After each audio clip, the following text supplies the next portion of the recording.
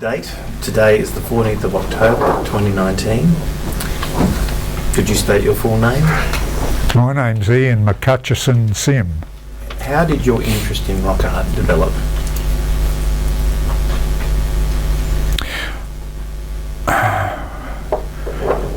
Well, I first got interested in rock art in the Sydney area in about, in the 1950s.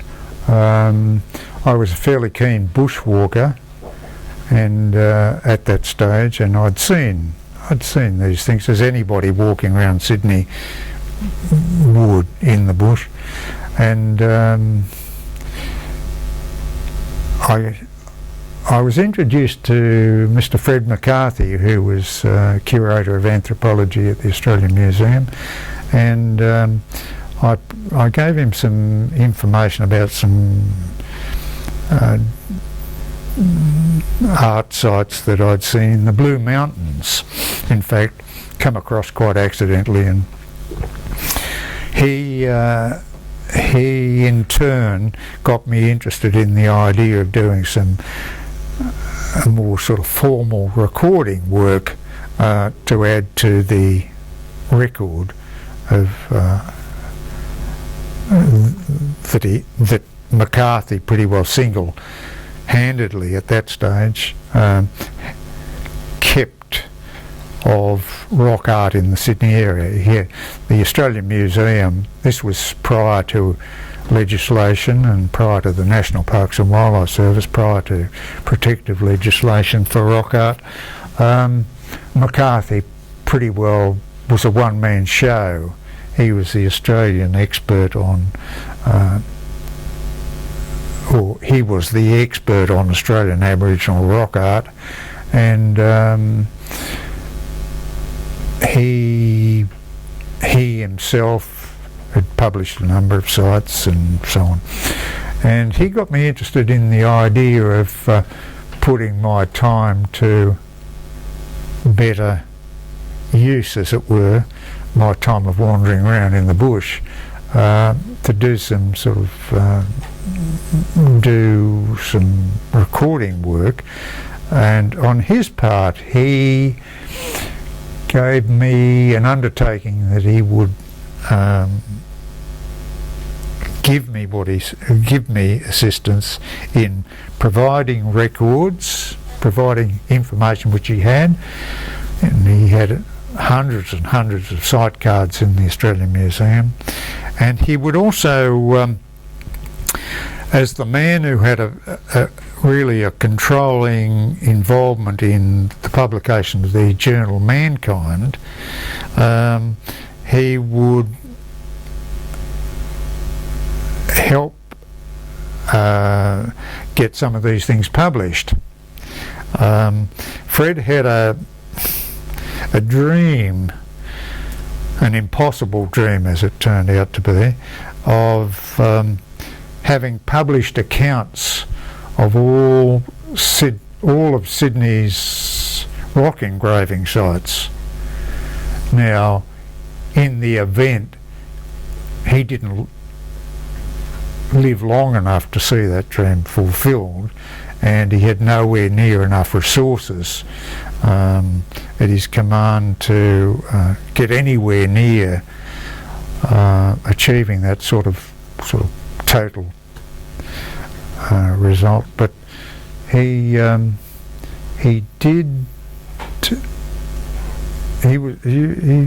honoured his word, and he did help me a great deal in that all that early work I did in the 50s and 60s, pretty well most of it, or a very large part of it, was published in Mankind, or in that monograph of which you've seen illustrated in that material that came from Canberra. Because you're relatively young at the time that you met him? Yes, I was born in 1931, so I was in my 20s, I guess, and in the process of becoming a land surveyor, lived in Sydney, and but as I say, I was rather keen on bushwalking, had a hobby of walking, and I was a bit, how shall I say, preconditioned by having had a fair bit to do with Aboriginal people when I was a kid, on the north coast of New South Wales, but that really had nothing to do with rock art, which was, my interest in rock art was pretty well wholly confined to the Sydney area. Do you remember any Aboriginal people that you met at that time? Oh yes, I still maintain those friendships, Okay. of those who are still alive. And then in the 1950s, I worked in Western New South Wales, and as a surveyor, or as a surveyor to be, and I made a number of friends among Aboriginal people there, in the Gadooga area, which is up past Lightning Ridge. And I spent some time on and off, a couple of years in fact, living with Aboriginal people there and recording language. But that had nothing to do with rock art either, except that these interests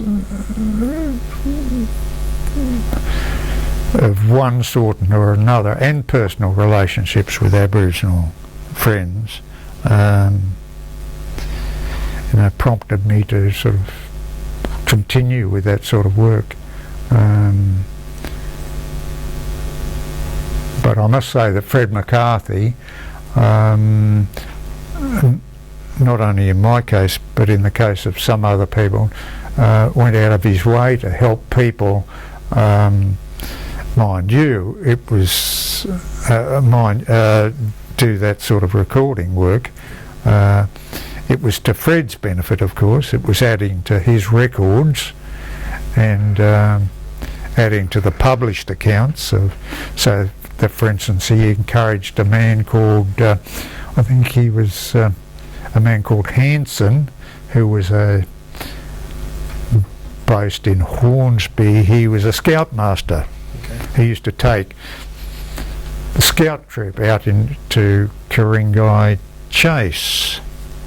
Because two of the engravings that you donated to us are from Ku-ring-gai Chase, or they're labelled as Ku-ring-gai. Yes, but I'm just referring to the fact that Fred gave a lot of encouragement to people like Hanson, Okay.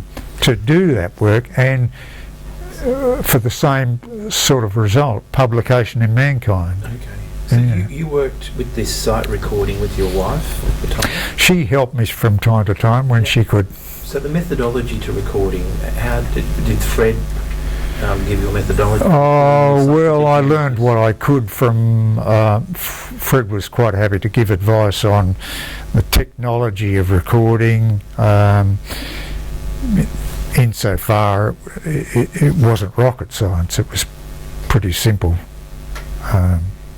If we're talking about rock engravings, if you're talking about rock shelters, caves with art in, they're much more complicated, much more difficult to handle. Most of yours were engraving sites, though. Yes. I and various other people who got into rock art recording soon found that really adequate records of cave art were very, very difficult to produce, and relied very heavily on specialist photography. Now, I could photograph, but I wasn't particularly competent in that field. And so people like John Luff, people like Hanson and so on, people like Campbell, they recorded very few cave art sites, but a lot of engravings. Those being the sort of two main types of art that you get in the Sydney area. So obviously, from our point of view, we're very interested in the engraving sites in our Hunter region. So you did a number of sites in the Sydney area. What got you to? Well, yes, I did. The first sites I did were in the Blue Mountains, which I happened to know about because it was an area that I'd done a fair bit of walking in, so I knew a few sites there. But then I got, again through mutual friends, I got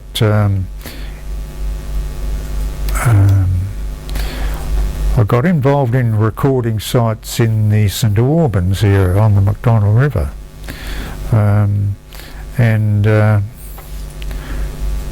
This broadened into an involvement in much further afield, verging up into the into the Hunter watershed area, and hence the fact that I recorded a number of sites in the Macdonald area and the Yengo, some sites in the Yengo area. Now, Fred McCarthy left the Australian Museum. He was offered the first directorship of the newly established Institute of Aboriginal Studies in Canberra. And Fred leaving the museum meant that I lost my sort of mentor in continuing to have this work published. But he did say to me when he got to Canberra, he said, I would like to start the new Australian Institute of Aboriginal Studies producing publications. He said, now you've been recording a lot of sites in the Macdonald area. He said, how about you write them all up as a monograph and I'll get that published in Canberra for you. So I did that, and you've seen the results. You've now got a copy of the original, or the sheets I submitted for publication in Canberra, and you will have seen the monograph. So that's how that came into being. There were a couple of sites in the Yengo area that Fred had recorded in the 1940s when he was a much younger and much more active man. And Fred's second dream was to produce, after he retired, a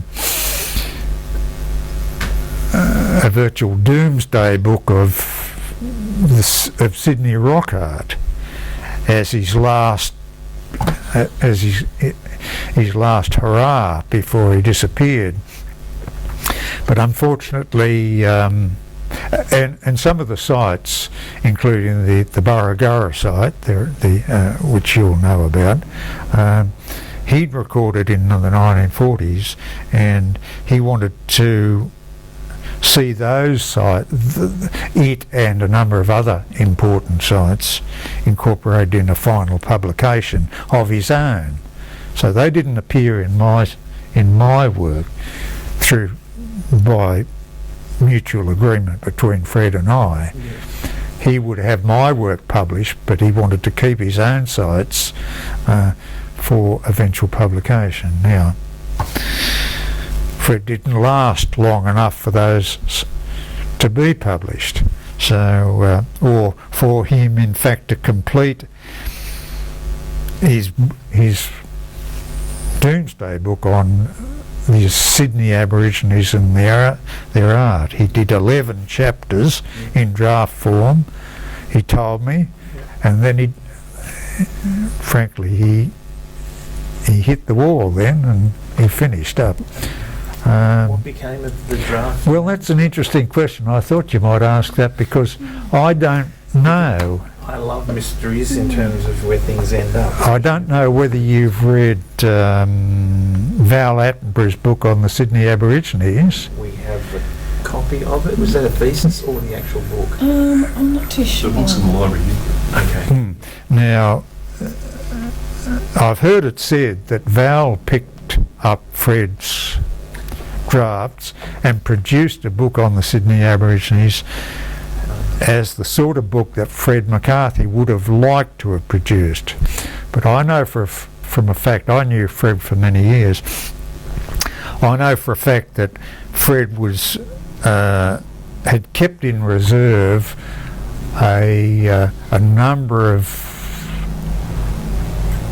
recordings of usually large engraving sites, not only some in the Yengo area but some couple south of Sydney, and he'd always kept those with a view to making them the centrepiece of his work on the Sydney Aborigines and their rock art, and it never happened, and they languish in the museum's archives still.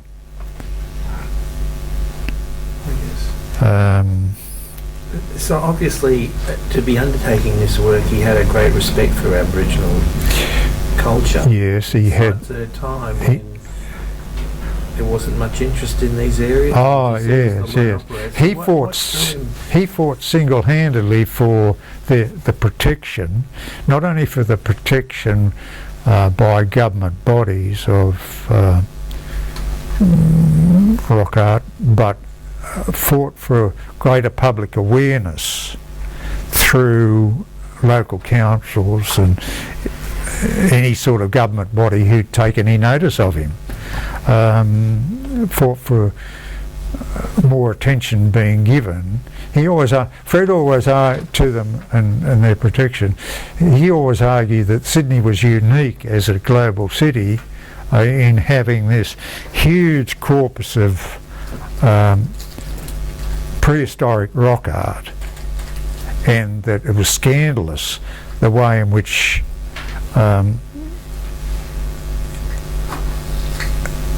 government, speaking in a very general sense, government had allowed it to be destroyed. Yeah, well, you can see it. There's a 1960s film called "They're a Weird Mob," about an Italian that comes to Australia, and the final closing chapter. Nino Culotta. Yeah, and he builds he's going to build his house. He shows to be wife where he's going to build his house. There's an engraving site with an engraving, and said, "This is where I'm going to build my house." So on an Aboriginal engraving site. So well, the fact is that, and we're now talking about an era prior to any protective legislation, the National Parks and Wildlife Act, and we're now talking about a time prior to Aboriginal people having any status in the community, formal or informal. People like Fred were lone voices calling for protection of these things. The only protection in 1960 was the Cumberland County Council had limited powers within the county of Cumberland, which comprised most of Sydney, to spend money on protecting sites, but there was no actual formal protection. It wasn't a criminal act to destroy sites, and things changed, of course, when the National Parks and Wildlife Act came into operation, and even changed even further when bodies such as the Aboriginal Land Rights Act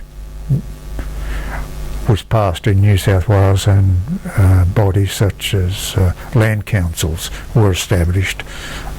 Things changed in a very dramatic way from what they'd been earlier. So Ian, you mentioned that you grew up knowing Aboriginal people through your language work. Did it ever... No, not through my language work, just through happenstance. Happenstance. Yes. Your language work grew out of those, yes, friendships. Yes. Did that Aboriginal association ever creep into your engraving work as well? Not really. Were there ever Aboriginal people involved in what you were doing in the field? Never. You never saw anybody that was interested from an Aboriginal community? Or you met very few people who knew anything about them? Who knew anything about them, or who were interested in it. The general view, when you talk about destruction, they're a weird mob, and so on. The general view seemed to me that anything to do with Aboriginal people was regarded by the average Australian as something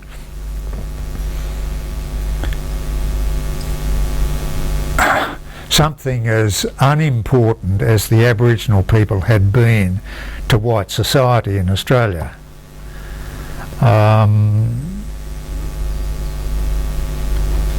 So they were just drawings that the black fellas, quote, had left on the rocks. So even the first fleeters in their journals made observations that they were very crude drawings indeed. They didn't think much of what they saw in the way of rock art, and there was a lot of it around Sydney Harbour apparently in the very earliest days. Tench records. Yes, a number of observers recorded. Only one or two actually went to the trouble of asking Aboriginal people, and they got no useful response. But there were one or two responses which suggested that the art had probably been done by previous generations for some sort of ritual purposes, which they couldn't or wouldn't or didn't want to say anything about. Now, make of that what you will. But to the average Australian, and I know that's a sort of gross generalisation, it seemed to me that Aboriginal art was just regarded as, just another thing that blackfellas had left on the landscape. And in a society sense, the blackfellas were gone. Sure, there were Aboriginal people about, but Aboriginal society as such had disappeared, and things like rock art were just leftovers. So the average Australian probably didn't think it was any sort of a crime to build a house on top of an engraving. That was just the way that people saw things Aboriginal, and that attitude lay behind the facts that there was no protected legislation and very little public interest as far as Fred could ever find out. So Ian, your publications up until the 1960s, what did you do in the after those initial engraving recordings? Oh well, with Fred moving to IATSIS, you were then able to be published through IATSIS. Yeah. Continue? Well, it wasn't quite like that. Okay. Fred was rather desperate to, I think, to get the ball rolling as far as IATSIS publications were concerned. He happened to know me and had known me for a long time. He happened to know that I had a mass of material that could be published.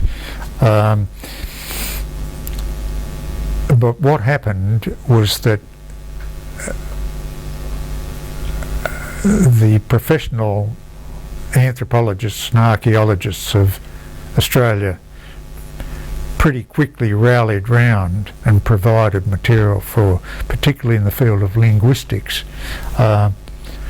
because the Institute was also offering grants to people to go to the Northern Territory, young people in particular, graduates, to go and study Aboriginal languages and that sort of thing. And so although that publication of mine was the first in a particular type of publication the Institute produced, it was the only one that I ever had produced through the IATSIS, yes. Okay. And Fred found, of course, once he settled down and found his feet in the new job, that he was now director of a national institution with a lot of strings to the bow. I'm not saying he was the sole determiner of anything. I mean, it was all done through a large organisation, a board of some sort, that publications board or something like that. But there came to the Institute a wealth of material for publication of very high quality. Much higher quality, you might say, because these people were professionals than people such as myself who were amateurs. Okay. And so that didn't yield any. IATSIS offered. Fred very soon found that, you know, he had lots of fish to fry. Let's put it that way. We have a question from the floor. Sorry. Ian, with the uncertainty over the authorship of a lot of these rock art sites, and you know the evidence that you were saying about how the interviews that were conducted with the First Fleet and that about the lack of knowledge about the sites from the occupants, does it support the theory that there's been lots of successive migrations into areas of new people that were happening before Europeans? So what I'm trying to say is that from your knowledge of the rock art you've seen, does it indicate a certain either inconsistency or consistency over the diversity of what you're seeing? It indicates that these were done by earlier cultures or the people that were there when the First Fleet arrived, you know, because I am under the impression that there's been a lot more demographic change of populations than people think, you know. This sitting there on the rock for 40,000 years and never moving is a myth, you know, that there's been quite a turbulent change of occupancy over the time. And is it possible that these things were done by people that were not here when the Europeans arrived? So the people that were sitting there in situ, say up in Wallenby, were not the authors of that, or maybe they were. Well, I guess one could speculate endlessly about that possibility. The fact was that the First Fleeters, first of all, they didn't make prolonged inquiries. They saw what they described as crude figures on the rocks, and some interested, some left it at that. They'd made observations, they were world travellers, these first fleeters, a lot of the naval men, and they'd made inquiries of native people in various parts of the world, and but some of them may have asked the question of Aboriginal people, and they, as I say, they got a nil answer, as it were. They got an inconclusive answer. All the Aboriginal people were able or willing to say was that we didn't make them, and we can't tell you anything about who did make them. So that I know that doesn't answer your question, but there's nothing in the art itself to suggest any huge change. The art is so variable. The art includes such strange things. It's hard to draw any conclusions. If you subscribe to the theory that I do, or the view that I do, that the ones you're looking at haven't been there all that long, only a matter of some hundreds of years, as distinct from thousands of years, then they're not going to show anything dramatically different to what was around at the time of the first fleeters. So I think the answer to your question is probably I can't see anything, and nor has anybody else seen anything that might offer any suggestion at all about the demographic history of the Aboriginal people. Yeah, I think like up in Arnhem Land, where there's quite some old paintings around, the Kimberleys and different areas, the majority of the current population's up there today. So these were done well before we ever got here, so there's a clear understanding that the art that exists up in a lot of those areas has been done by earlier cultures or civilizations of people that were long gone. And I think you've got to always compute in here the fact that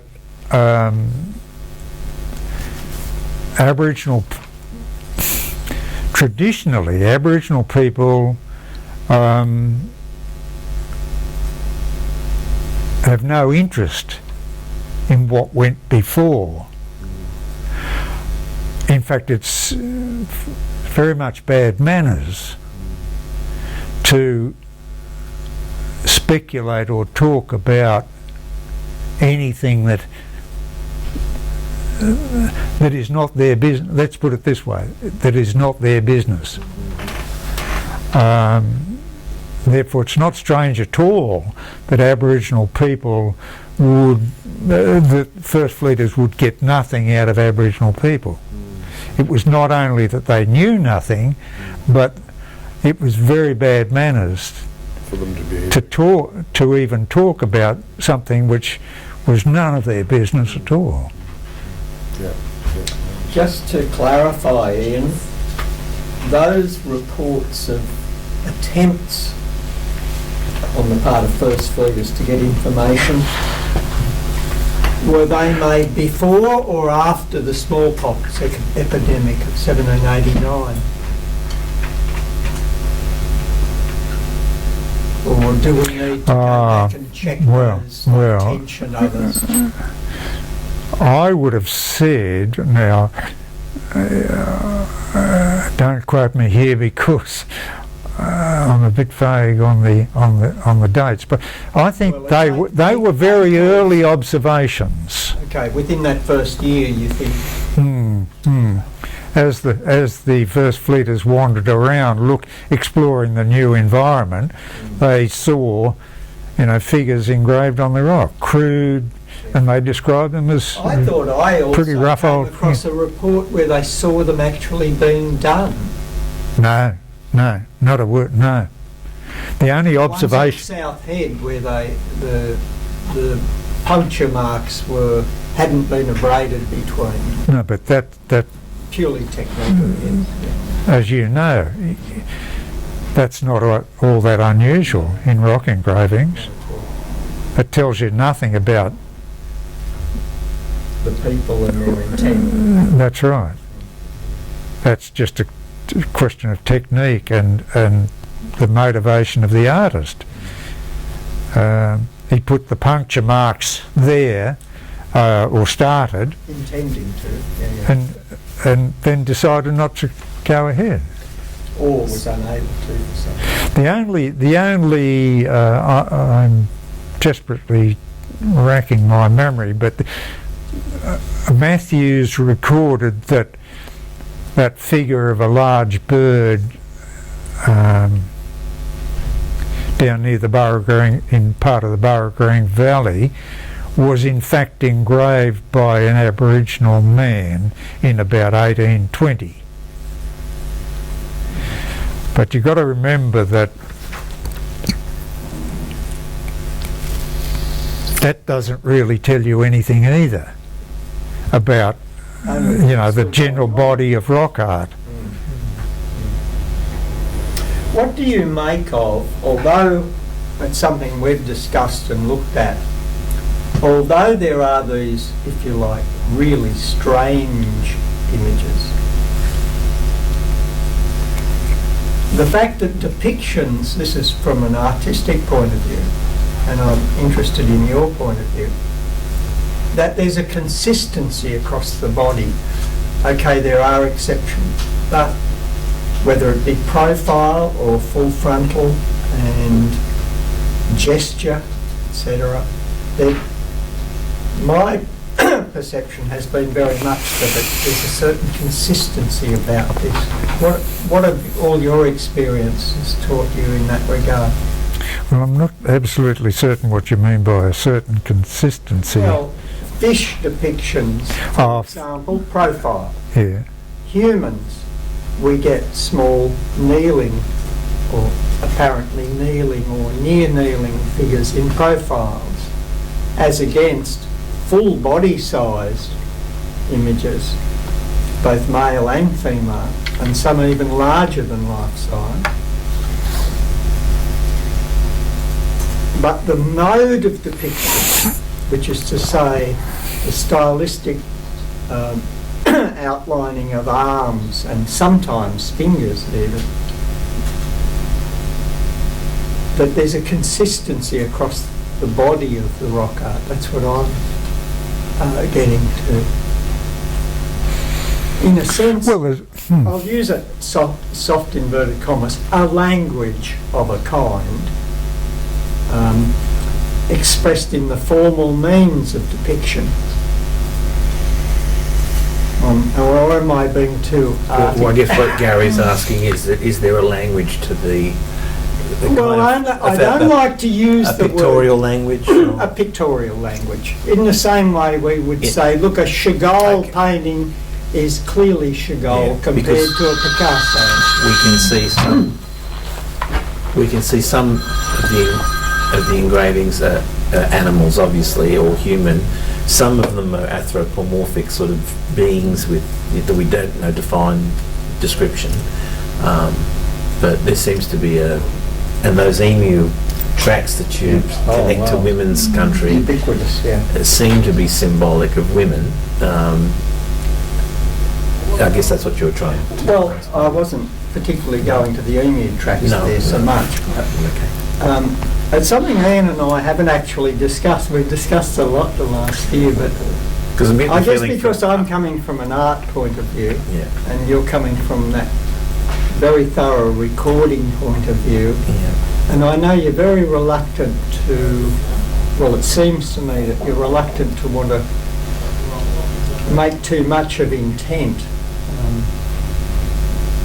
and I know you're similarly, whilst you're happy to say, well, this is what I think it might be, but you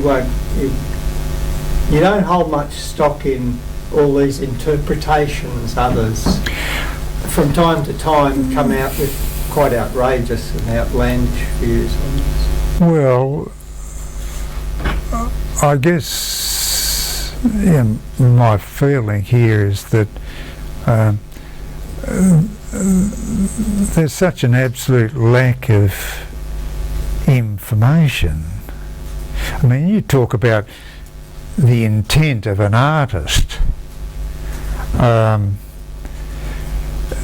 The fact is, or one of the interesting facts about rock engravings, and I'm talking now about Sydney rock engravings, the Sydney district rock engravings. There's a huge uniformity about a lot of it. Well, that's what I was getting. But almost every site throws up something you've never seen before. And some of the figures you describe as outlandish. Some of the things that must be non-human, even though they might have a semblance of sort of anthropomorphism,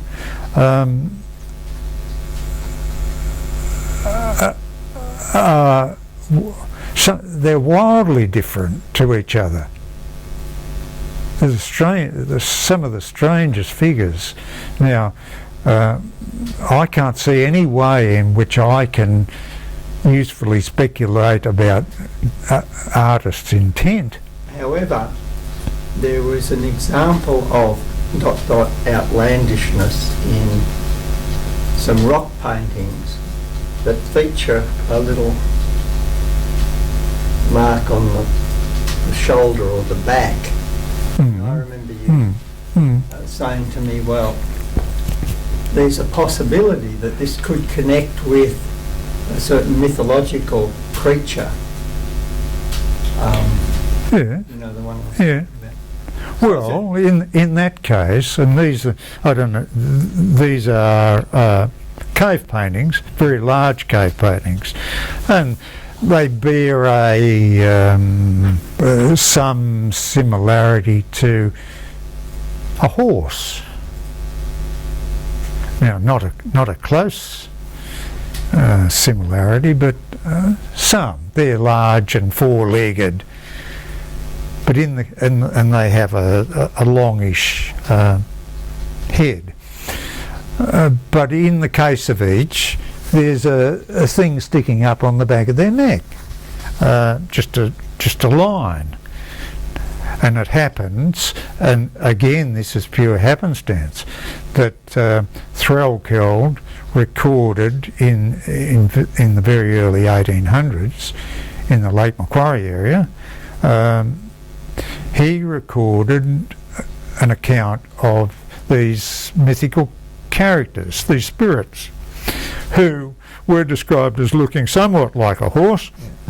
They're malevolent towards people, and they have spikes on the top of, a spike on the top of their head. Now, Putikan was the one that I was thinking. Putikan. Now, in that case, I wouldn't describe those as outlandish at all. Oh, please don't. I'm talking about really weird figures. Yeah. So, what were the really weird figures? Well, there's some strange things there. I mean, there's well, for instance, those things. There's a site down at Waterfall that I published of these huge figures. When I say huge, they're massive things that look like a cross between a human and an emu. They're large, running. thing. It's a bit hard to describe. But it's funny you Try say that. back to me in my comment, which I was leading to a general statement. But to just recap, I described it, what do you call it, Pudican? Yes. I described that as as rather outrageous. Because it Well, looks like a horse, but they didn't have horses. And it's got a spike on its back. Don't well, you think most people would regard that to be pretty weird? I mean, it mightn't be, it might Oh, I be don't tame know. compared to the emu people that you just described, but if you had listened to what Strelchild had to say here's my in point. 1820, Here's my point. The link between mythological belief structures, artists' intentions and visual expressions thereof. That's what I'm trying to Putikan get to. was spoken of in relationship to the Sugarloaf Mountain, and it was directed to uninitiated boys. It was like a warning creature. You stay out of there, because if Putikan finds you, he checks your teeth to make sure your tooth has been excised. Knocked If, out. if your tooth is still intact, he drags you into the forest. He leaves no tracks, because he had some way of... Okay, now that's all very Yeah. interesting, but Yeah. my point as an artist again, and I'm sorry if I'm coming across strident on it, but as I say, I come from a different perspective, but if you have a set of beliefs, including this story, as a warning or whatever, and maybe that's what they are acting at in situ. I don't know the site, I've never been there, only seen photographs.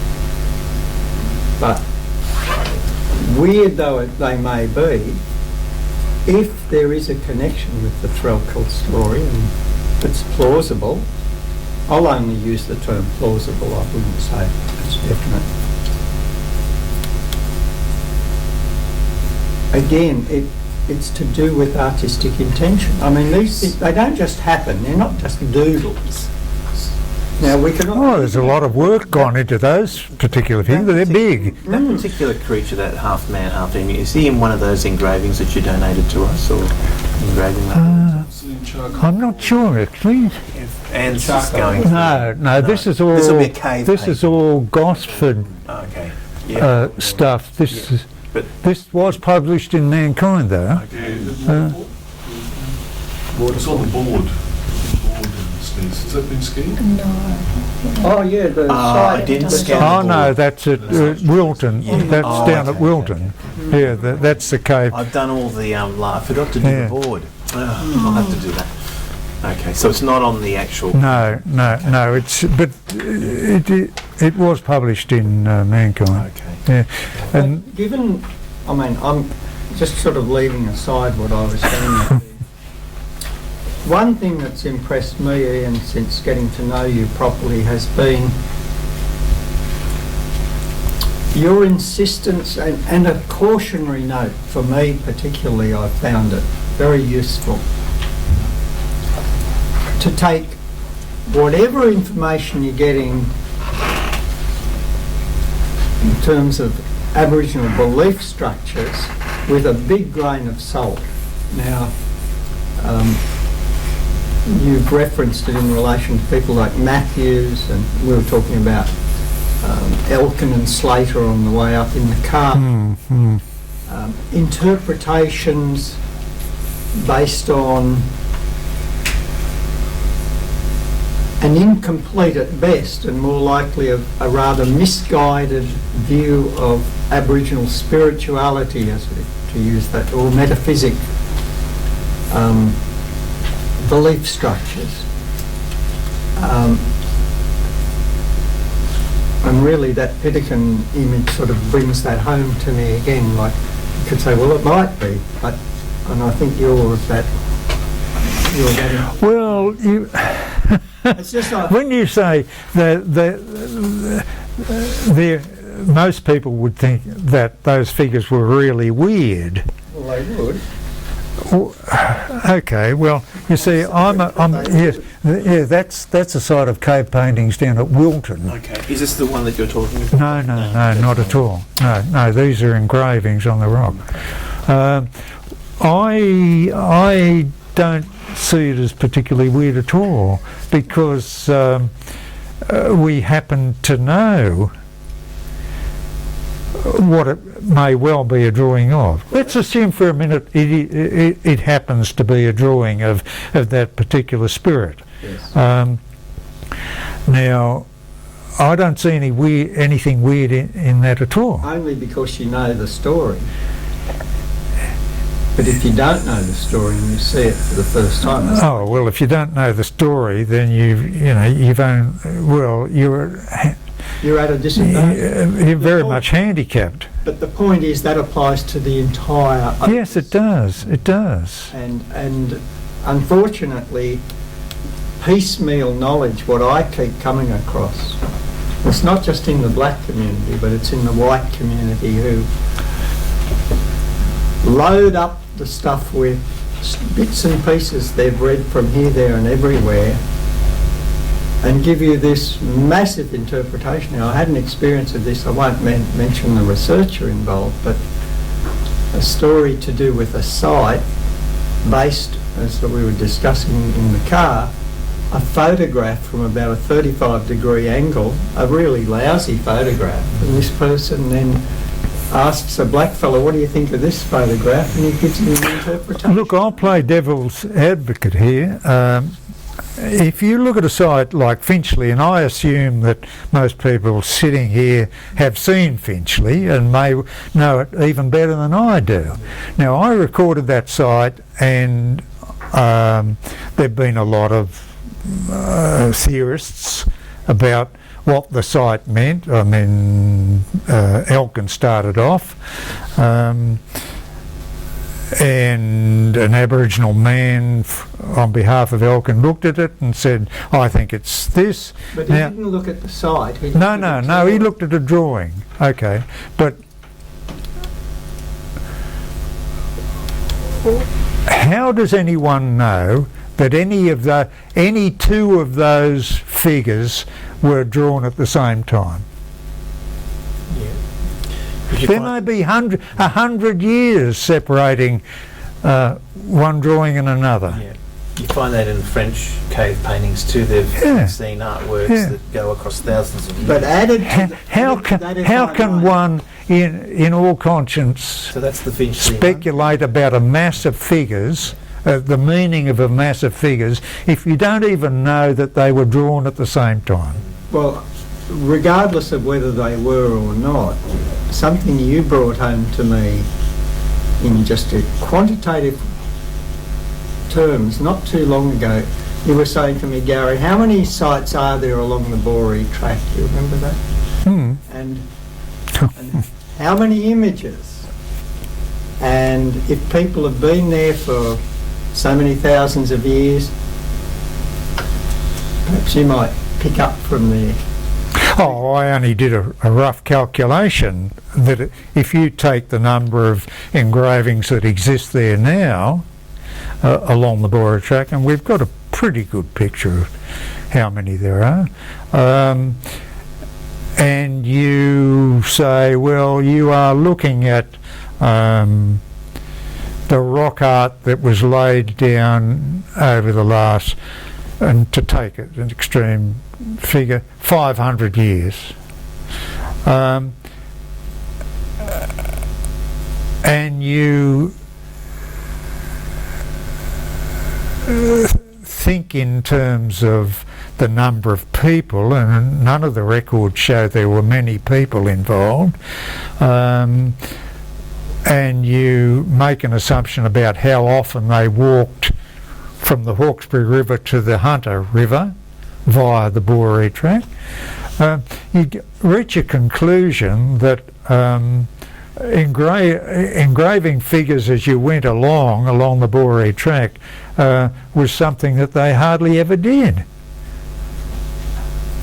Now, unfortunately, you've raised a different issue, this question of time and so on, which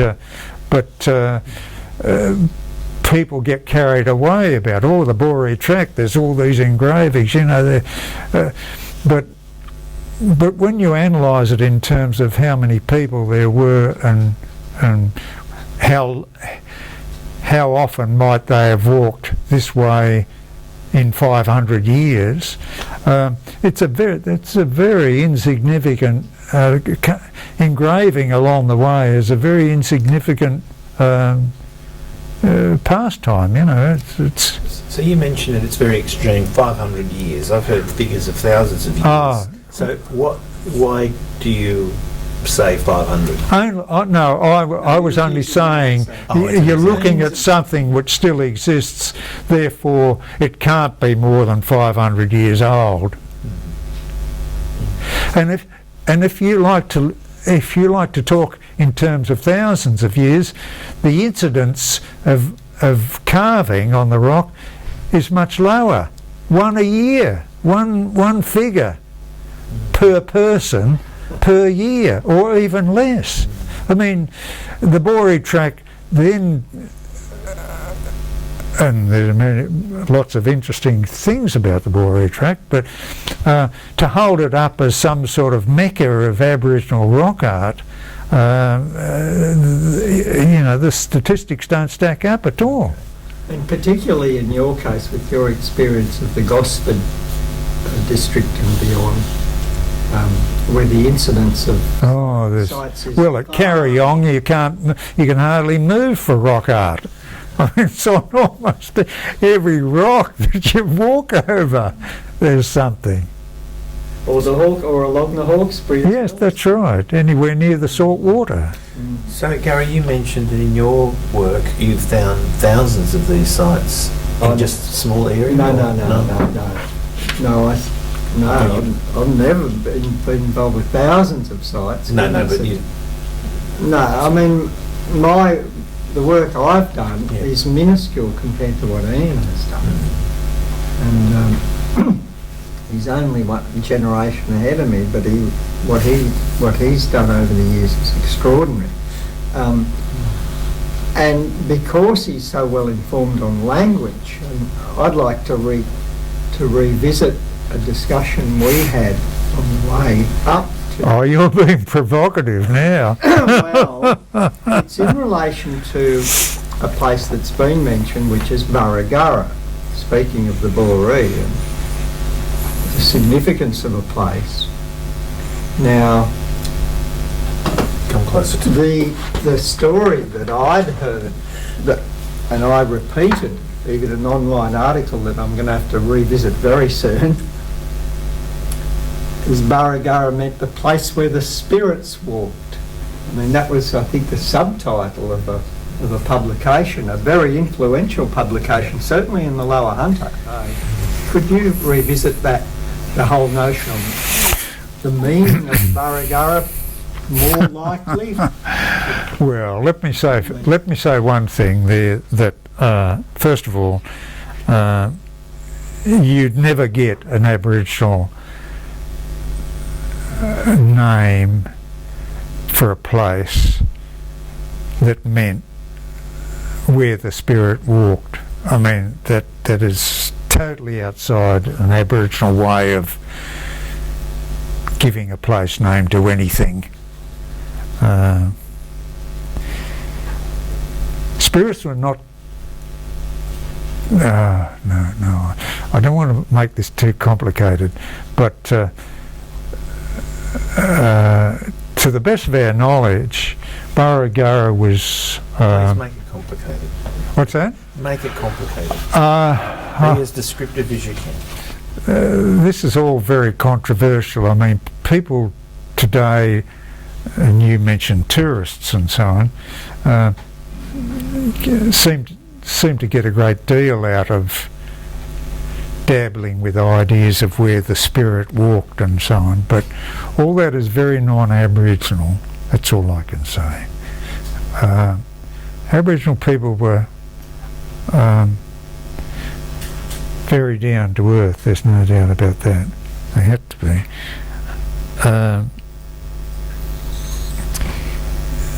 from my reading, there's no recorded meaning for Burragurra. It's called the Devil's Rock, subtitled the Devil's Rock, but almost anywhere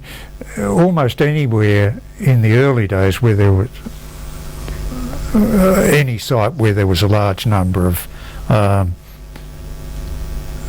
engravings was called the Devil's Rock.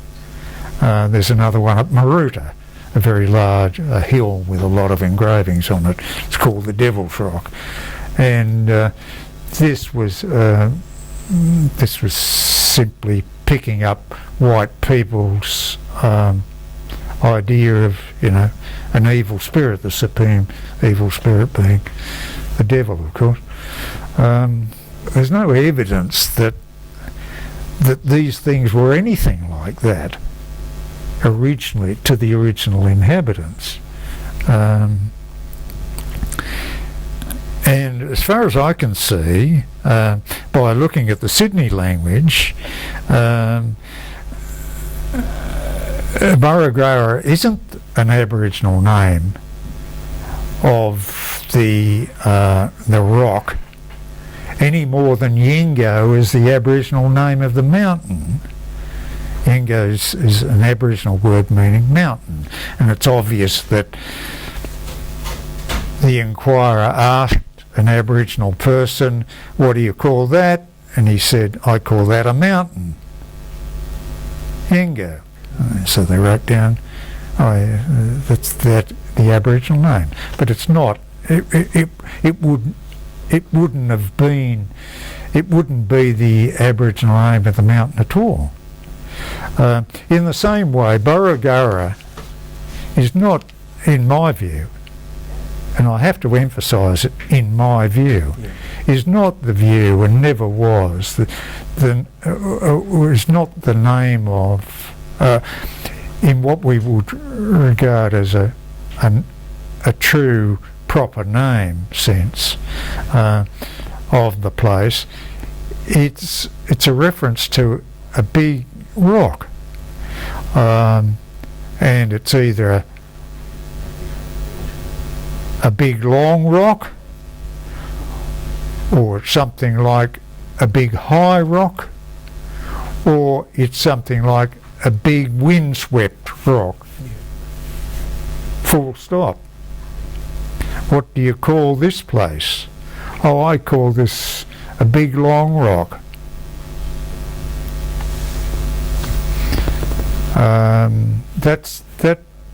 That pretty well sums up what I said. No, That actually does explain quite a bit, because when I did a survey of Trove articles to get some historic information of what had been written about Burragurra, there was conflicting stories about the place. And I was going to ask a question about place names and changes, because Burragurra was applied to Finchley and what we know as Burragurra today. So it was very interchangeable. Is that right? Yeah, Well, so that's I've come across actually that answered that.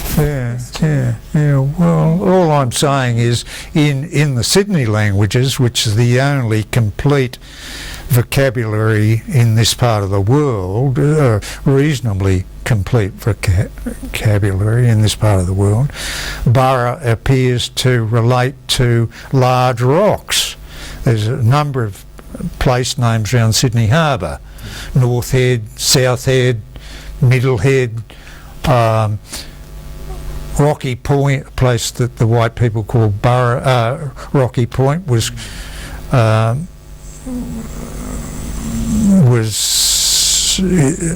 called Burra.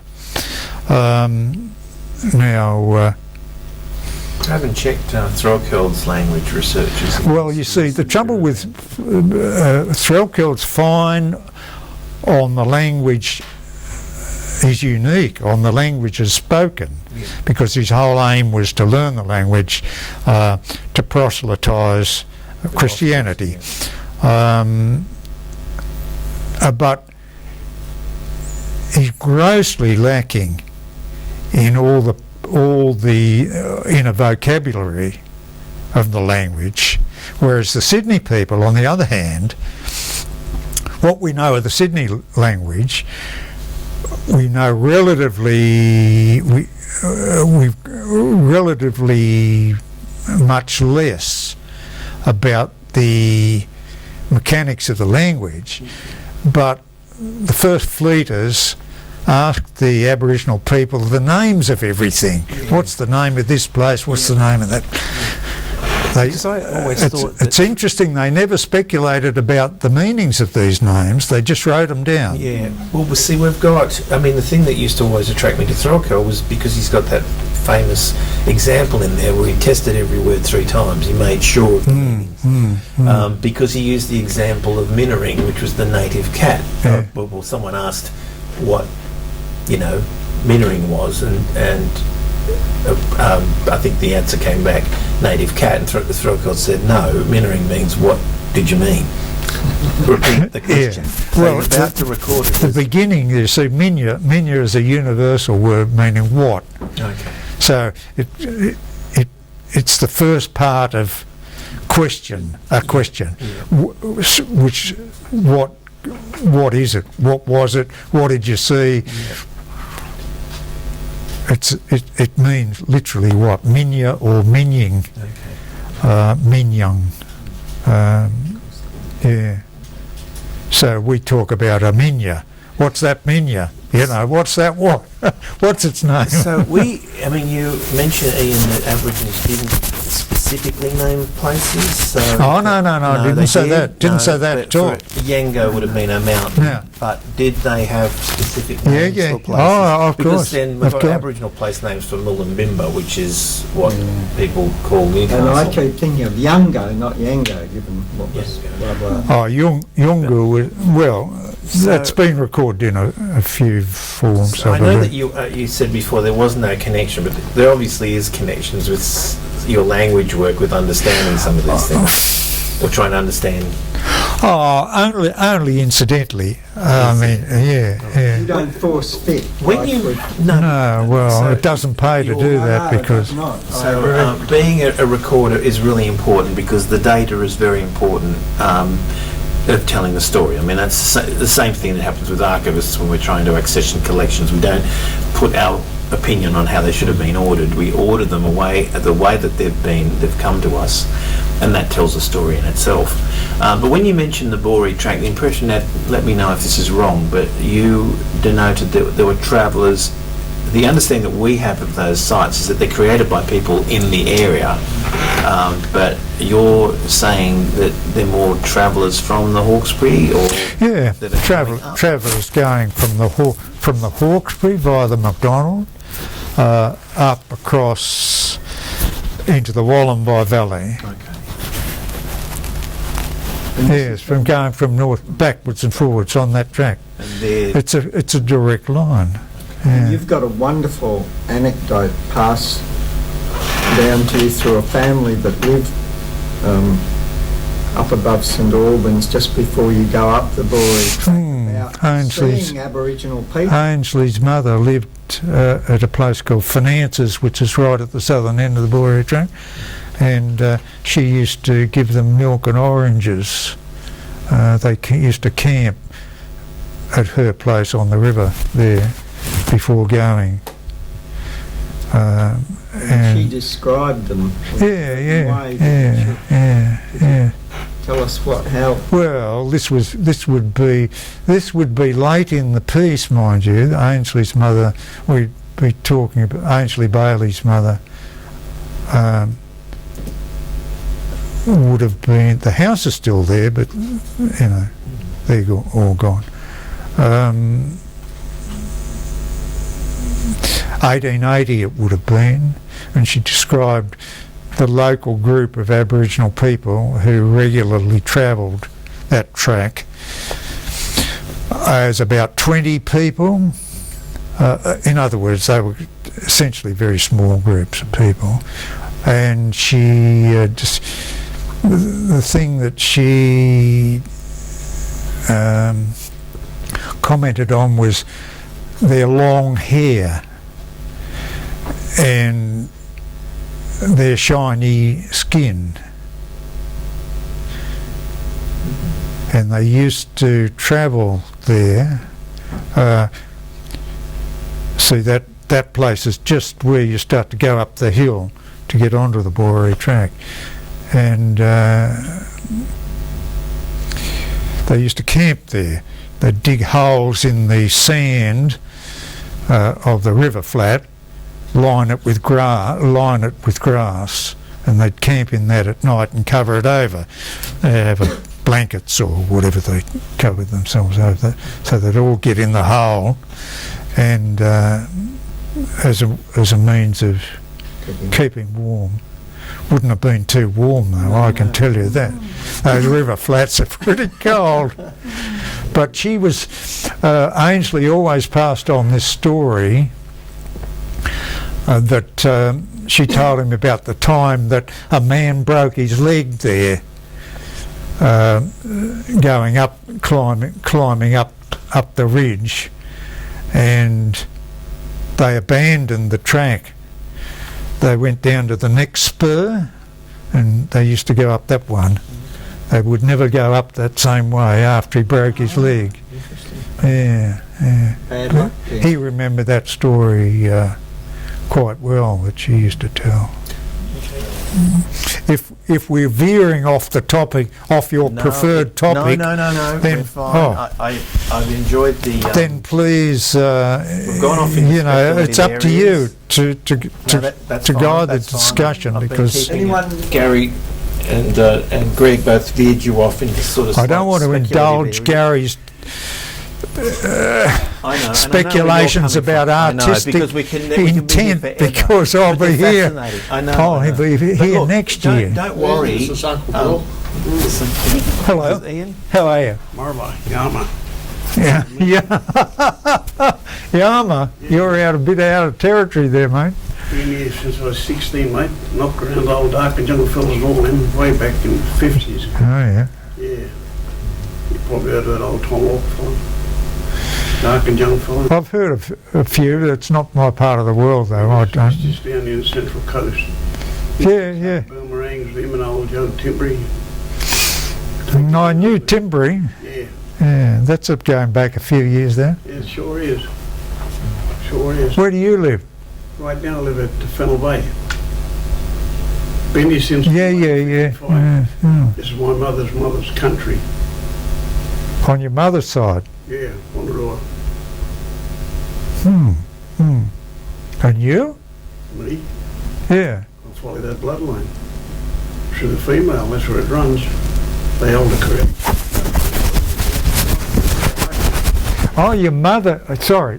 Yeah. It was on your mother's side. Yeah. Okay. Father's side. Going back, set a photo way back in 1903. They're all trying to tell me they follow the father down here. Follow who down? The father. Who's that? Someone around here, down this way, they say, oh, we follow father down here. But that's not right, I don't think. Anyhow, that's another thing altogether. That's an Aboriginal thing. The burning mountains when I was 5. What's that? Sorry. I'm 81. At 5 years of age, my father took me and my 2 brothers to... You're only a chicken. Of course I am. How old do you reckon I am? About 82, 83. 88. Good on you. We're old and age well. And age has got nothing to do with it. Must have been all that kangaroo I ate. Must have been. Talk about kangaroo, my grandson bought me some yesterday. Good. It's not bad tucker. I got to spy someone taking an old bloke in Calvary Hospital. Well, I hope in any nice shape like you pair in the 80s. That's great. No, I'm not. I had to say that. We used to jump out of the land about 3 inches blue flames way back then. You can catch them walking around there today. No. Well, my grab this stump here. Yeah. Yeah. Speculative sort of side of things. Yeah, sit down. I know. Yeah, I don't want to. I don't want to waste your time. No, you're not wasting and resources. Getting your points of view on these when things I is very can't, valuable. because as I said, when we've visited these sites, we've used your drawings as sort of, this is a record of this site in 1965, 66 when it was done. And from our point of view, it's very important because these sites, getting back to Fred McCarthy and what he was trying to do, it's important not to just record them once, but you record them at intervals. Oh, yes. To see what's going on, because I mean, the sites undergo natural degradation as well as human interaction. Yeah. So it's there are markings on those sites now, graffiti, people scrawl all sorts of extra stuff in there. It's a sad thing and that. things have, been destroyed. Certain engravings have had pieces missing out of them, which Gary's recorded on some of his visits. So it's important. I mean, the approach I like to take with these sites is just like they're, to me, archives in the field. So they're things that still need care, just like we've got to monitor the condition of records that we've got here. They're records of Aboriginal culture and history that need care too. They just happen to be out in the landscape where they're a lot more vulnerable. But the best way to understand these things is to try and keep some sort of documentation of what, from our point of view, some documentation of their condition. So that's why your work's been very valuable.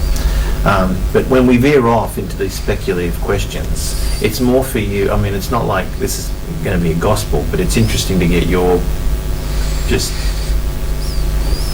impressions or opinions, reflections. It's not, it's important.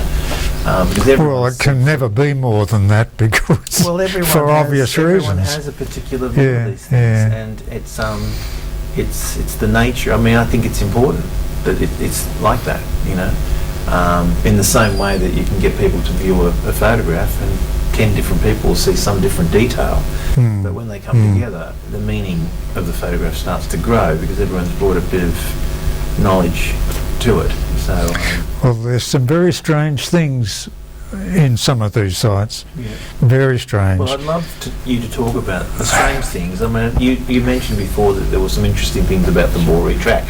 What are those interesting things? When you were speaking before about people not being interested in these things in the 1960s, I'm sure that it's very different Well, now. that was a generalisation, though. But it wouldn't be true to say that there was no one interested. Because we don't know who might have been operating That's right. at the time that we're not aware. So with Fred McCarthy, there was a precursor to him that we know about and his name was Daniel F. Cooksey. He was another amateur from England, and he was very interested in Aboriginal culture when he arrived here in 1925. But he was, again, an amateur. He worked in the BHP drawing office and was very interested in stone tools and collected stone tools and wrote reports for what must have been Fred McCarthy's predecessor, which was W.W. Thorpe at the Australian Museum. So there is a almost like a chain of people that have been interested in Aboriginal culture. So you're doing your site recordings in the 1960s. What's changed between then and now? Well, let's say that it was relatively easy to record, to go out and record things like Aboriginal rock art. First of all, landowners most landowners didn't mind if they had these things on their property. The Land Rights Act changed all that. Secondly, there had been for quite a long time professionals in the field of anthropology and archaeology in Australia, but not many. But then you tended to get, I suppose in the 60s, 70s, a flood of younger people who could properly claim to be university trained professionals. And so that the so-called interested amateur almost inevitably cut less ice than they had once. So that if a guy like myself, who'd made a business or made a serious hobby of this, and I had the skill, the technical skills of a land surveyor to bring to bear on this particular issue, and it's quite relevant in recording rock, in recording engravings. But I had no clout. I had less and less clout, if you like, in the because there were more and more professionals in the field, and then of course you started to get the environmental legislation and the requirement for EISs and all that sort of thing, which meant more and more jobs for white professional archaeologists and anthropologists, linguistics and so on. So it became a tougher sort of environment to work in from the point of view of an interested amateur. Okay. Much tougher. So the question I was sort of hinting at before with your work is that you had that book published. Was there more that you wished to have published? Oh yes, hundreds and hundreds of sites. Did you end up publishing any more, or no? It became too difficult. Okay. So Aboriginal people who were on the rise then objected to my doing this. The authorities objected to my doing this, to even going anywhere near Aboriginal sites, and so on and so on and so on. So it was a sort of cumulative effect. But the hundreds of sites, they languish in what's called the Sim Committee in the State Archives. The Sim Collection, I beg your pardon. I'm getting confused. Yes. So you've got all of that in. Yes. Okay. And what's the extent of that? How many boxes would there be there? Well, I initially gave it to the National Parks and Wildlife Service. Okay. And they didn't, in a fit of enthusiasm, they took it all. And at that stage, there were a couple of fruit cases, a couple of tea chests full of sheets of drawings, thousands of photographs, all that sort of stuff. And long story short, they didn't know. They eventually realised they had they had nowhere to put them. They tried to convert all the information as best they could into their own system, incorporated in their own record system, site records. The AHIP system. Oh, that came later. Okay. That came later.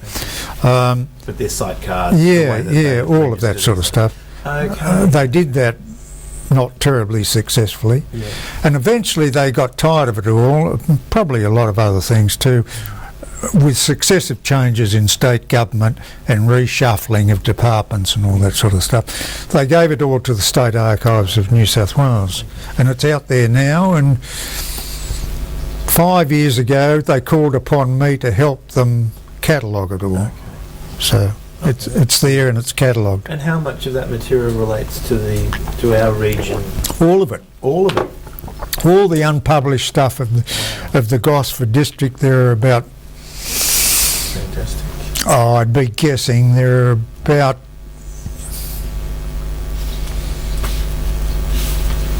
I really am guessing here because I can't remember, but there might be a couple of. There's well in excess of 200 engraving sites unpublished. Wow. See, back in the palmy days of cooperation with Fred McCarthy, there was the prospect of a repetitive exercise producing this Gosford Part 1, Gosford Part 2, Gosford Part 3, Gosford Part 4. And this was, that's all Gosford. Yeah. That was one of the pieces, the early pieces, while Fred was about. But of course, So what we're talking about, when even things- just with the published stuff, is just a small minutiae of what you've done. no, I wouldn't say a small minutiae, but it's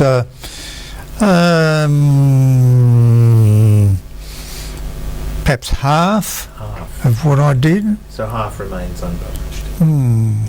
I only ever published 2 cave sites, one of which you saw a drawing there. One was at Wilton, one was in the St Albans area.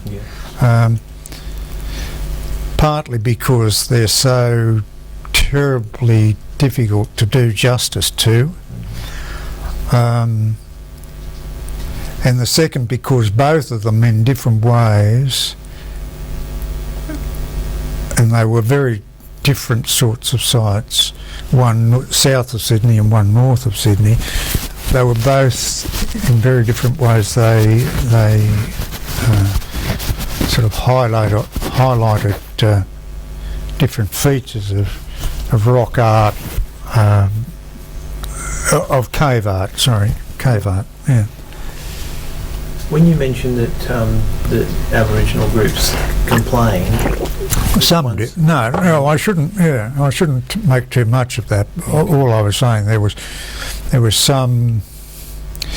dissenting voices. Yeah, when they were finding their feet and finding their voices in those days, and This is in the 70s, 80s. yeah, in the 70s, and some of them found their voice to express opposition to white people having anything to do with, in any shape or form, with Aboriginal artefacts of that sort. And I could quite well understand that, and I didn't contest that. I didn't want to contest that.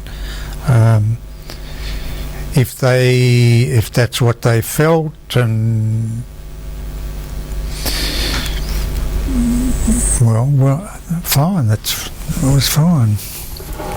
I think that was a mistake on their part, in their own interest Yeah.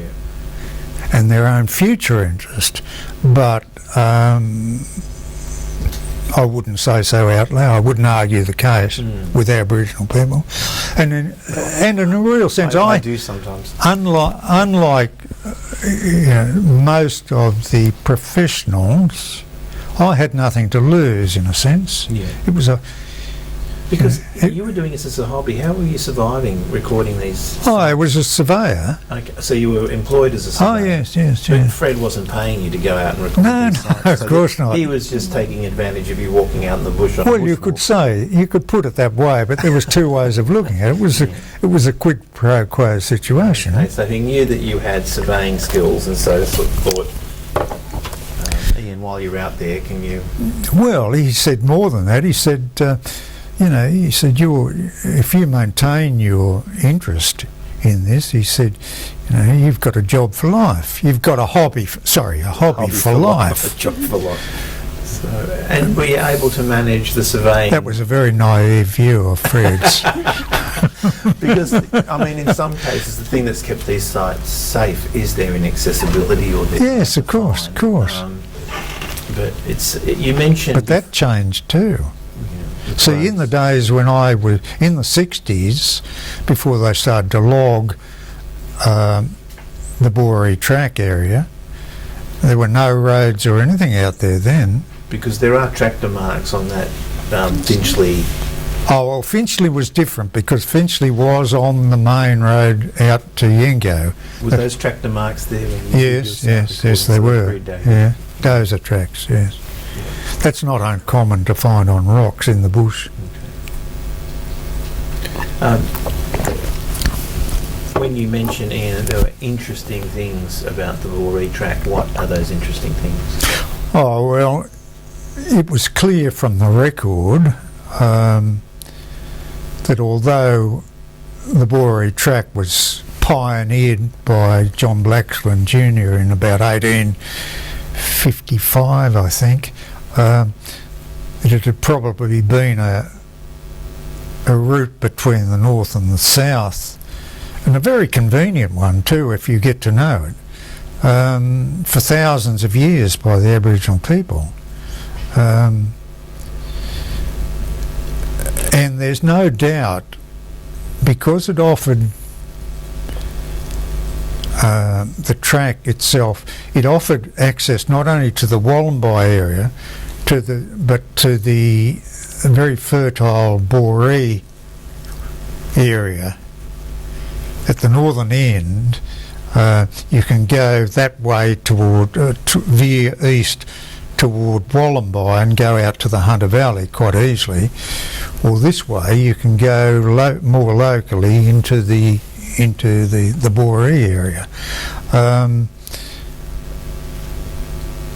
which was probably a pretty fertile sort of hunting ground, I would say, quite a fertile area, which was snapped up by the early settlers.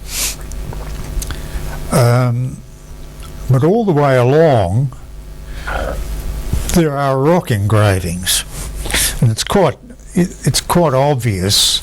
One doesn't have to speculate too much to conclude that they're evidence that people travelled that route for a long, long time. And it's also true that at certain points along the track, quite a few points, because of the topography, they do afford magnificent views, particularly to the west, to Yenga, out to Yenga Mountain and Werring Mountain, and even to the mount. On a fine day you can see the mountains at Rylstone, Tyann Pick and all of those places out there. So that excuse me, from an Aboriginal point of view, it wouldn't have taken long, it doesn't take long if you're reasonably active, to walk from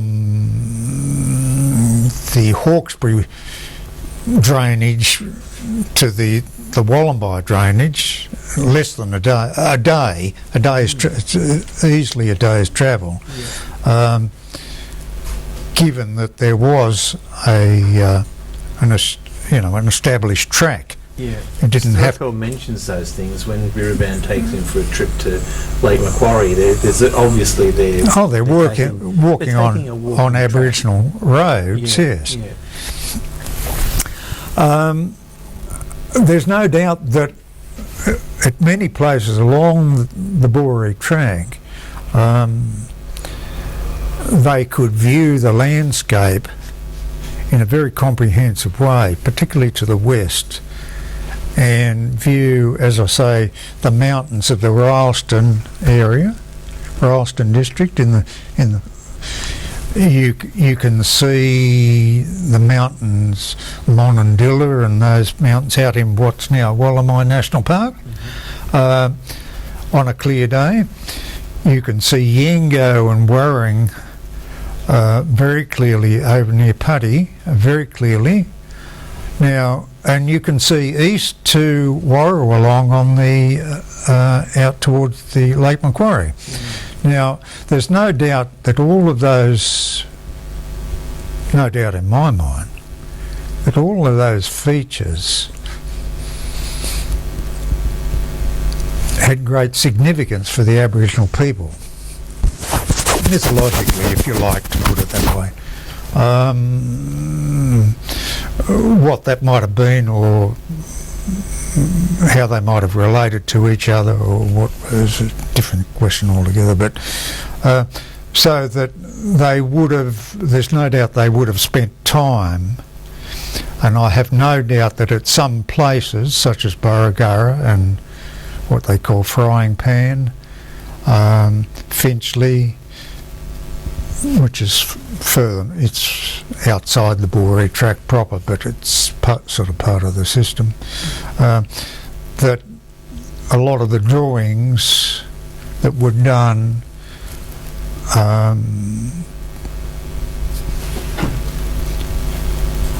in the context of contemplation of the significance of those sites, Yengo and so on.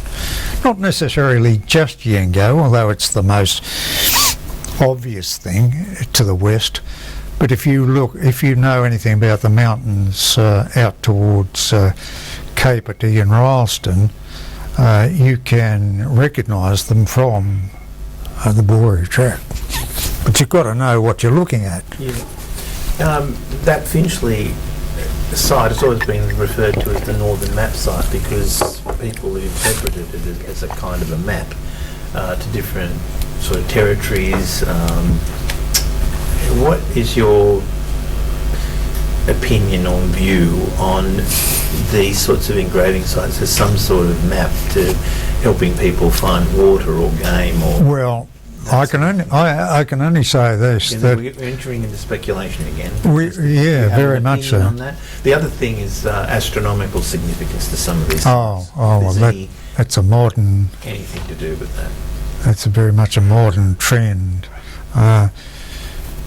But as for terrestrial significance and mapping, I can only say that it does great injustice to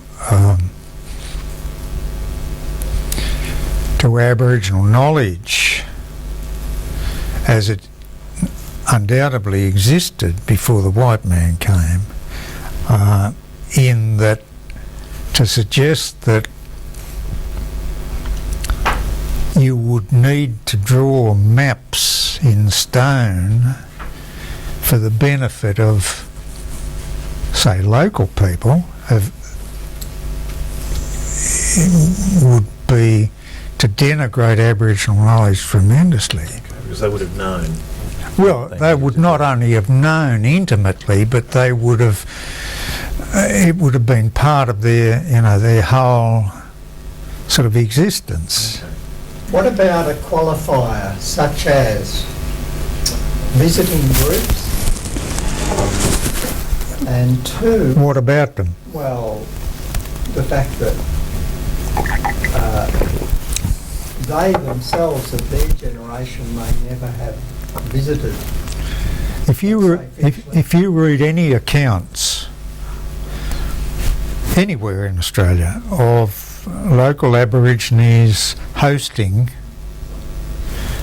visitors, whether they be white visitors or other Aboriginal people, they always provided guides, or if you like, chaperones, to make sure they didn't go to the wrong places. They certainly wouldn't need a map engraved in stone. Nobody would go to the trouble of engraving a map in any way on stone. Well, let me ask you this, since we've discussed a site up at Barara, near the railway station there, of the big footprints, and you're talking about 120 metres long. The big man. Yeah, but footprints. Oh yeah, it's over 200 metres, Yeah, okay. 220 Now, metres. At Frying Pan, or what some people refer to as the southern map site, Yeah, that's very strange. very long lines of emu tracks. Oh well, yes. But you What don't... do you make of it when you get lines of tracks? What do I make of it? Yeah, well, I mean, having all the sites you've seen, far more than I and anybody in this room. And they're lines of tracks.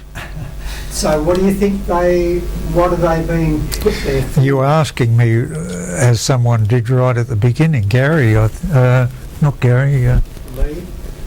Greg? no. I beg your pardon, you've moved from here to there. All of the West. Yeah, they are representations of,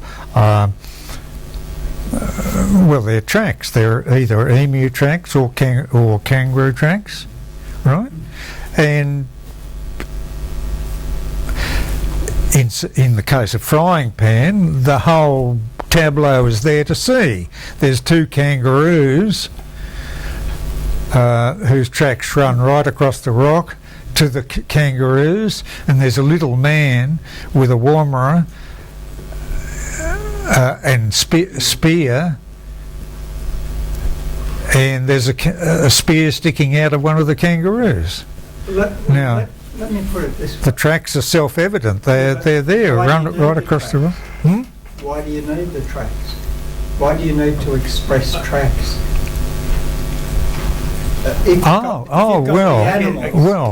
Yes. What Gary's asking, Yes. if it's not a map, then why engrave it all? Or lines, at least. Because it's a reproduction of a story, Okay. of an occurrence in the dream time. This is where we need to get to, I think. One thing that you brought home to me, apart from just being very cautionary about what I'm trying to draw out, is, and I will be controversial now. Oh. In the last year or two, there was a decision made in the Land and Environment Court, and the decision affected a site on the Central Coast, or a place purported to be a site which was held up to be the birthplace of Durham. Now,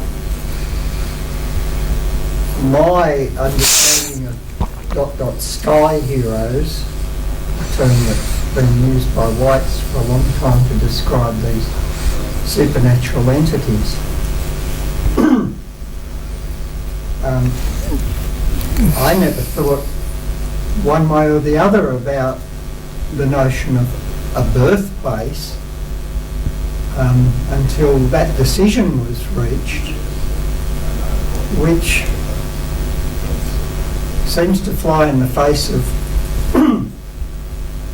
your information that the sky heroes weren't even born on Earth, that they always were. Is that an adequate summation of where you come from?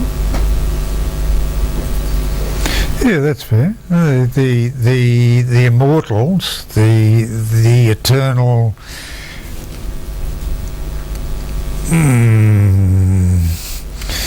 The eternal creatures, the players in the dream time, the creative beings, were not born of women. And hence not on Earth. I mean, they weren't born. Well, they existed, always existed, Now, and they can't die. on that, They will always exist. eternals. That's why their name. That's what their name means. Eternal. On that basis, how do you think this is going to play out down the track? I mean, What? well, a decision reached in a court case based on a false premise that one of these eternals was actually born there and then, and Well, it could be the case could be argued, but somebody could take a different opinion, a different position on that. But you have places in Italy that are the birthplace of particular gods and goddesses. yeah, but Zeus wasn't, for example. I mean, the lesser ones maybe, but we're talking about What were what? They were what? the lesser, in terms of Greek. Yeah. The lesser beings. Yeah. The lesser beings were often enough the result of a human and What Gary's pointing to is what happens when you have people respecting Aboriginal culture and wisdom in a particular landscape that leads to the protection of a site when it might be false information that they're basing that. Well, all I can say is that I only know about those things from what Aboriginal people have told me. That it's a contradiction in terms to say one of these beings was born of a woman. But in terms of the Italian experience, it may not be totally Well, it is. They're in the mythology. They're born of mortal women. yeah, no, what I'm saying, it may not be so impossible as it seems on face value. View that Uncle Lenny expressed to me, which was effectively, those sites out there are so important. I want my people to know about them and learn about them, Yeah. can about them. Now that's a very different attitude, and I'm just astounded, as I'm sure Bill is too, how this has been manipulated. Yeah, use the word there then, manipulated. It comes back to respecting people's rights and recognition of their rights. And to create awareness and bridge cultures and build bridges between people, there's certain areas you can take them to and certain areas you can't. And like I listened to you talking about the map site and all that, right?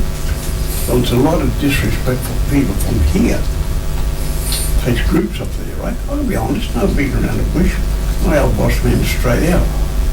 In that site, we complained about tracks, truck, dozers and all that, right? Put logs around to try and stop it. Then they play on the word of ignorance. That's not longer around. There's been enough research, enough study done about it, right? And like Christy Shearer once had a group of people up there and about 20, 30 motorbikes would turn up. And unbeknownst about, this one I talked to the university about, a great night we talked about some time, and some people hammered me the other day, last week. They walked into the boots, and these people out with me were all barefoot, eh? They were all barefoot.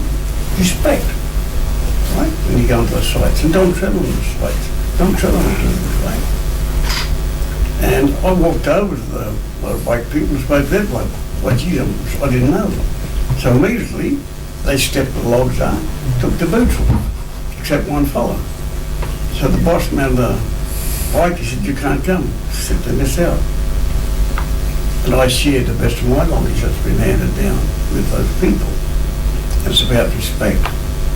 And that's something that's been brought to my notice when universities, in all due respects, go up there to map and record. There's people walking their boots on. Hey, come on. Do you want to talk about Aboriginal culture? You want to respect Aboriginal culture? Or respect the ways that's been taught and handed down and given. And there is sites, Gary, that we can use to build bridges and create a better understanding, right? In the ancient My concern, Bill, you go and tell me. is the information being provided. And if, for example, an idea that ethnographically what the best information we have, and as Ian said, what he's been told by very old men now long gone, a certain amount of truth about a matter, and then we hear the complete opposite being used for whatever reason. Well, see, you said one word, there's certain truths. How people sick and tired of people coming and studying stuff the body up and going back right to through their eyes and using their words. One word can hang you, one word can set you free. And our people, in all due respect, only say what they want to say, and you would have experienced that. And you grab that. Sure. You grab that knowledge, right? And you put it in the best, what we call it, ways and means of explaining it and getting it out there, right? As an awareness to create a better understanding. And our Uncle Lenny member said, hey, we can't have them women's, the southern sisters, looking after national parks, if you remember, right? And just listen. And before I could leave this place to go overseas, 4 days at a national meeting that we had to get this resolution through. And we did. But I'm surprised, in a sense, in all due respects, right? that none of the Aboriginal people are here that you should be talking to and you want to hear. Making assumptions and assuming things is not facts. And out of due respect, some of the Aboriginal people around have been around here a long time. And you've done some great work, right? We know there's a lot of sites up there. You know that yourself. So there is sites that was going to show national parks way back then, and sites you didn't want to show them. But because people are working,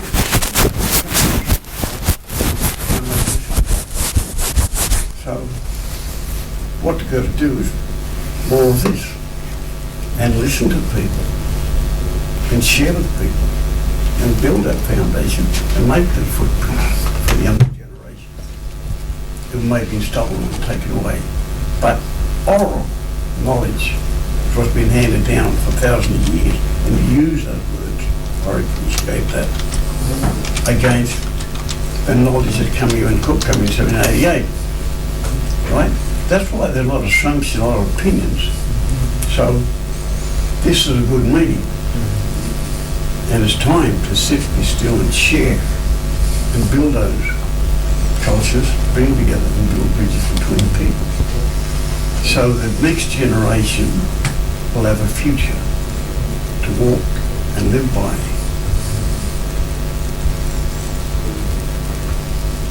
I'm sure you're well aware of Isabel McBride and her work in the... Yes, I know Isabel quite well, or I knew Isabel quite well. Her pioneer work in the Northern Tablelands in the 1960s. In some of her work, I was reading that she determined that occupation had been... she couldn't find evidence of occupation dating further than 5,000 to 6,000 years in the studies she did. Would you have any idea how old the rock art is in the areas you've seen? I know you said that some of it has a short shelf life and all that. Well, it can't be too old in the sense that, as I say, sandstone is a very unsatisfactory surface, whether it's out in the open or whether it's in a cave. I mean, you've only got to see how some of the, the rock shelters, it's shedding all the time. So the things can't last forever.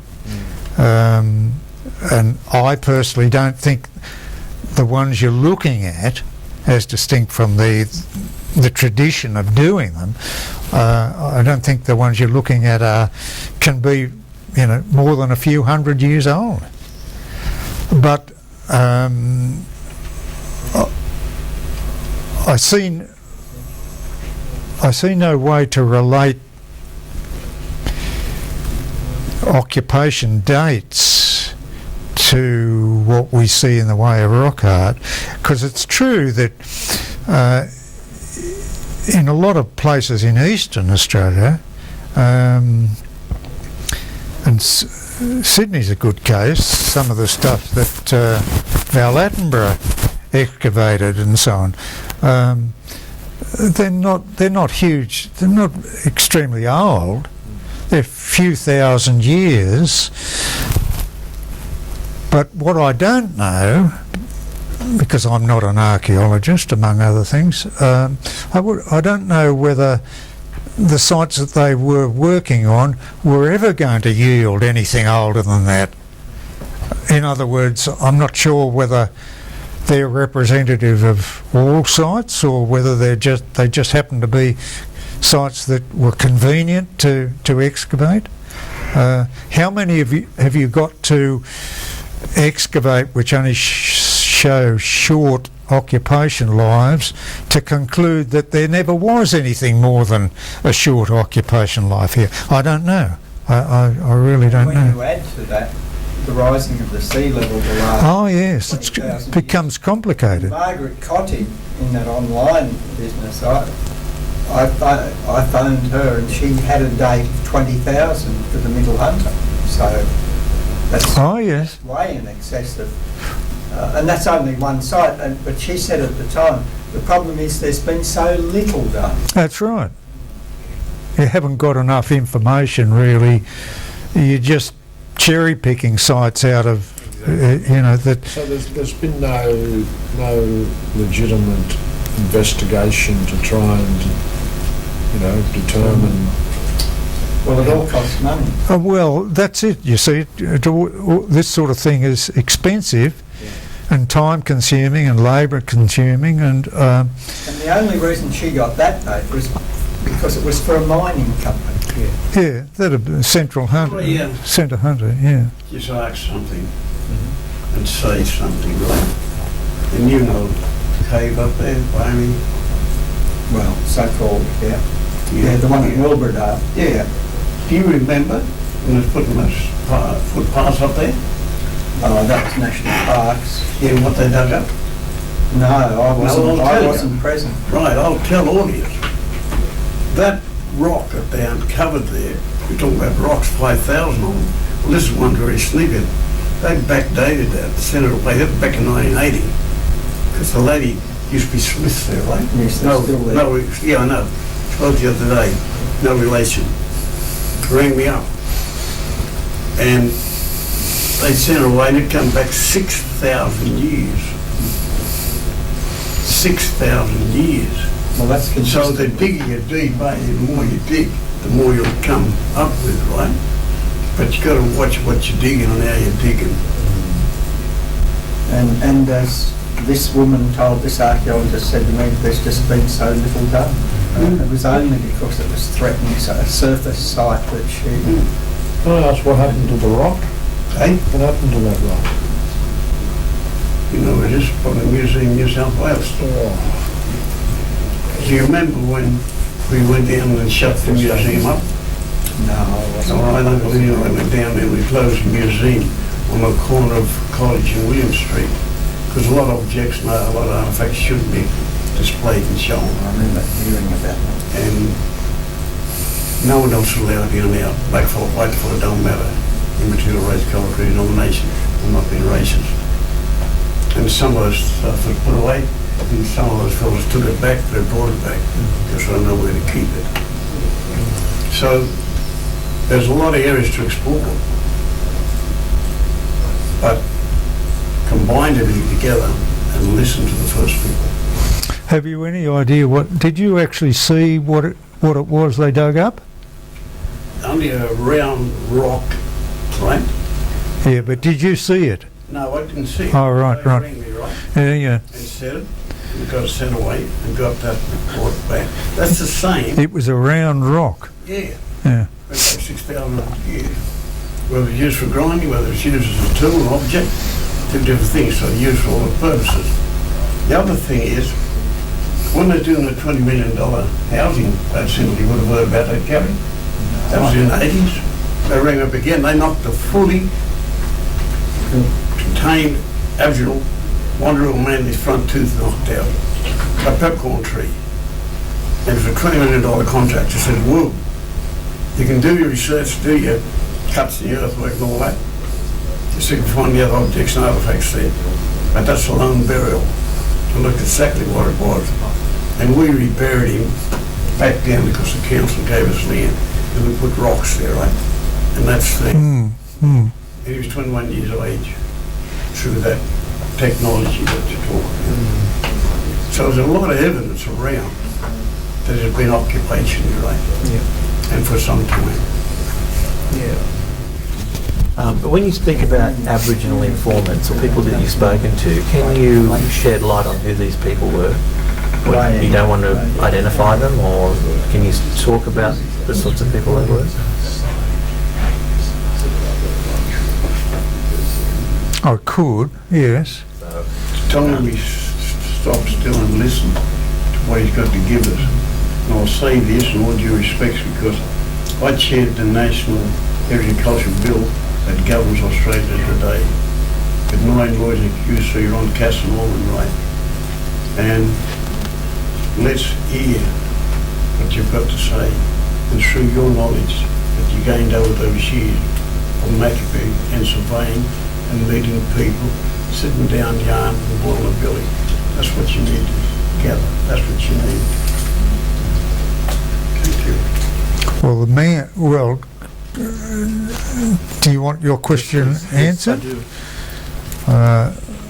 The man who played the biggest influence in my life was a man who called Harry Kelly of Yellow Rock, of Urunga, whom I met when I was about, and Bob and Lynn De Silva were part of this mob, Yep. originally were. Yeah. You know that. Well done, Gutty. And he was a Dunghutti man from Barraville. He was a man initiated to the third level of what they call the third level Yes. in that part of the world. And he married. His second marriage was to Pearl Harvey, one of the Harveys of Bellingen. And he lived the rest of his life in Urunga, and I met that man when I was about 10 originally, and I knew him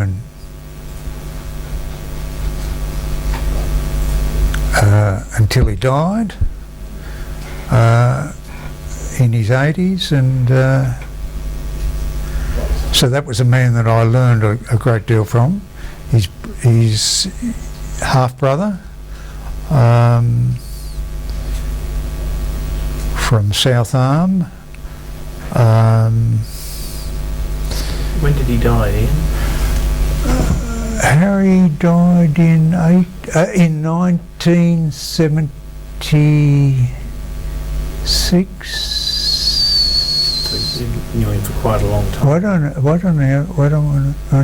He was born in 1880. 1967 it must have been. 67, 80. Yes, must have been 67 that he died. But I knew him from about 1940 and spent a lot of time with him one way or the other.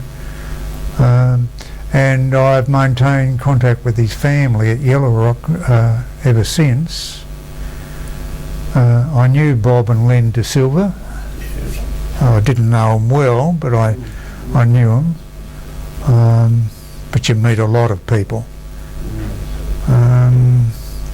And then when I worked out west, I lived with a woman, Ginny Rose of Gadooga, and Willie Willis, who was a partner.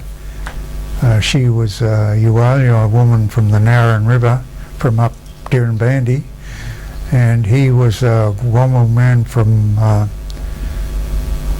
just up a bit further up towards Cunnamulla. And I knew them and a few other old people out there for some years. But they're all, they're all long gone now, of course. Yeah. So between those people and a few people from Bellbrook and Barra, the older people, Nambucca, they sort of contributed some of the stuff, but that old man, Harry was he was my main. Can you describe him? He was a sort of my mentor. Okay. Can I describe him? Yeah. Well, what did you want me to say?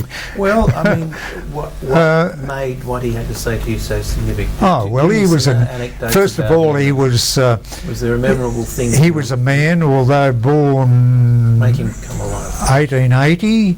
He had spent all his life acquiring knowledge about the old people, because he was fascinated by it.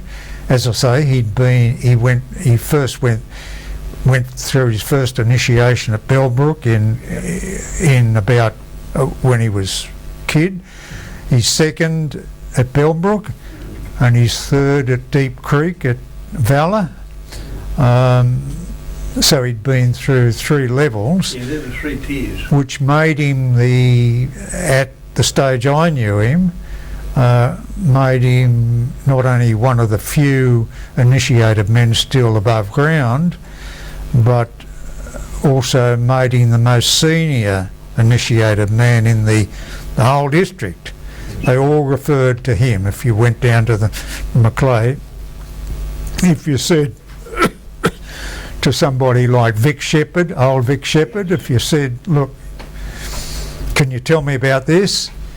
And if you happened to mention that you'd known Harry Kelly since you were 10 years of age, he'd say, and I remember Vic saying this, he said, it's no good talking to me. He said, you know Harry Kelly.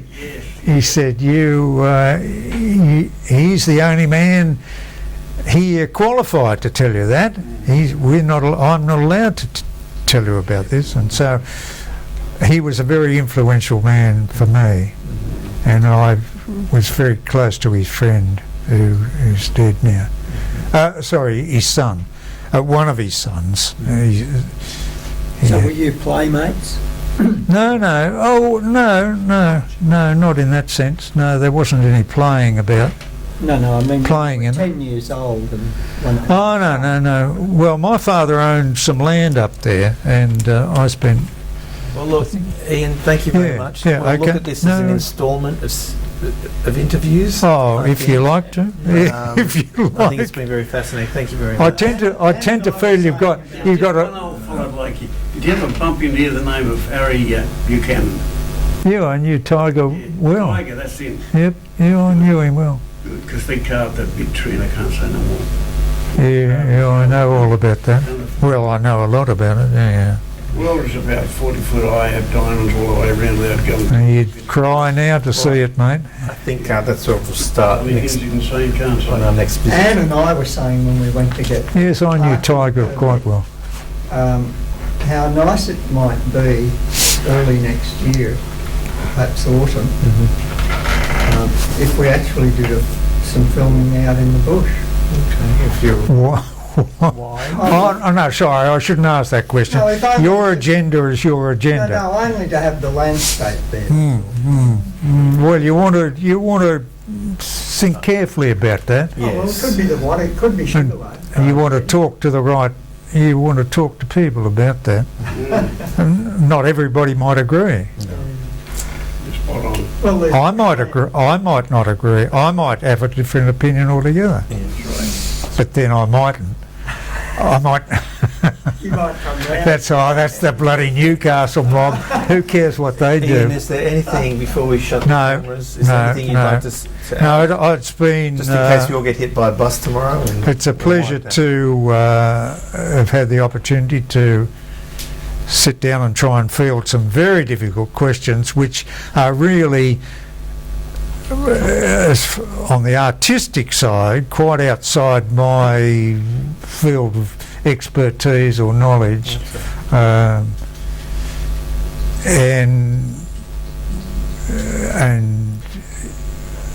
as you agree, a lot of these questions, there's no definite answer to a lot of these No. questions. But it'd be good maybe next time to talk more about the type of things that you've recorded, maybe. Also, Ian and I were discussing, just as we got near Newcastle, some of the problems with recording, which... Oh, well, they're sort of technical issues, Yes. yeah. It'll have a limited appeal, but we ought to put it on the record based on our own experience. But I think Bill has raised, issues which are rather more important than those Oh, of course, yes. about about how to sort of properly consult both different viewpoints about these things, the techniques and so on. Yeah, it's not unimportant, but it's it's less important than the things Bill was talking about, I agree. I say. All right. Okay, thank you very much. No, and my pleasure. Thank you, Ian. Sorry. Thank Yes, you, Bill. everyone. I respect the basis that you were talking to gain knowledge from us old fellas. I've heard all of them and I've met someone. Mm, And they Mm. carry what you're saying. And thank you. Oh, I'm glad that you found it useful. You can't talk about. No, it's We good, talk about it's law. good you dropped by, mate. Really good. And that's very good about the Great, three thank you. Oh, structure. yeah, Good to hear Ian. yeah. Well, it was Yeah. Well, he's covered you know, some good to have the opportunity to be invited to say Yeah. anything. Yeah. Appreciate it. Most people don't take any notice of anything I say. You look after yourself, I fella. love you too. Sorry, I'm just getting a bit tangled up with this You thing. can take it off. Got to take that off you. I've got a bit of it. So thank you, Ian. Could you just state your name and the date? Ian Sim. It's November 2019, 28. Correct. Okay, thank you for coming in. So this is the second interview that we've done with you, and there were just a few topics that you touched upon last time that we'd like to come back to and see whether you can expand upon. So I was really excited by the people that you'd met in the course of your life. You began with Harry Kelly of Yellow Rock. It was when I was about 10 or 11, which would be 1931, 32, about then. Yep. And when I first met Harry. And I met him, rather interestingly, I met him through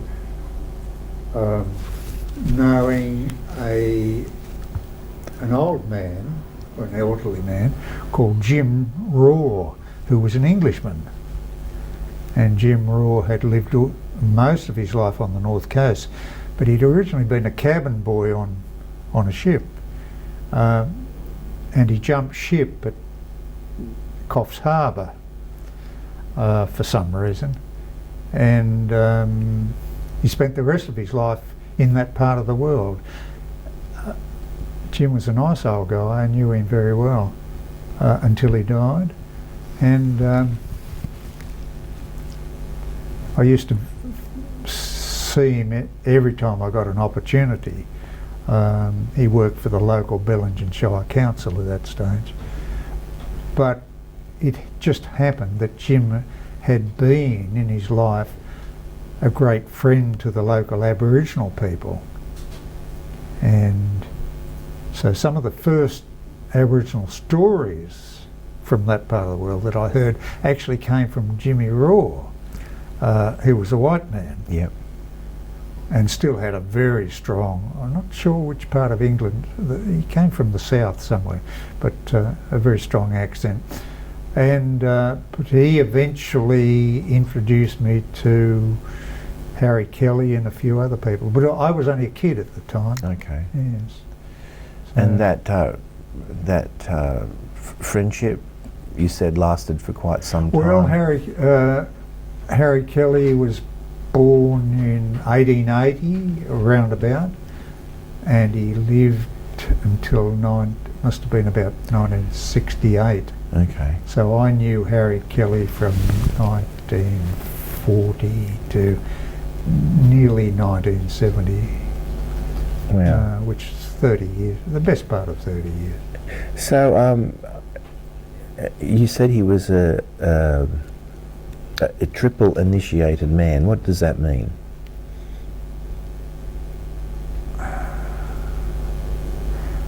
Oh, well, it means that he'd been through 3 stages of so-called initiation. The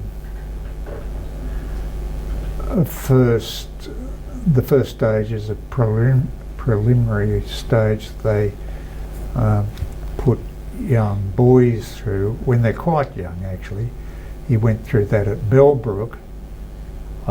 He came from Bowraville. He was born in Bowraville. Okay. So he was a Thungutty man. he went through the initial stage at Bellbrook. He went through what's usually regarded as the main event when he was about 15. This is the stage at which, having gone through, they're regarded as having joined the ranks of the adults, the male adults.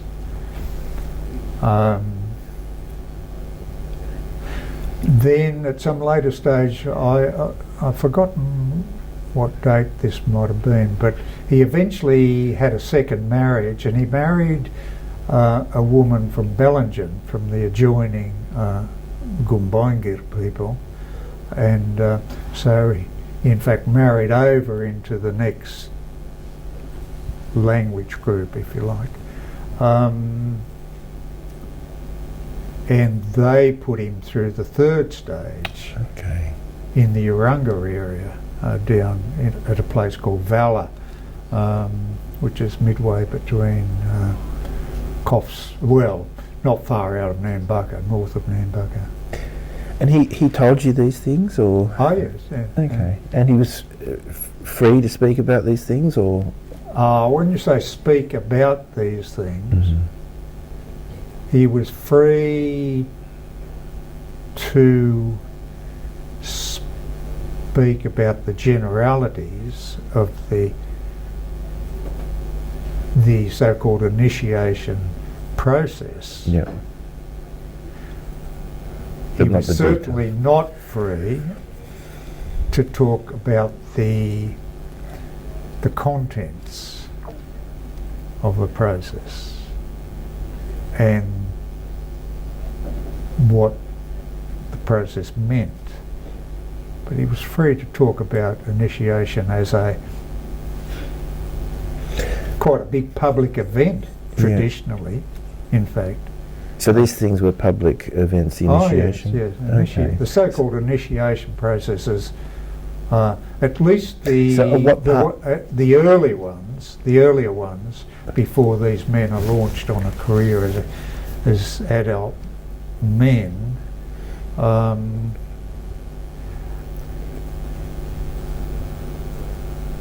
can be talked about, but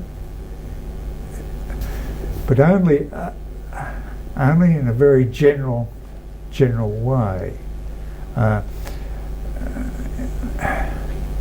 They were public in that it was any initiation, so-called, and I keep referring to the so-called initiation because that's what white people, usually refer to all of this. Yep. Or how did they refer to it as?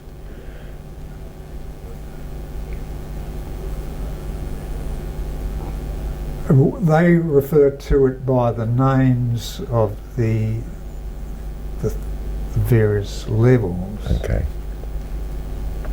And they're induction ceremonies. So similar to a Masonic ritual that we would understand. Yes, although they liken them more to, if I might say so,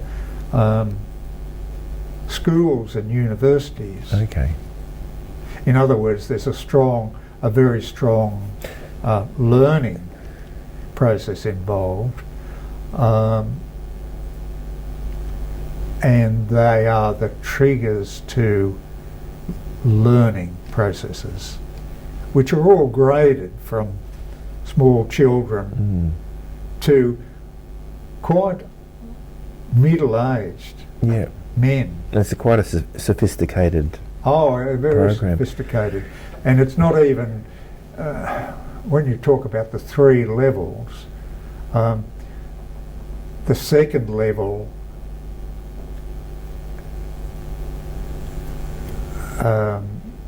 offers two options. It's like going to Cambridge or Oxford. Okay. Right? Yep. And the options of going to Cambridge or Oxford are at that level say when the boy's a teenager, Yeah.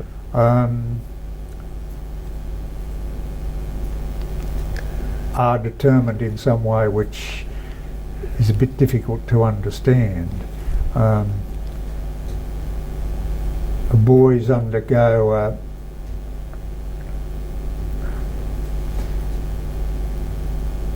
a process of, they're subject to a process of evaluation and training, so that a boy who goes to Oxford is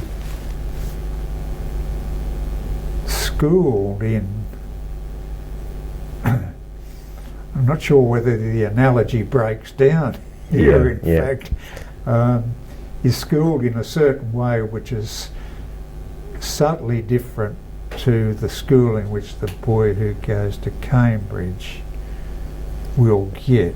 Okay.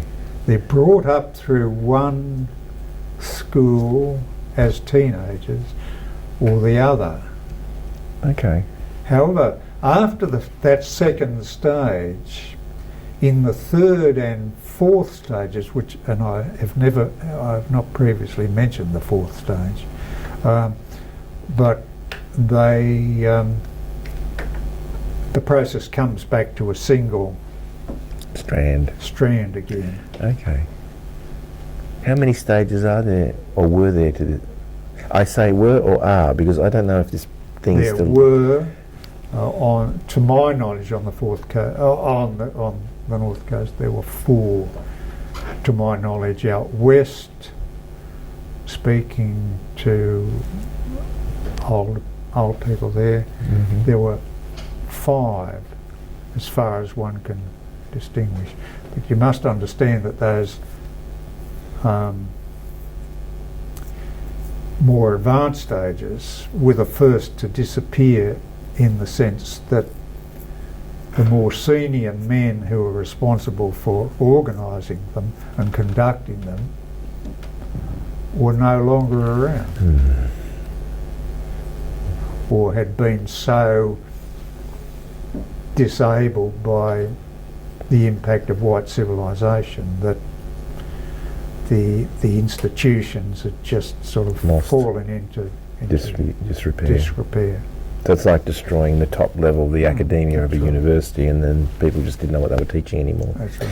That's very interesting. The reason why I ask is because we have a beautiful painting by Lycett. It's a dark painting that's down at the State Library over Newcastle scene that contains it seems like various scenes happening in the process of initiation, but in this area of the world, the tooth was knocked out. I'm not sure what the process was from taking a boy into manhood, but there was some changing of the boy body into a man's body by scarifying it or disfiguring it somehow. Well, they're marked in some way, or in ways, to record their qualifications, their graduation, if you like. Okay. At the various stages. So there's scarring on the chest, scarring on the back. Did he have a scarring on the arm? Okay. The tooth avulsion originally, although the people that I knew never referred to that particular. But it's well documented, that particular aspect, but it's well documented in not everywhere, but in Sydney area. Yeah. We know that. Harry Kelly described to me the process of tattooing with fire, which had the effect of, well, maybe in addition to scarring by cutting, but all those things were originally designed to record for public edification, the fact that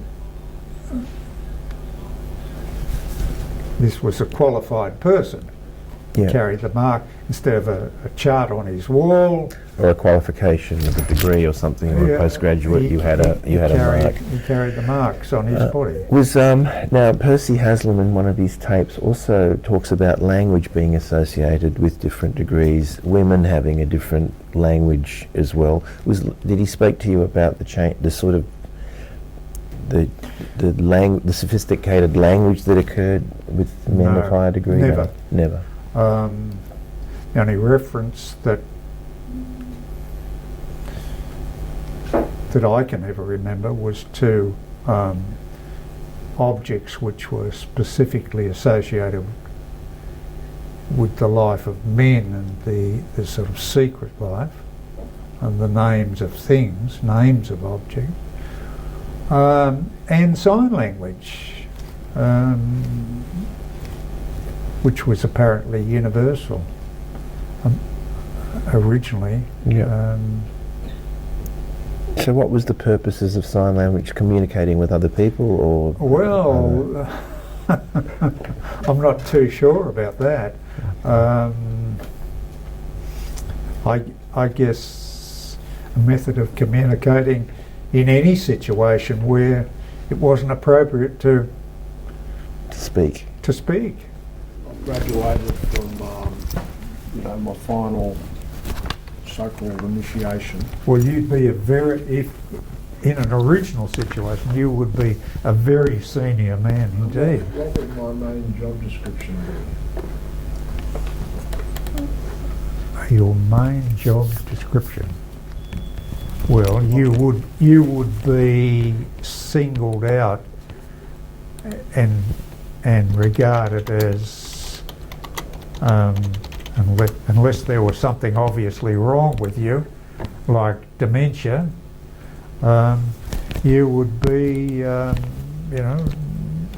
highest authority that there was in terms of elder. What would my duty be? What would my duties be? Your duty would be the same duties that you adopted when you went through as a teenager to become an adult male in the society, to keep the society running.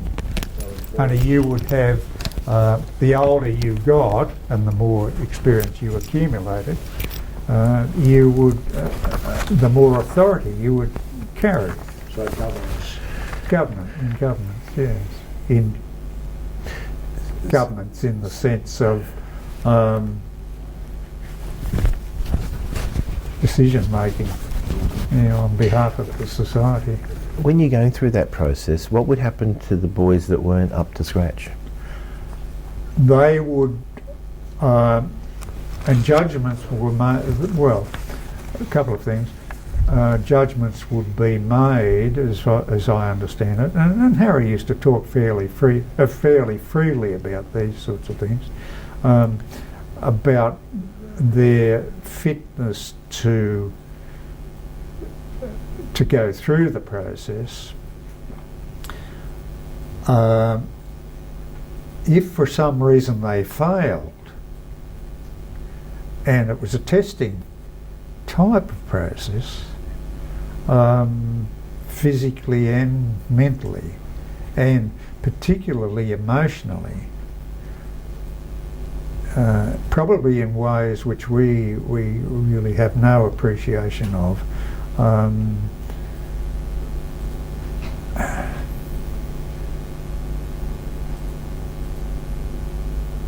If a boy failed, then he would get a chance next time to do this. A person a male who failed to be initiated was forever condemned to be treated as a boy. Okay. Very simple. So just remained someone. He didn't go into adult. He couldn't assume the responsibilities and of adult life, of adult participation, that's all.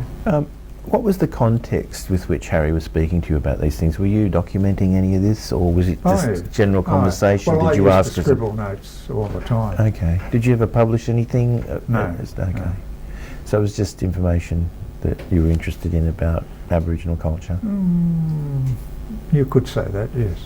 Yeah. So if someone turned their back on the society that was there, did the wrong What do you thing, mean, someone in the society, Within the member of society? within the society, or one of the members of that society or community or Yeah. skin group, You mean, when you say turn their back, you mean broke the law? broke the law, violated, perhaps did something disrespectful. Yeah, well, broke the law. Yeah. So what would be the way they'd be punished? Oh, well, that depended on the transgression.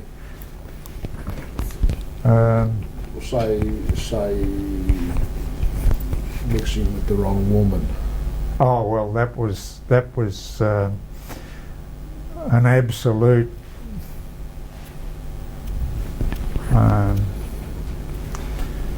an absolute crime against humanity, Yeah. because that was seen to be threatening, in principle, seen to be threatening to the very existence of the society. Right. So how would that individual be dealt with? Well, dealt with, well, all the old men used to tell you that back in the day you'd be put to death. I think probably in reality a lot of the transgressors solved the problem by leaving, isolating themselves, living outside their society. A lot would yield to the pressure which was brought upon them to undo what they'd done. Ever castrated? Oh, I've never heard of anything like that. Never. Seed no good. Yeah, but that, you see, that touches on a fundamental of Aboriginal belief that the man, it's not sex that creates the baby. So a sexual liaison between a man and a woman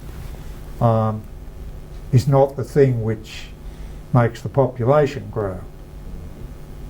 The man is what they say thrown away. The man is, well, sex is not responsible for procreation. Let's put it that way. It's a matter of the woman and the spirits. So castration wouldn't come into it. There'd be no logic in castration. Well, I don't know. I mean, I came across a real incident of it in Central Australia where a fellow was mixing with the wrong skin, and he was cut in the genital area with some glass, and I watched the blood coming down the side of his leg. And I went and asked the old people why, and they said, "You're not Aborigine no more, seed no good."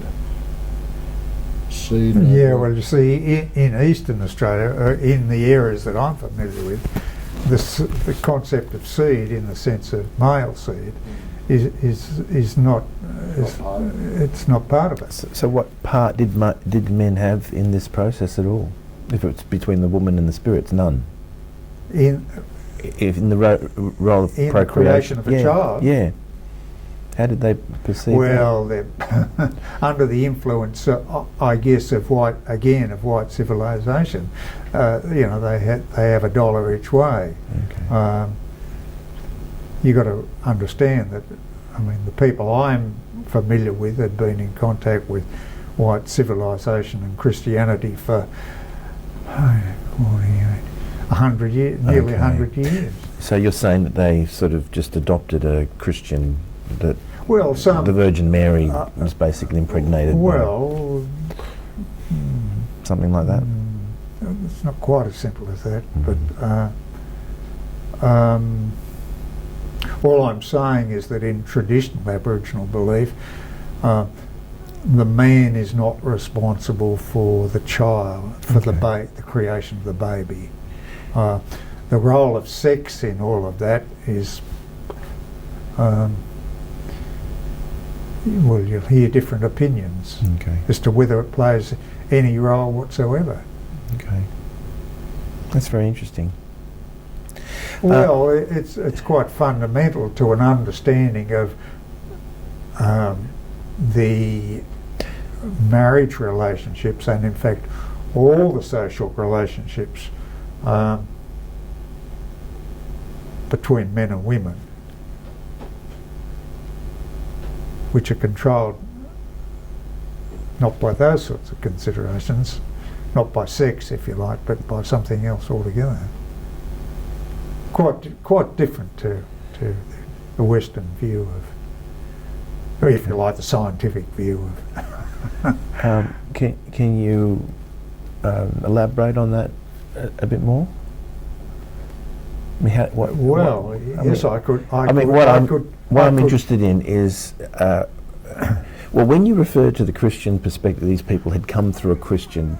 No. What I said is that all of these people had, for a long time, been exposed to the white man's world view and the Christian religion. Yep. I didn't say they all had necessarily adopted all those things. No, but you're confident that what Harry was conveying to you was a traditional belief that hadn't one been. Can never be. You can't be sure. And that he hadn't wouldn't been. know either. Okay. You see? Yeah. I mean, that's 'Cause it's just interesting to know what amalgam sort of forged in the. Except to say that Harry Kelly was. Now he was married in the Roman Catholic Church, but he made a quite clear distinction between the white man's religion, and he's talking about Christian religions in their various forms, and the black man's so-called religion. He made a very clear distinction always between those things, and said this was one of the most difficult, but at the same time one of the most important things for a man in contemporary society to try and keep clear in his head. The distinction between the one and the other. So I've no doubt that he was the closest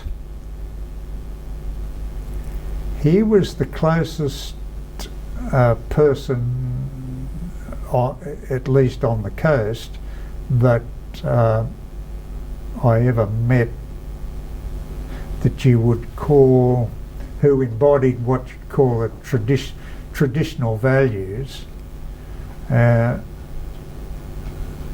traditional attitudes.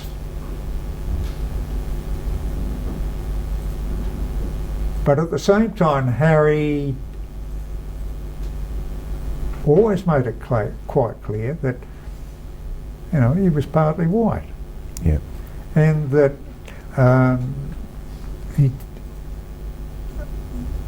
that the original Guris, and he'd been brought up, with some Aboriginal people, were very different to what people such as himself.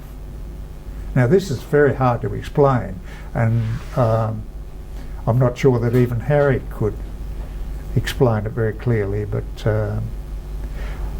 he did, as did the man I lived with out west.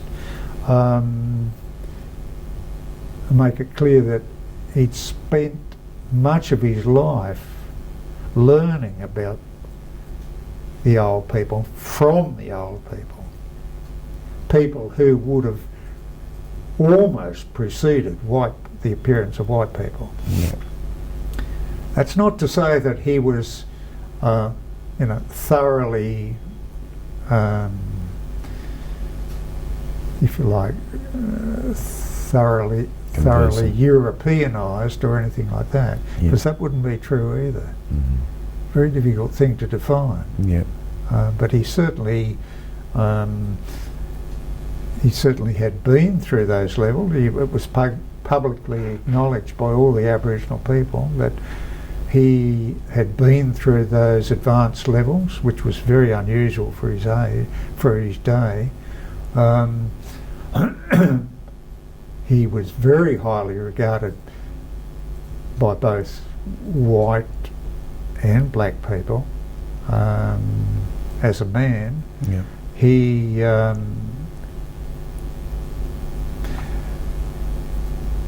but he very strictly, always very strictly enforced, adhered to the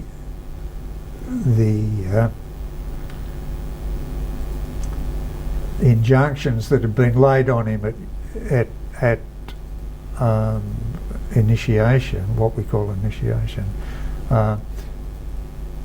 He could never talk about the details to non-initiated people. That's true. Yep. With the different names that they have today, like Gambangari and Dungutty and Bunjalung and all these different terms, did you ever get a sense that these are sort of all post-Tyndale type names? No, not at all. You believe? No. You know, He was a Dungutty, but And that's how he referred Right to back. himself out? That's how he referred to himself, as they identified him? No. Actually, he married over into the Gumbaynggirr people. He married one of the Harveys from Bellingen, and Pearl Harvey, and that was his second marriage. But he married a Dungutty girl back in Kempsey in the early days, which is the heart of Dungutty territory. And it wasn't until it wasn't until he was nearly his last days that he ever harked back to his sort of Dungutty origins, as it were. He could speak the language, but he'd spoken a different language for many years. No, those names were absolutely original. what would Gambangari mean then?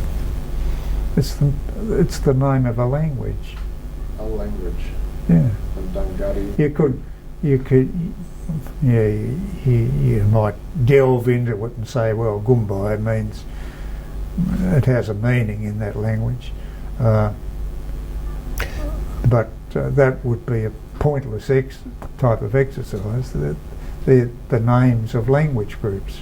So Warramai is what they call around Port Stephens. Yeah, Warramai people. That's not a language. They call the language Well- Katang. That's contemporary. I'm just trying to... Well, you'll find, well, I wouldn't like to comment because I'm not an expert on those things, but when you say it's not a language, Not that I know of. yeah, but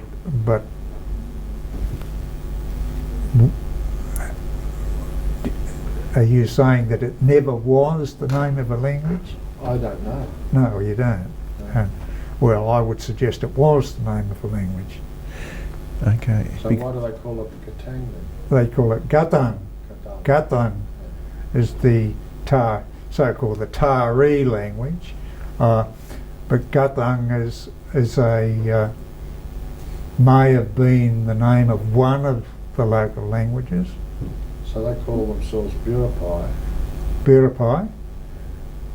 Now, according to Harry Kelly, and he had a pretty good knowledge of the coast because he travelled up and down doing boat building and building.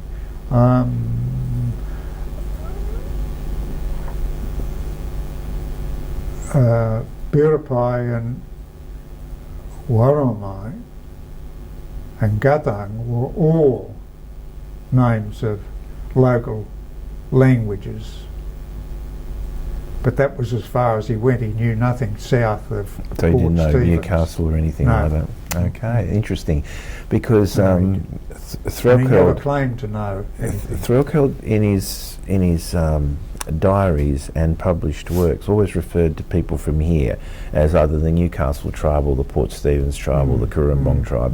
But in his language works, he had Mullumbimba as, you know, place of the fern or this.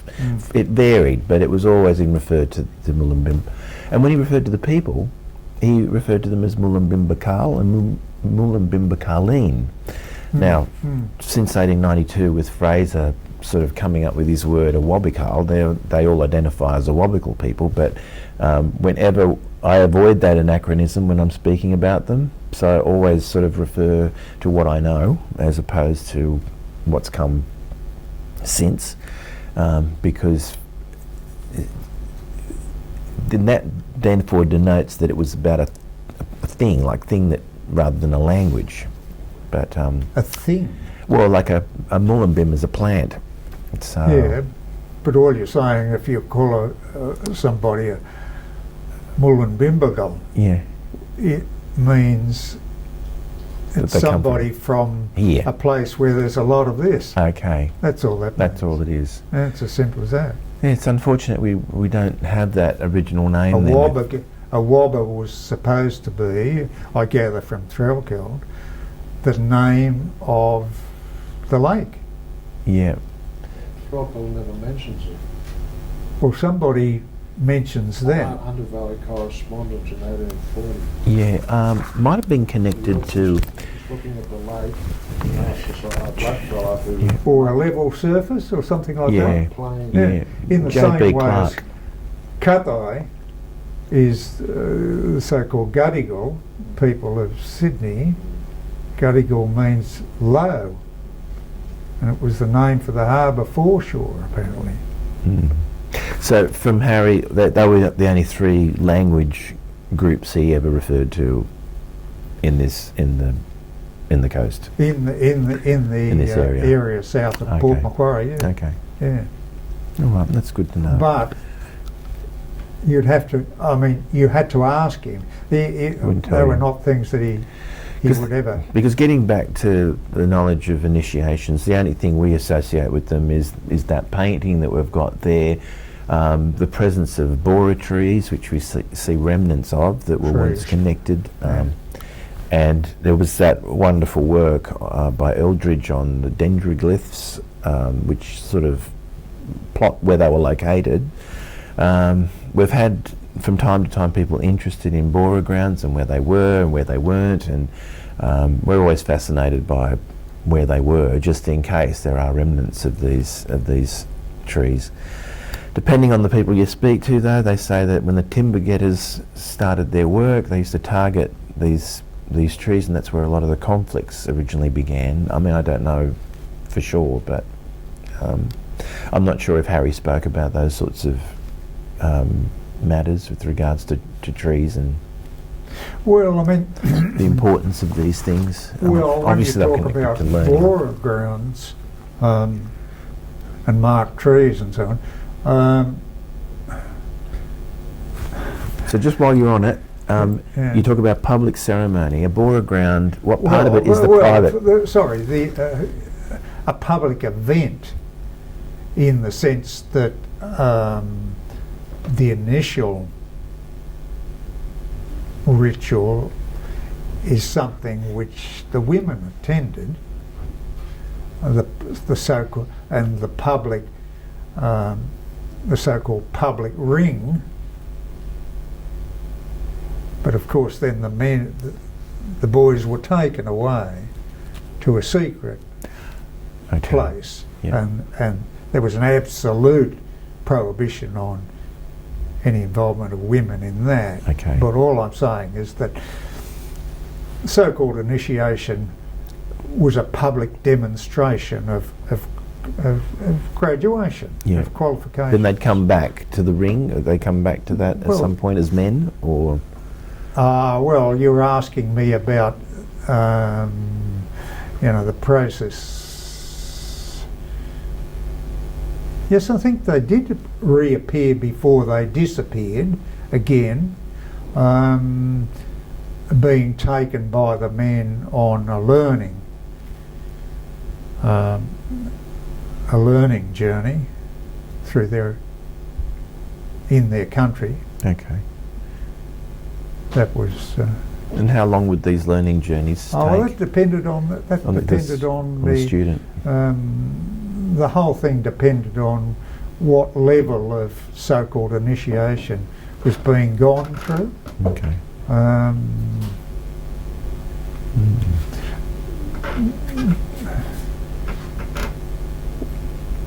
It was it would have been very difficult to learn anything much about the very advanced stages of initiation because, as I say, they'd fallen away so far that even a man like Harry, he might have known something about them, but he wouldn't know much because he'd never been through that. Yeah.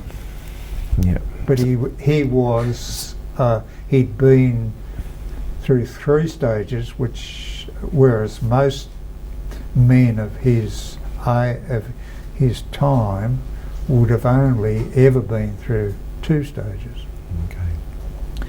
The first stage in Dangari and Goombung is called Dilgi.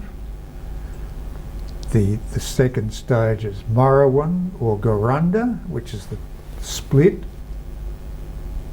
of the division, and then the higher stages.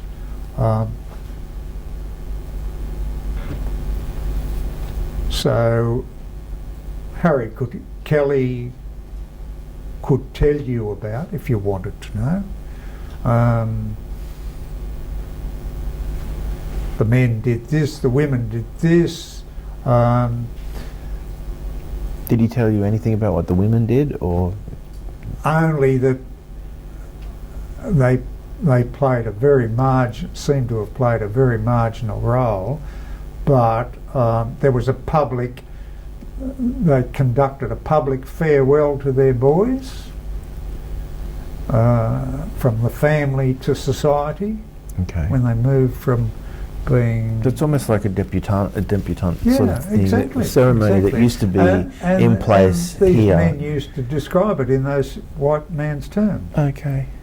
Graduation, universities, introduce them to debutantes. society. Obviously, you're looking for a spouse it's or no marriage. different, Okay, no different that's very principle, gives a very just a human. different way of doing things. Okay, that's good. Just shifting a little bit. If one was to drive out from Maxville to Bowraville, then there's a road called Taylor's Arms. Now, from what I was aware, there were these bad Aboriginal so-called witch doctors around called Taylors was their names. Did you ever hear of that name? No. No? Harry Buchanan always reckoned that Taylor's Arm was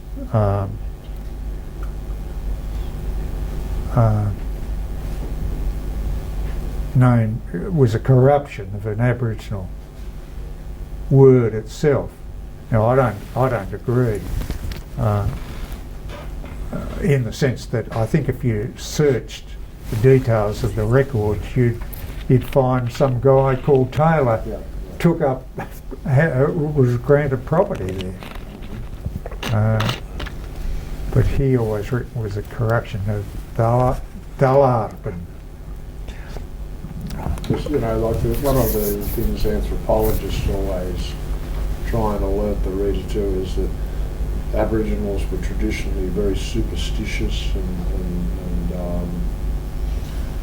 these What does that mean? Well, these tailors were supposedly The clever man. and took hair and things like this. And did you ever hear him mention any of that type of? Oh yeah. Oh, there's the feats of the clever man. Yeah. Yeah. Yes, he used to talk about those things. He knew a lot about those things. So were feathermen like magicians that were responsible for... No. Magicians is... I mean, that's fantasy stuff. It's they're men of extraordinary powers who largely, not exclusively, but largely worked for the good of their society. Okay. They perform the function of doctors, medical doctors. So was Harry one of these men, or is it a similar? I wouldn't like to comment on that. Okay. I wouldn't. You can't ask a man questions. A boy couldn't ask a man questions like that. Okay. But he knew a good deal about the processes involved in training a clever man, and about the way in which the clever men functioned in society, and about the collegiality of clever men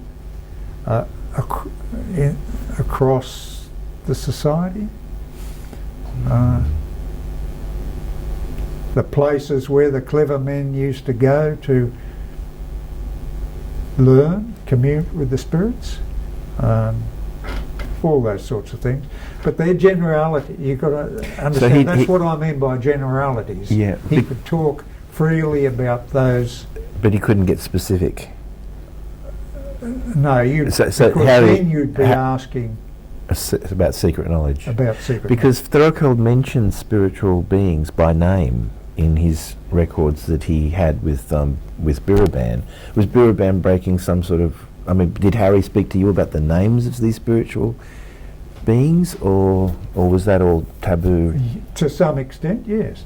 But that's not to say that there were prohibitions. That's not to make any judgment about whether there were originally prohibitions on such names, or some of such names. I think you'd find that if you get into the world of the spirit as distinct from the sort of physical, material world, you probably find that Aboriginal belief and Aboriginal knowledge was a great deal more complicated and diverse and sophisticated than we ever, or white people ever, give them credit for. White people are seem to have been from day one, I would say, completely completely aware of the fact that the Aboriginal had nothing, no material culture, almost no material culture. And of course that puts you bottom of the list in white society, because white society is a very material culture. There's a back to punishment. I must be You've got this thing about punishment. My last day at the university, I think. But there's a term called pointing the bone. Did you ever hear of any of that type of stuff going on? And what did that mean? Well, it's simple. It's a bone is an agent for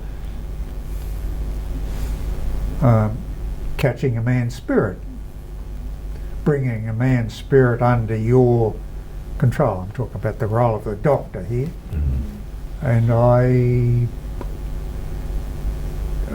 I lived with some years on and off with a man who had trained as a doctor in the West, and he had no problem in explaining to me at some length the process that's gone through, or what it used to be gone through. Did it culminate in the termination of the individual, or? Yes, that was the whole point. Yeah. So, Because when at the culmination, the man's spirit is drawn from his body into the bone, and you can see the mark on the bone which shows that that's the case. 100% of his spirit has been drawn out of his body. His spirit is his central sort of being into the bone. Destroy the bone and he's finished. He's Bolu. Sorry, I'm not sure why all these questions, which in themselves are all terribly interesting, are important. Because I see you, Ian, as a bit of a conduit between these two worlds, and at the moment we have a lot of knowledge coming into the arena, and it's interesting to see what traditional Aboriginal thought around some of these things were, in order to compare them to what we've got now. Okay, that's how interesting I see it. Anyway, that's. Oh well, I'm only too happy to answer that. So, talking to you about Harry Kelly for me is like getting to know him a bit more and getting to know how he saw the world. Okay, in the context. This is what I'm interested in, because Brian Lord is another fella similar to you, grew up with Aboriginal men, old Aboriginal men, that imparted a lot of knowledge to him too, and it's always fascinating to listen. And there's a conflict with Brian around what he hears in the political arena with what he was told and what he was shown. Arena. Well, the modern political arena that surrounds a lot of Aboriginal politics, I guess. So he has he's always talking to me that that's not what he was brought up to understand as being valid. So this is why. Could you give me for instance?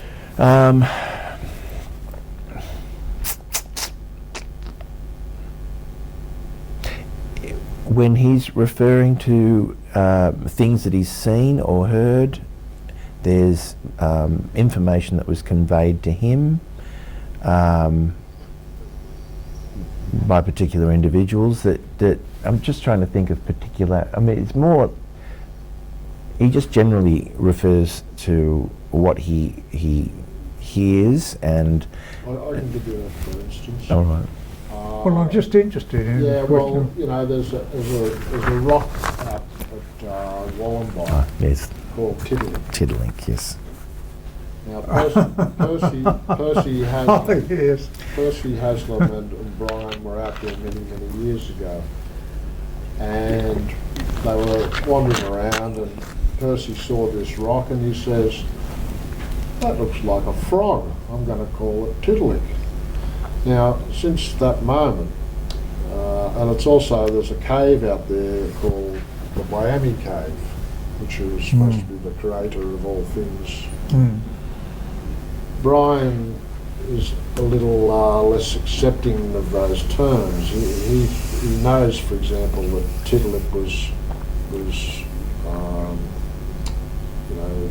brought in by Percy Haslam in the 70s, and now it's been immersed into the contemporary Newcastle Aboriginal culture, or Singleton Aboriginal. You've got to be kidding. I wish I was. I mean, you really have to be kidding. I wish I was, but I'm not. So that's an example of where Brian was there when Percy referred to it. Now, there was a Tiddlink out west that's referred to in a book called The Land of Miami, And that's probably what Percy was referencing by finding another similar shaped rock, you know. But it's come into folklore that that's an ancient name. I mean, same thing happens with... What do you mean a similar shaped rock? Well, Similar it to what? looked like a frog, okay? Yes. So... There's one out at Uland Yeah. that was called Frog Rock. Yeah. So in It his... looks like a great big frog. Yeah. So that's where this name comes from. So when he's in But mixed company... isn't that a Western Australian story originally? Well, the only reference I've seen, I mean, there might be, but the reference I saw was in that land of Miami. They mentioned Ted Link's story. It's in Western New South Wales, I think. But what is your friend saying about that so-called information? It's crap. Hmm. Well, you heard what I had to say. Yeah. Now, So he's, for example, there's a cave there. Busloads of school children go out there regularly, and they pay $5 each. And it's supposed to be Miami, the creator of all things, a godlike being, a sky spirit, if you like. According to Brian, it was a tribute to an old chief that was part of the traditional people that were there before Europeans. let me make. You're talking about the cave at Milbrodale. Milbrodale. Let me just make one observation. It was McCarthy or Etheridge or somebody who suggested that this might be a or was possibly a representation of Miami. That's to my knowledge, that was the first. Now, among the people in the West, and Miami is a Gummalrai word, and there are a lot of stories out there of the doings of this creative spirit. Miami was conceived as a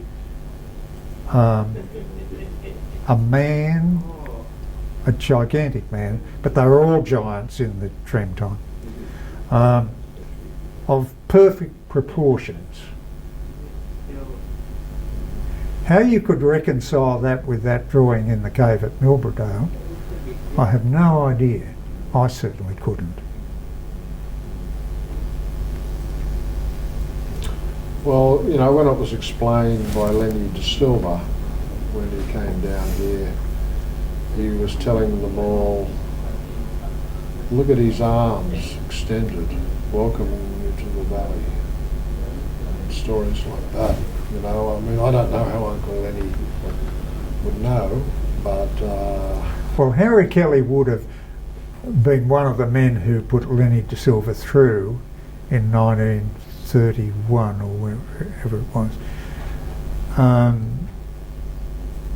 And Harry Kelly would have said of people like Len De Silva, these young fellas, they don't know anything. Harry Kelly himself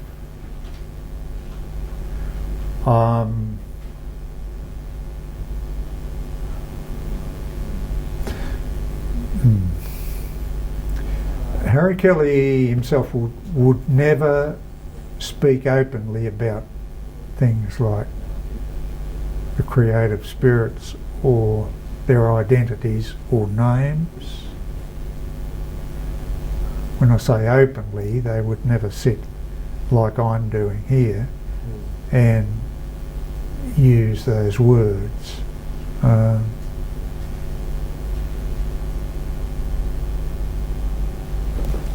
So I would have grave doubts about any of these sort of contemporary Aboriginal people coming up with names about those sorts of things. So for instance, Miami, the verb Miama, means something in Gummalrai. It's and that's where the name comes from. Okay. How do you know that's where it came from? Oh, well, I assume it would fit very easily from the verb. No, I can't say that that's where it came from originally, but I suspect that it is. It's like you calling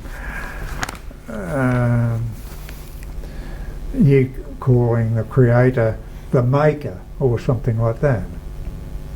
See, Brian was of the impression that it was a tribute to a great chief. What the drawing? The Milberdale drawing. And But it was a portrait of some sort. yeah, a portrait of a great chief. And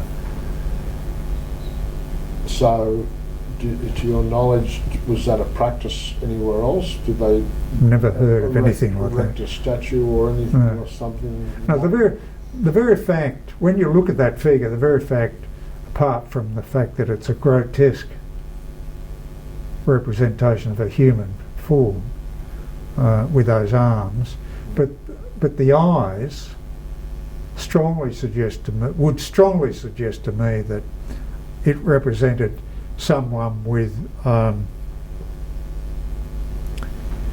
supervision, if you like, somebody who saw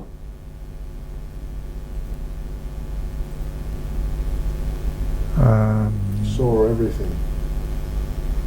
Yes, yeah. And had no mouth. Oh, well, because- that's Because it was law, oh, well. therefore didn't have to That's speak. that's quite speculative. Hence why it's important to understand the world that Harry Kelly saw. That's what I mean about the conflict between what we've got now and the various interpretations that people make. So that's why I'm very interested to know how he saw the world, how he described that world to you. Well, if you wanted to impart, because sometimes we meet people, and I mean we're not going to last forever. How would you embody how he shaped you in the way that you understand Aboriginal culture? Are there things? I mean, I'm not asking you to you can't contain a person in words, but just if you wanted to, describe to us the way a person like that would see the world as a traditional Aboriginal person, how would you convey that?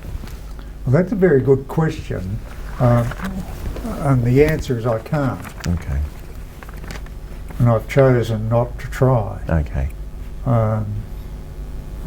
I just had to ask. Yes, of course.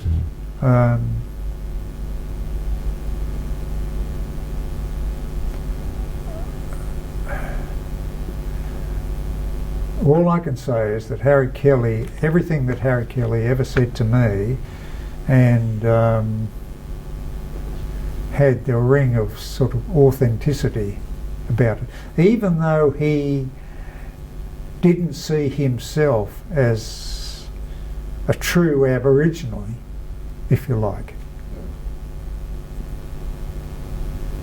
He saw his own situation very clearly. How did he see the future? Did he see the future for Aboriginal culture? Or did he think it was going? Well, I can answer that by saying that he taught none of his own family, none of his kids.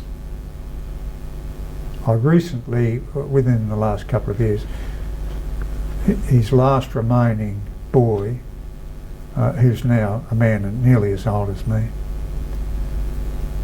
I was trying to get an understanding of what the family had ever known about Harry Kelly as an Aboriginal man. As an Aboriginal man, quite apart from as a competent white man, if you like. And the answer was, we knew nothing. He taught us nothing. And the reason for that was that he represented a generation that had decided that there was no future. The Aboriginal culture had been going steadily disappearing, and that they'd reached a point where there was no point in attempting to Save it. deliberately attempting to inform their own children There's no advantage for those children. because it had been a big disadvantage to them personally and their immediate ancestors, and would be a big disadvantage to their children. That makes sense. And therefore his own sons, he had 4 sons, sure, they knew a few words, they knew a few places.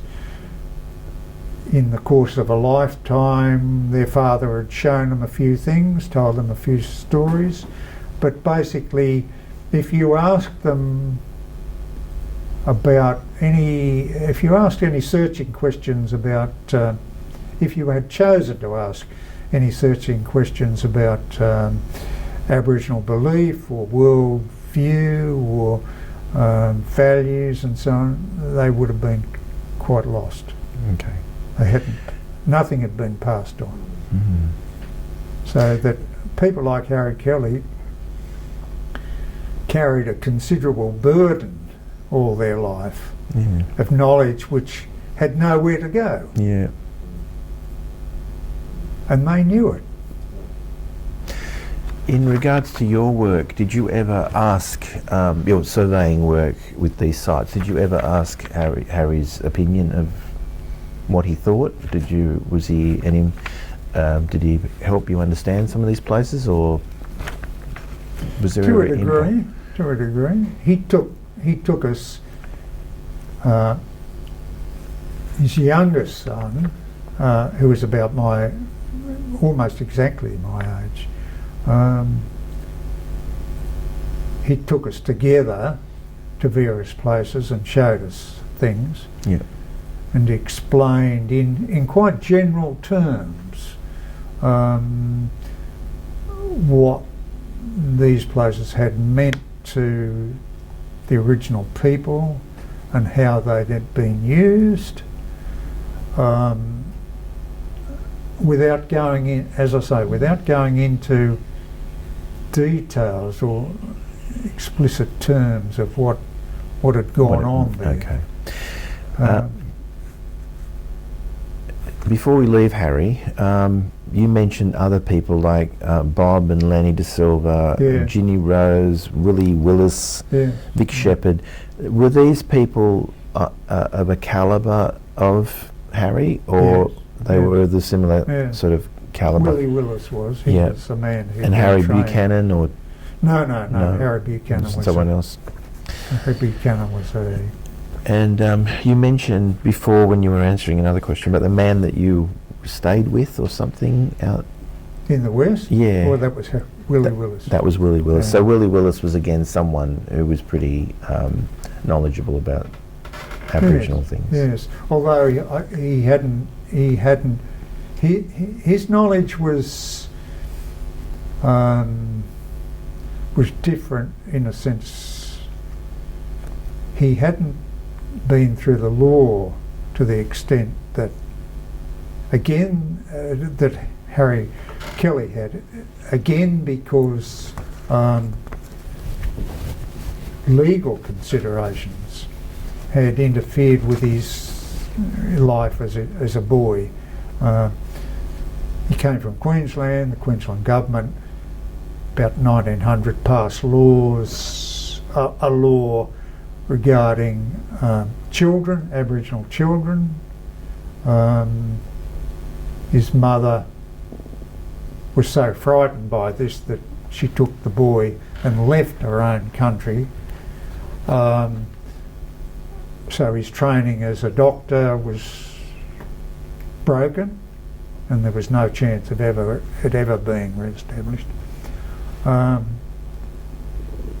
So he spent the rest of his life learning what he could from old people, as Harry did, about traditional Aboriginal life. Spoke his language quite fluently.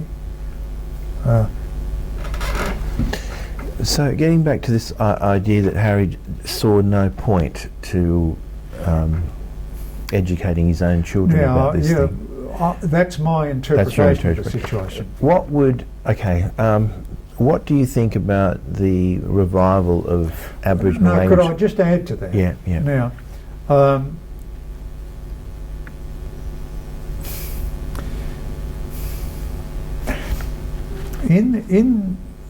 as I understand it, in a Aboriginal society, traditionally,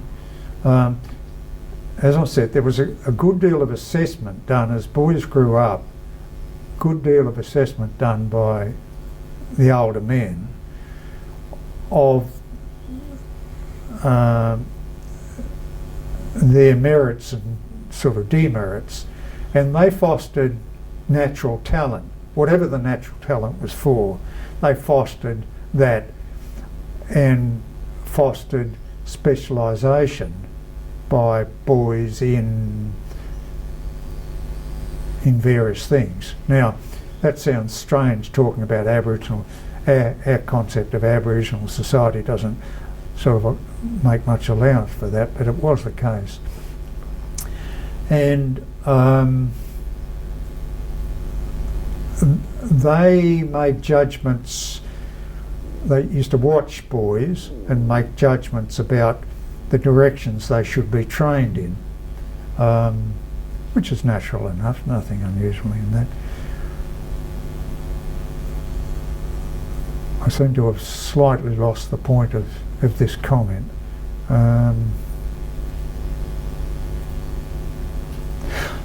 Yes, and traditionally it wasn't the father who did the training. It was the mother's brother, an uncle. Now, Harry's youngest son, just to round this off, Harry's youngest son, who died a few years ago, his name was Dick Kelly. He was taken by not a man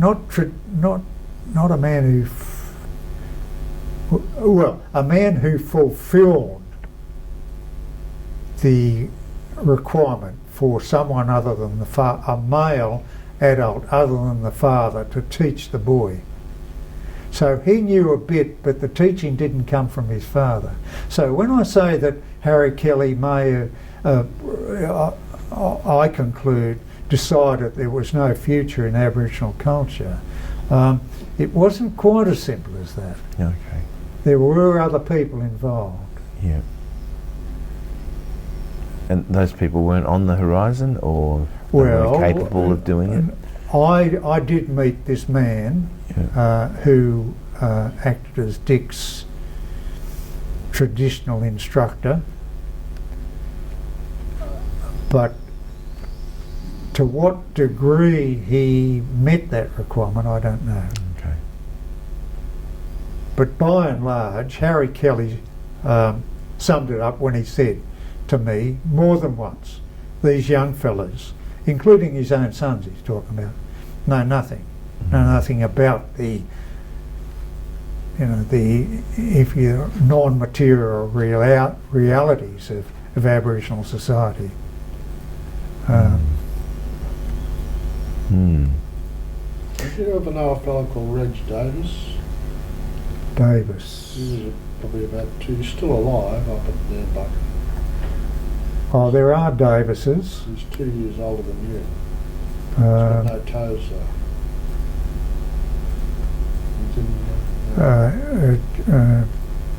Gary, Call him Charlie Brown. Gary Williams was telling me about people called Davis not so long ago, but they're not people I know. Okay, so fast track. All this learning you were undergoing was going on in the 40s. Well, on and off right through until Yes. Harry moved on, And then which was about 88. Oh no, he was there 88, about 86 I think. so there's a certain sense of maybe that there's a curious future ahead. And then decades pass, then the 70s come in, and there's this great revitalisation of Aboriginal culture. What do you think of that? What do I think of it? No, I'd rather not talk about that. People like Harry would have said, I speculate here, people like Harry would have said that these people are attempting to, well, in Harry Buchanan's words, and I remember Harry Buchanan's words, these are people trying to dig up the dead. Harry Buchanan was a curious man who knew very little about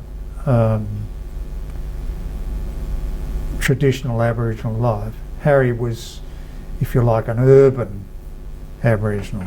He spoke his language quite fluently, and he achieved some fame as, if you like, the last man standing who could speak the language. Yeah. That always counts for a lot. That didn't mean to say that he actually knew anything about traditional Aboriginal life. However, not to speak ill of the dead. Again, I've lost the point. Oh, sorry. I I'm guess wandering a bit. I guess that's okay. It's not, to me. It's all filling in nicely. I just hope you're going okay. Do you need a drink or anything? No, I'm okay. It's all because right. the thing with language is that we've had a real big. We've been trying to encourage language. To interrupt you, Harry said to me on more than one occasion, he said, these people are, he said, I'll take the money from the National Parks and Wildlife Service, who were paying him as an informant. He said, but these people would be better, the money would be better spent on, setting up an Aboriginal co-op or something. He said, they are trying to dig up the bones of the dead. That was his personal expression. Okay. Now, there's more to it than that. I mean, it's quite a complicated thing, and I wouldn't like to. So Harry would just say, well, these people can't revive Aboriginal society. It's a total fantasy to talk about the widespread re-emergence of Aboriginal languages. He knew that very well. He spoke 2 or 3 languages quite fluently, but he had no illusions about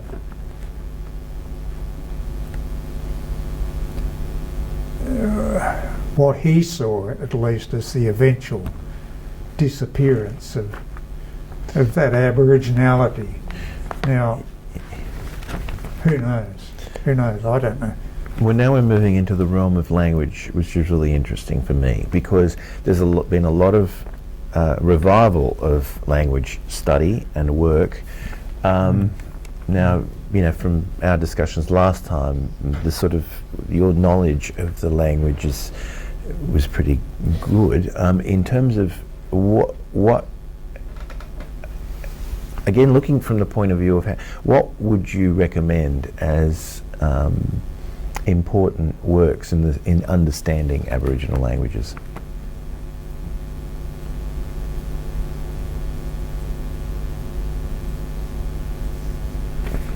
I may not have framed that question. I guess I'm trying to. Form, okay, I'm trying to find. On it. Okay, let me help formulate it. But when you were speaking about Harry's words that they're trying, they're wasting their time trying to bring back a language, is there any way that you can understand an Aboriginal language? What has been your experience in working in this area? I mean, you've done some language work yourself. When you say understanding an Aboriginal language, understanding the way it worked, understanding what was embodied in the language. There's enough studies being done, particularly in Northern Australia, where languages are, some languages are still spoken universally. Yeah. So when those comments he made about Aboriginal culture, is he talking specifically about this area or yes. nationally, or was it just He's around talking here he's about, saying? The situation is local. He's experienced it. Okay, yes. okay. And his sense of values, I suppose. Okay. But it would be ridiculous to think that there was anything intact anywhere in the country, given the 200 years that Europeans have been it's here. surprising that in that part of the world, and more especially further north in Bundjalung, in the Bundjalung languages, how much has survived, how much language has survived. Until fairly recent times, why that is, why that's been the case, I'm not too sure. But there's enough survived to enable students to reconstruct spoken language. Because the process in most of its aspects, anyhow. Yeah. Well, you mentioned last time about the work that Threlkeld recorded here. What do you think of the language work that was done in this area in the 1800s onwards to about the 1850s? Well, I only really know Threlkeld's work, and for the purpose that Threlkeld had in mind, that is to proselytise Christianity, I guess what he recorded would have met his requirements that the preacher has to acquire the language to convey the message.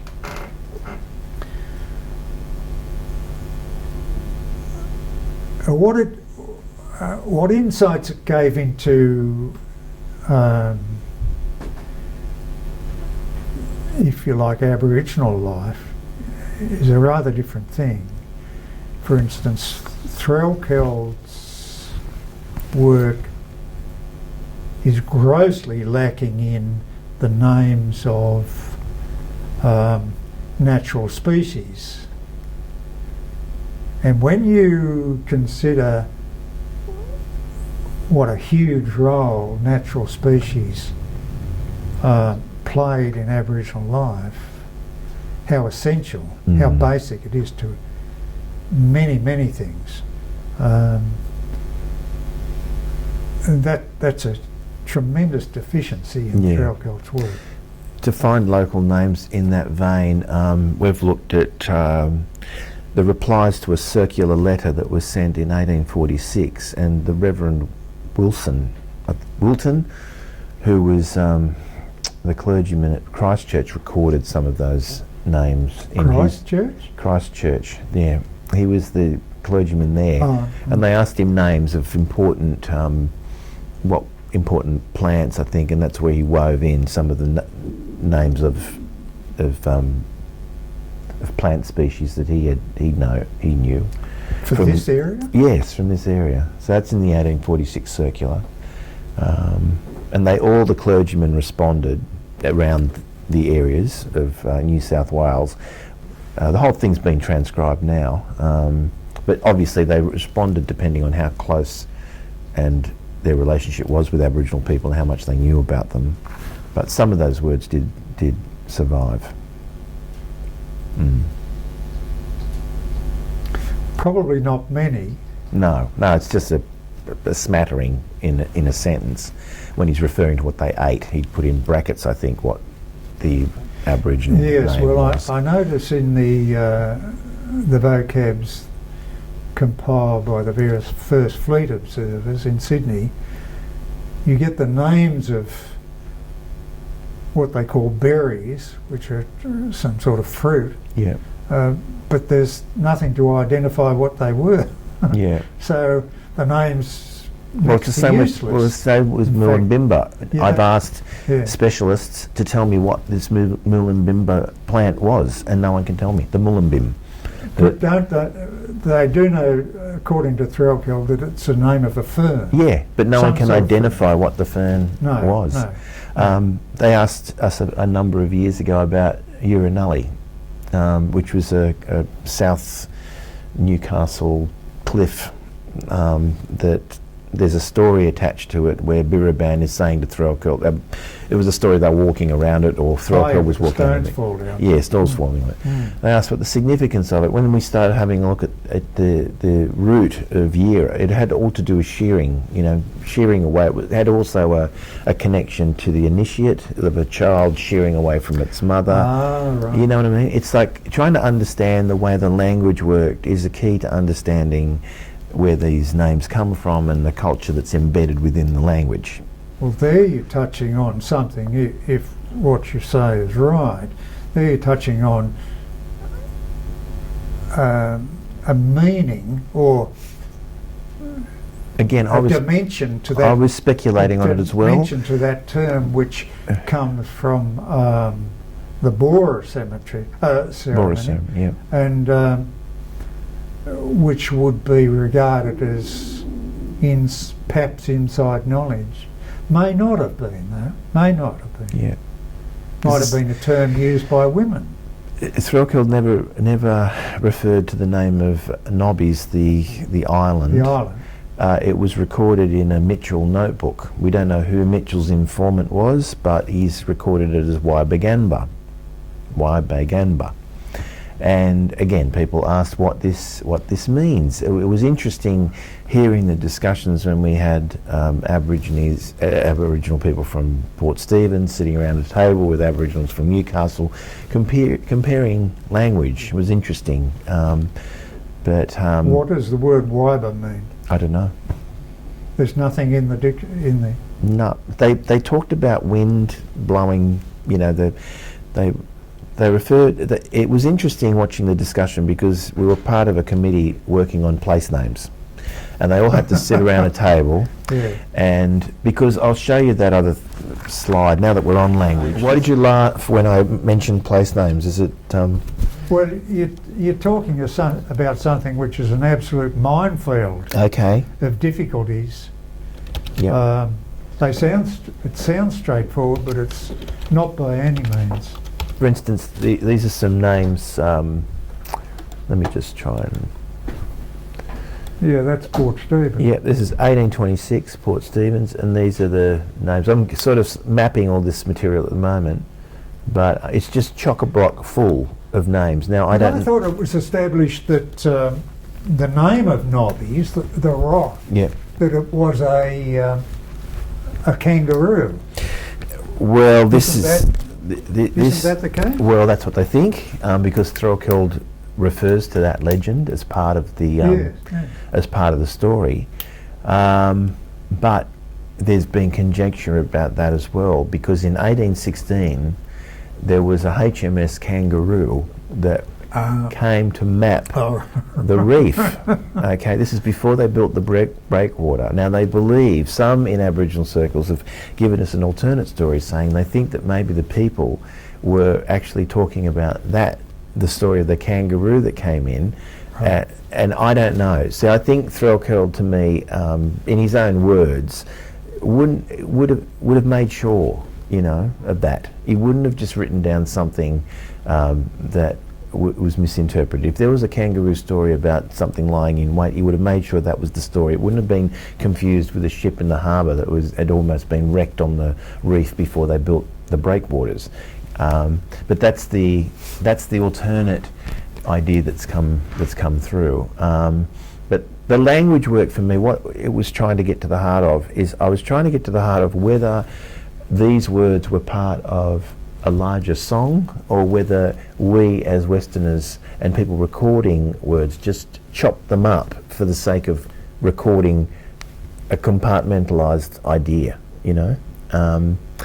And the sense I got that day when we were analysing this word was that it was more of a phrase. So if they were going to describe something, when someone's pointed to them and said, "What's that called?" it would be part of a phrase or a part of a description. You know, it wouldn't be just one word saying, "You're Ian Sim." It would be man who dresses in green with white shirt, you know, with glasses or something like that. It'd be much more of a descriptive phrase. Now that's what I got as an understanding of how these languages worked. I mean, I'm interested in what you've learnt looking at Aboriginal languages. Well, you're asking specifically about place names. Yeah.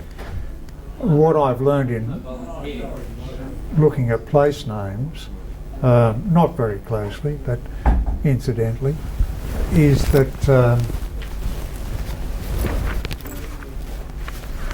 there was a tremendous variety in place names. When you said it was a minefield, just sorry, I missed why.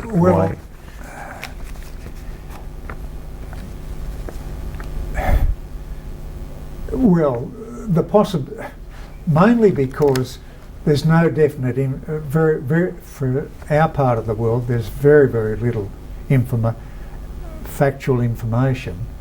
And secondly, there's all sorts of possibilities you find in place names, in the structures of place names that can lead you to, you know, different conclusions. But the greatest difficulty is that is the fact that I guess because of their intimate relationship with the landscape, Aboriginal people had a multiplicity of place names, so that two spots quite close to each other can have different place names. Well, that's what we find on this map of Port Stephens. Yes, but even more so. More so than that? Oh, yes. Okay. Yes.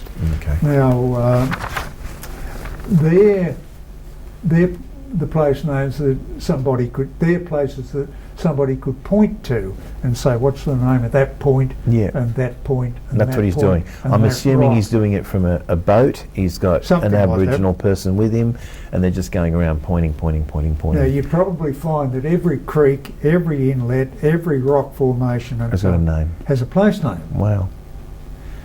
Now, so that when you point to knobbies, you could get 100 answers, all of it which would be valid unless you were more specific. Okay.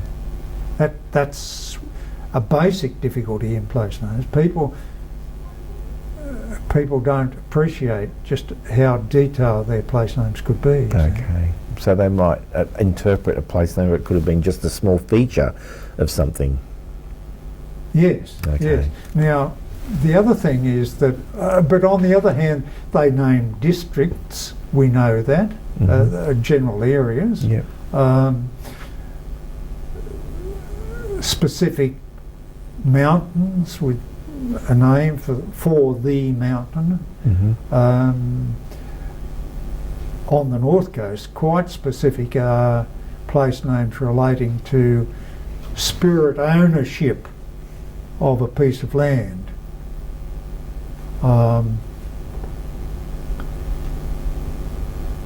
And what's that mean, spirit ownership of it? Is it a sacred place, or have I asked you? Well, it depends how you look at it.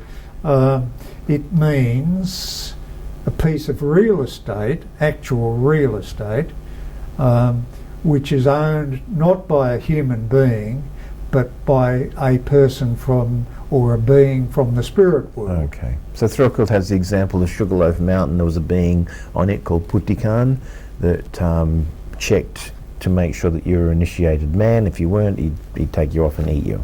Now, that might have translated to a specific area on the mountain being owned by that Being. spirit, which meant that you couldn't own it. Human beings couldn't own that piece of land because it was already taken by a spirit. Okay. Or And he what you- might have been a roving spirit who didn't, but most of them had a home. Yeah. So there's a lot. I mean, this idea of the use of the word owned. I mean, the general idea is that the land owns me, not the other way around. Oh. What are you saying to that? Is you saying that they took possession of places as well? Or as far as I can be aware, everywhere was owned by either a human being or a non-human being. Okay. And But mind you, in the order of things, the non-human beings areas were much smaller and fewer okay. than the human beings Yeah. pieces. And what obligations did the human beings have to that land? To which? To which land? Their To own which land? Yes, to their own land. They had the same obligations as you have to your home. Okay. Look after it.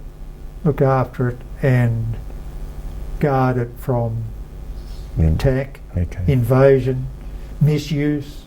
And are you talking about an individual person or Families. families? Male.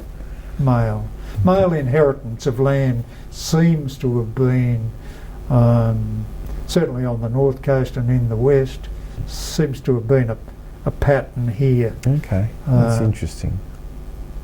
In this part of the world, which is all I'm really familiar with. I don't know about other parts. So of the when country. Throckhill is referring to various tribes around Currumbong, or the Sugarloaf tribe, or the Ash Island tribe, he's talking about language groups or family groups? Family groups. Family groups. Okay. Or extended family groups. Yeah. Yeah. Okay, so with your language studies, you did do you want to speak a bit further about your work in language and? Well, I'm sure what you would like to hear. Well, just what are your impressions on what you learnt? Did you find it rewarding? Did you find it limited?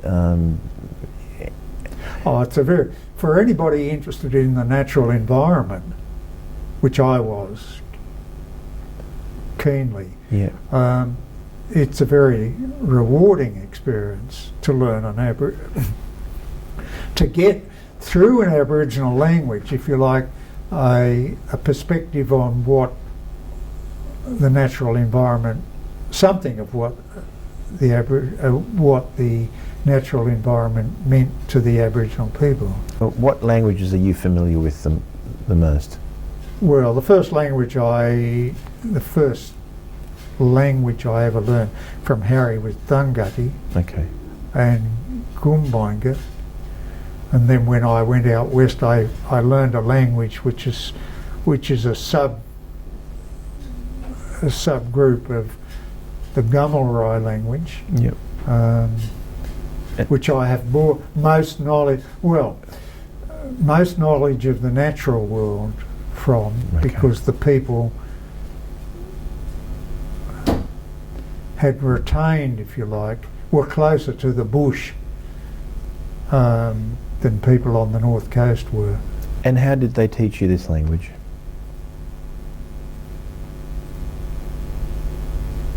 I mean, was it similar to Through how? a process of questions and answers Okay. and attempts on my part,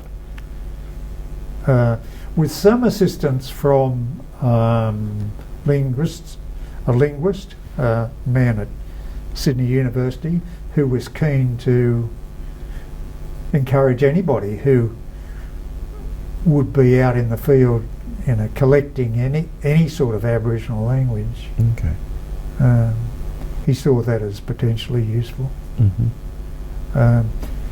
Gave me some sort of basic, I won't sort of training, but guidance in Aboriginal languages and the pitfalls that you can fall into. Yeah. And what would they be? One is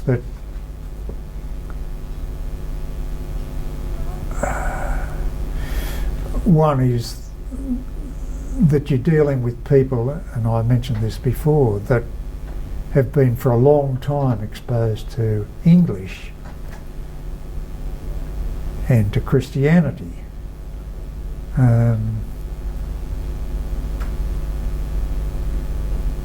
It's not possible to see,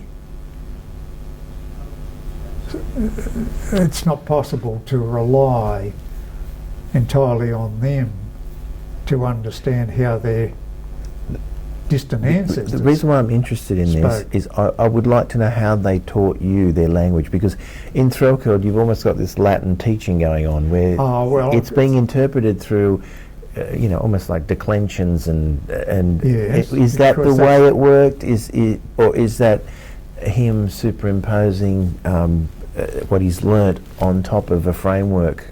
Well, I think to help you to understand what the dative is and what the accusative is, and I think that's. Did they exist, those terms? In the case of Threlkeld, that's the way he was. That's his training. Okay. In my case, I didn't have that training as a linguist. You learned from asking. The names of things are fairly straightforward. All you need is a good memory. Yeah. Once you've mastered the sounds, the basic sounds, and that's not, in Eastern Australia, that's not all that difficult.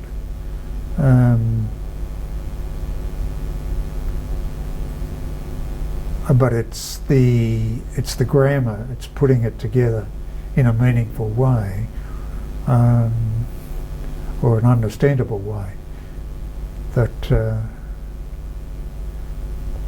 is the thing that's full of difficulties. Okay. And you run into people's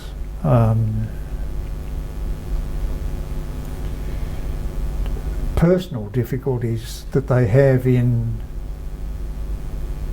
using their language, in motivation to use language. You're asking people to, as Harry Buchanan said, dig up the bones of the dead, and they're quite conscious of this. I found that these old people were quietly very proud of the fact that they could fluently speak their language and express themselves in their language, but English was so universal that they were always conscious that it was, I won't say a waste of time, but it was how shall I put it? It was no longer a natural process as it had been for their ancestors. Right. If you understand what I mean. Yes, I do. Yeah. They were very complicated, actually, the psychology of that. So the best you could do is to ask questions and push them as far as you could. Yeah. To correct you, if you like, if you wanted to get it right. For instance, but their patience wasn't endless, not by any means. Yeah, because the challenge I have, I mean, with the work that we do, we have a look at these ancient bits of paper with words on them. We can now share them. We share this information with wider communities and say, look, these are the Aboriginal place names of Port Stephens that were recorded in 1826. These were. Now, you put them out into the communities, you get a great silence come back because no one knows to my knowledge, what they are. Or nobody is interested? Perhaps. But it's I always... suspect a lot of, if you talk about Aboriginal people, Yeah, they're not interested. that they're not interested. Okay. Why would they be? I mean, their father and their grandfather always knew that point over there as, you know, Big Rock Point. Yeah. Why In English, would why have come along with an Aboriginal word and Yeah. apply? So Now, in a way, I'm digging up the bones of the dead as well by putting these things out there. well, I was deliberately quoting Harry Yeah. Buchanan, who was Yeah. an Aboriginal. But that's how they perceive person. this work. Now, Well, that's how Harry would perceive it anyway. Or it's an interesting question of why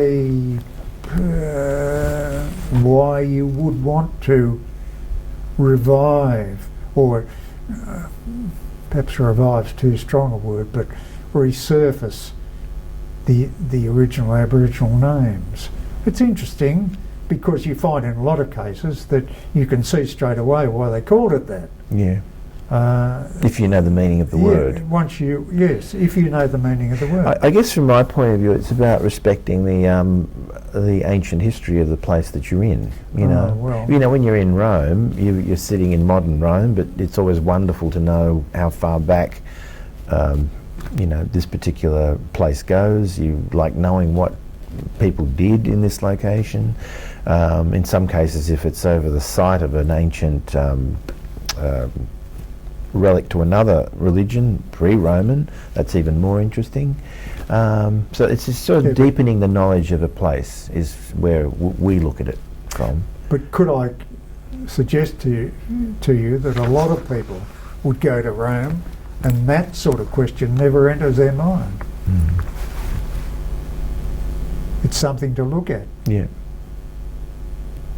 Who cares what happened here before? Mm. I mean, you know, Well, when you say that, why were you interested in oh, it? You know, if you're telling me that no one's interested in it, well, what made you no, crawl I'm through not the saying bush? that no one's interested. Yeah. What made you study this language? What made you compile a work? You did the three languages that you mentioned. What did you spend most? You documented how many of these? All three, or just? Yeah, but we published the Western one. Okay. Yeah. So that was the last one that you said was the most rewarding. Yes, in that I continued to have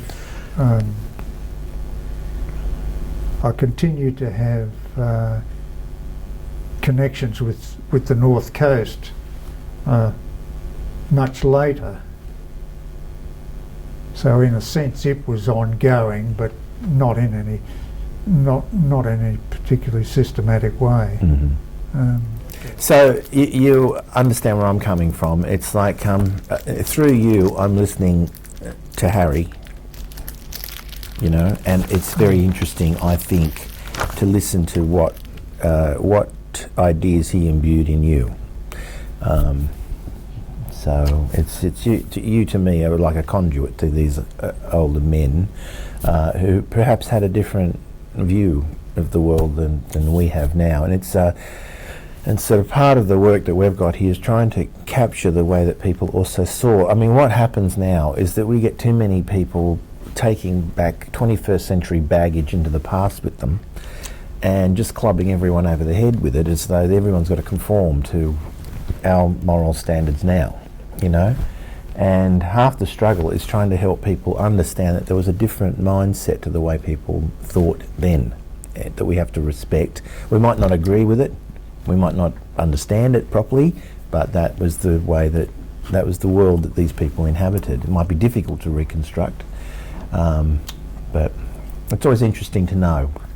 I was interested to know how he spoke to you, how he taught you, the context of how this occurred, and what parts of that knowledge do you think are important for people to remember?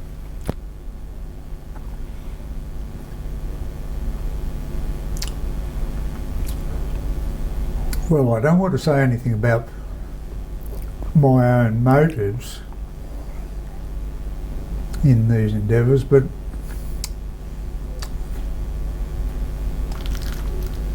in all cases it was an evolutionary sort of situation.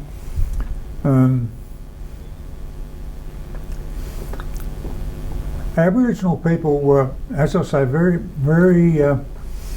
sensitive to what they saw as potential in young people, and they were anxious to sort of foster that. With those old people, once they were persuaded that you were genuinely interested in those old things, or that you were interested for some personal reason, then they would open up and start to tell you about them.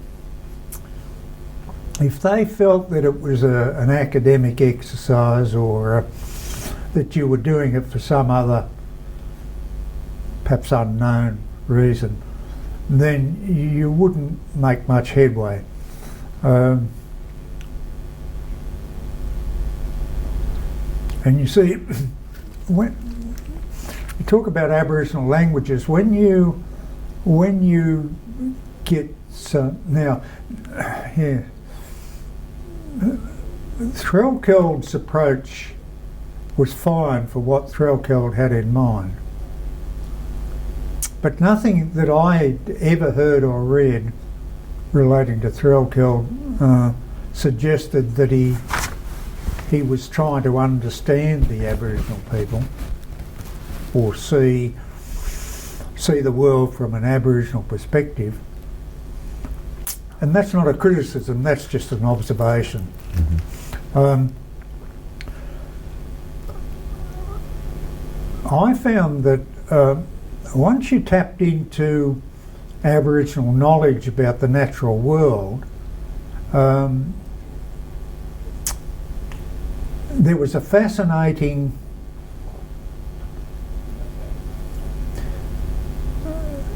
there were fascinating connections between the language,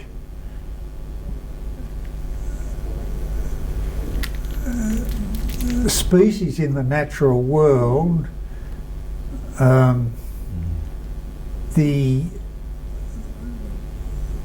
religious world, if you like, the non-material world, the spiritual world, the world of spirits, or yeah, and the world of human belief, what you could label as religious. So were those worlds close? Because how I try to describe the Aboriginal, we deal in a linear, as Europeans, in a linear sort of time. So Julius Caesar is down that timeline far, far away from us, depending on how many increments. The way I describe Aboriginal understanding is that the spiritual world is very close to them. Is that well? Is that one of the four basic tenets of Aboriginal belief is the parallel universe of the spirit world, which is not just very close to them, but is just here, yeah, at the same time, inhabited by spirit people, spirit non-people. So getting back to what Greg was bringing up about wrongdoing, did they see that when someone acted improperly in the physical world, then that had ramifications in the spiritual world? Everything might didn't mix. Might have. Okay. Might have. That's what made it horrendous. An effect. There was no real. There's no barrier between the spirit world and our material world. Yeah. The interaction between spirits, whether they be spirits of one sort or spirits of another sort, and people is quite common. Mm-hmm. And in the case of the doctor, a big part of the doctor's training is in familiarising himself with communication with people in the spirit world.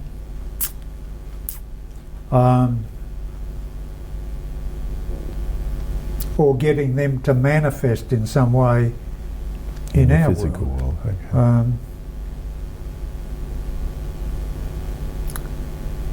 And as I said, that's one of the 4 foundation stones of Aboriginal culture.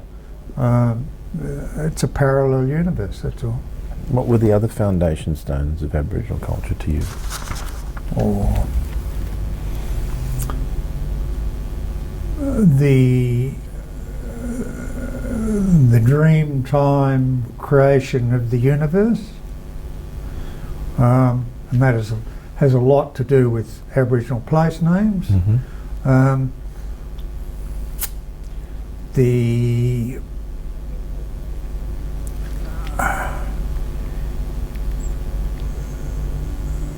The classificatory relationship system which operates across human beings and other things, Mm-hmm. but between and across, and the thing that we alluded to before when we were talking about the role of the pair, of the husband, the human life cycle, the spirit incarnation, going back to the spirit world And back again. yeah, Okay. that's basic in a basic feature of Aboriginal culture, and I think on those 4 foundations you can construct most of A cosmology around a pretty fair picture of Aboriginal culture, Experience, what it's all yeah. about. So, in regards to these sites that you documented, how did those sites relate to the spirit world? How did the sites? Yeah. So, if you went to an engraving site, did they have anything to do with these aspects of culture, or what's your perception of what these places were?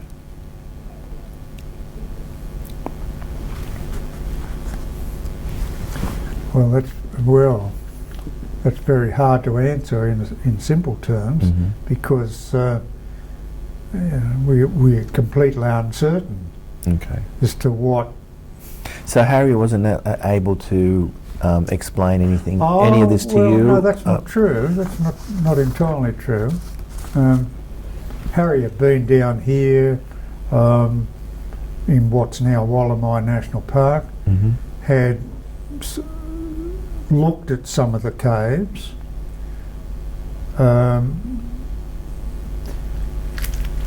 He passed on the simple information, which isn't not. It's hardly news that the hands were simply the signatures of men or people who had been there. Okay. For one reason. So it's like a visitor's register Yes, or something that's like right, that. that's right. Okay. Okay. Sometimes we get lines drawn in some caves that Brian Yeah, took us he to. What are didn't- those he- like a he census did, No, tool? he didn't attempt to Explain those. explain those, Mm. and he didn't. He's got similar sorts of art in the Nimboid area, but in actual fact, that's out of his. That's away from his. If you like, his inherited patch of authority when he married over into the Bellingen side, that's quite that'll be quite a localised. Was there any fear in him in going into these places, or do you ever feel uncomfortable about any of that? Or No, but he was very respectful. Okay. And how was that respect displayed? Only in the usual way that you don't interfere with anything. Yep. His sons wouldn't go near any of those painted sites. Okay. Mainly because their father had said you mustn't go there. Okay. But he could go there as an initiated man. Okay. He could go there carrying a sort of shield of authority that he had. So are you talking about a metaphor? Go there. Are you talking about a metaphorical shield or an actual? Well, no, shield? metaphorical, yeah. But that didn't mean that he'd lightly go there. Did you go there with him, or is these stories he told you about? No, the stories he told me about about having visited caves in this part of the world. Yeah. But on the north coast, he took us to and showed us, because he was authorised to do that, places that would once have only been accessible to either initiated men or initiates, people going through. But he also, I know for a fact, he also avoided going to certain places. For instance, where he lived at Yellow Rock, at a distance of about a kilometre away, there was a traditional Boer situation with marked trees and 2 circles and so on. And he lived there all his life, for a large part of his life. He never went there. He'd never been there. Okay. They belonged to his wife's people, Yeah. but he wasn't authorised to go. Okay. And that was only a kilometre away. Said he'd never been up there. And those sites were still being used or not used anymore? Or? No, it's on record though as to when they were last used. They were used by the Yellow Rock people, who were moved out in about 1940 something. Okay. So there were no longer any Aboriginal people Do there. we know what's happened to the site today, or is it protected The site in any way? was, the 2 trees were cut down and taken away by a local curio seeker. 2 trees. Yeah, and they possibly still exist somewhere, according to the local speculation. Usually there are more than 2 trees though at these sites. No, just 2. No. These trees. Well, there were. There was at least 1 big tree at the site. These 2 trees were what they call warning signs, where trees are marked To stop people from going there. to stop people, to prevent people. They're usually on top of a ridge or something that provides a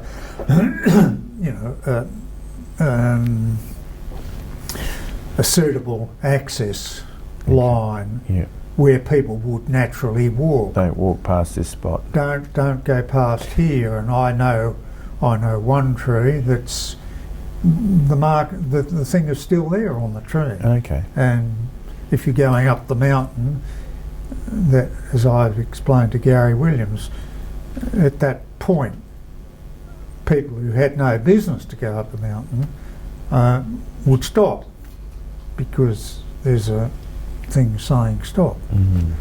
go back, you were going the wrong way, Yeah. sort of thing. Were Nothing there any unusual. features to these sorts of trees? What's that? Were there any distinctive features to these sorts of trees? I mean, what made them different to other dendroglyphs? Oh, well, the patterns, I suppose, Okay. or the pattern. They'd be marked in a different way to. Well, no, I can't say that. I'm not sure about the trees, these so-called warning trees, because I've never seen. So I've heard of burial trees. I've heard Yes, of yes, yeah. borer trees. Yeah, I haven't heard yeah. warning trees though. No, you wouldn't. Ah, okay. It's just trees by themselves Yeah. in a prominent spot. Okay. And you said that in the borer itself, were there only 2 trees usually? Well, no. Because I've seen- Well, originally I gather there were more. there were commonly several trees marked. There was only one tree left that I saw on that ground because I went there. He told me where to go Yeah. because it was no crime for me. Well, there was nobody around. There were no Aboriginal people To to do pass anything. judgment on anything. Okay. Um, So that would be his attitude for people going and visiting these sites today. So, well, there's nothing to see now because, in fact, a white man bought the property and without knowing that this borer ground was on it, Just bulldozed everything. he got the dozers in to clean up the whole place and they just swept everything away. Yeah. I believe he was absolutely aghast when He the found locals told him that what he'd done. what you've done, because at the public site there were 2 circles. So tell me, how did this work? I mean, the public site, 2 circles, the It borer was like a ground. circus. Okay. It was an entertainment Yeah. prior to the serious business but of you see that- taking the boys away. But you see a larger circle and a smaller circle connected. No. No? These were just 2 circles together. 2 circles together. Yeah. Okay. And that's the public site? That's the public site. And the private site? And the private site's about half a kilometre away, Yep. I would say, in a quite And that's where different the sort tree. of That's spot. where the trees are. No, there's No. nothing. Nothing Now, there. whether there was ever a tree, whether there were ever trees there, I don't know, because the site itself, the ring is gone. Yeah. There is a tree which I was told. Threlkeld used the term porong or something for the ring. Is that something that you know the name of? What the ring was actually called?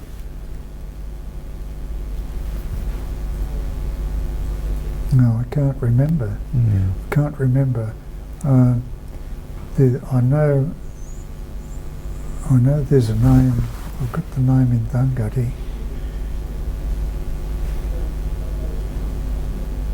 But it also just means a circle. Okay. See, these places would have a place name. Each spot would have a place name. Yeah. You see, Yeah. which may not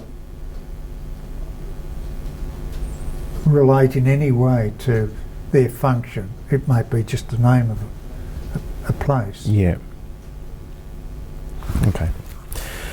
All right. Let's have a look at some questions. What does Threlkeld say? Does Threlkeld He say- describes- Does he well, he talk des- about this, the initiation ring? Yeah. Well, before he describes a ritual that occurred to create to produce the bone that the tooth avulsion would later be done. No. So there was a ceremony just for bringing it out, and he described it as a performance. So they're all around this porong ring, and in comes the sorcerer or the clever man, and there's this display of it's almost like magical art in pulling out this bone, and that's the bone that they're going to use for the ceremony of tooth avulsion.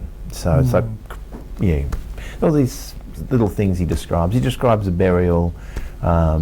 He describes what was going on before it in terms of the So it doesn't actually say that's, well, yes. Okay. See, when you spoke before about Throcker wasn't interested in, I mean, I got a lot of interesting information about, I mean, he was recording what they were doing. Yes, he had the function of convincing them to come into the Christian faith, and that was what all the linguistic work was about.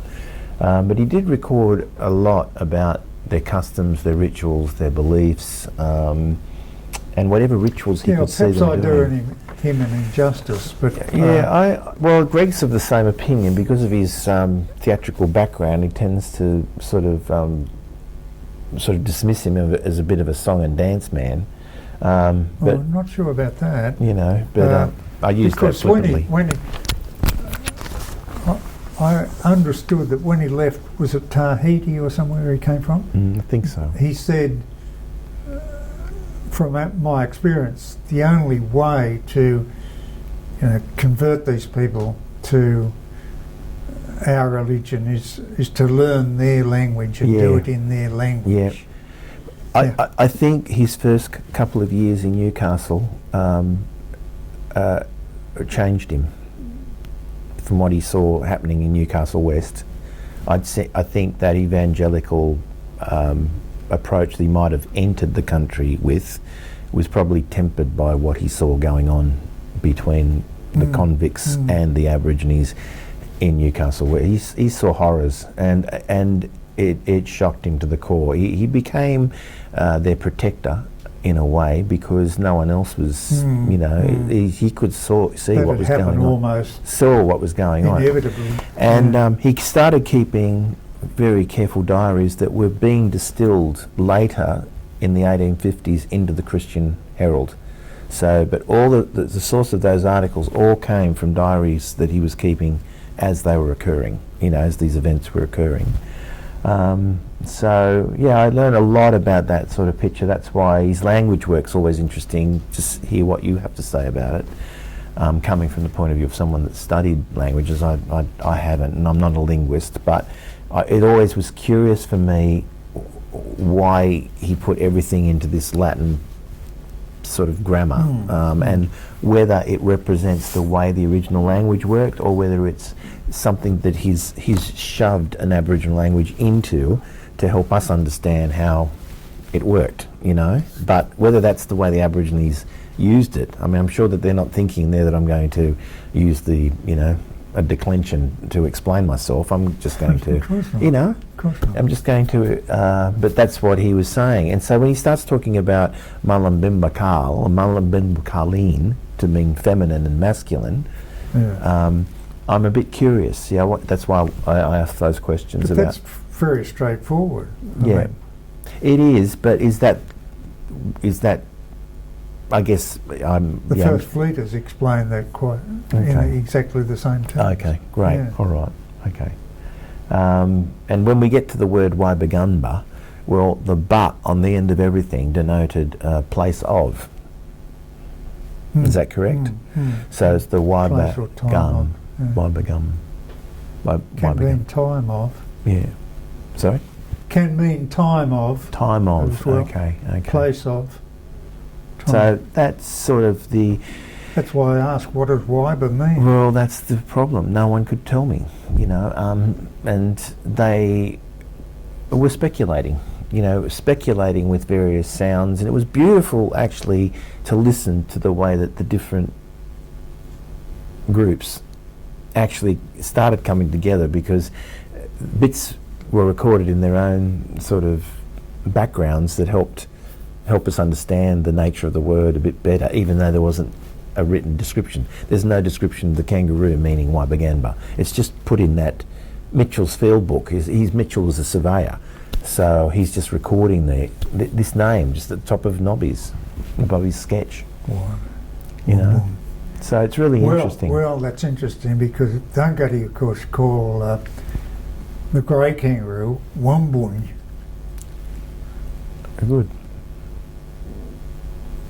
Good, because to the edge of the sketch in a place that was named Big Ben, which is a reef that becomes visible at low tide. He's written Goran, which means rough place. Yeah, right. Rough. And you can see it at the side of the sketch. So you say, okay, so he's obviously listening to someone who's telling But him. of course, there you get one of the other difficulties straight away. Quite possibly. Whereas Ganba. Gunba, yeah. Gunba. Waibenga. Waiba. Doesn't sound quite right. Waibenga sounds entirely authentic. Gurren could simply be a man referring to what's happening. Okay. That's What do just you call rough. that? Oh, okay. That's a rough looking place there. Okay. Okay. That's very common, you see. Yeah. What do you call that? Hard to know. I call that Yengo, Yeah. which means a mountain. Yeah. And not stepping off place or anything like that that's come to, that people have come to. No, that's just fantasy. Yeah. Yeah. Harmless fantasy, but Yeah. I think harmless. Well, this is the difficulty I've got now is that But it's not we've got to navigate. Yeah. See, from my perspective, I deal in English records, and so everything has. I know if someone's come up with something, I track back through a paper trail of some description to find out where these ideas come from. With Aboriginal knowledge, some of that's been recorded by whites in varying degrees depending on how close their relationship were with Aboriginal people, from the list creators to people who lived with them a bit more substantially and checked their information a bit more carefully. So you have to know what you're dealing with from these accounts. To the case of Tiddlink, things that just come out of the blue, which you don't know where they're coming from. People say to you they're traditional Aboriginal stories. I go, well, I haven't heard of that one. Okay, what's your source? And then they keep going back and back and back. Then you've got Brian in the room who said, I was there with the guy who named it. So all of a sudden that whole sort of structure of this is something sacred or to us, some's crashing down. And there's a crisis of credibility with people, which I don't want to have happen across all of Aboriginal, work. These mistakes do happen. I mean, they happen again during the 1930s when it's customary for people to retrofit Aboriginal place names to places. It happened with Tirakiba, where it became the fashion to find an Aboriginal word, in the case, this place of fire, to attach to the post office that was near the BHP, which was a place of fire. So what happens is the next few generations come through going, oh, wasn't it a coincidence? The ancient Aboriginal people somehow predicted that, it was great. We were going to build a factory site, so did they.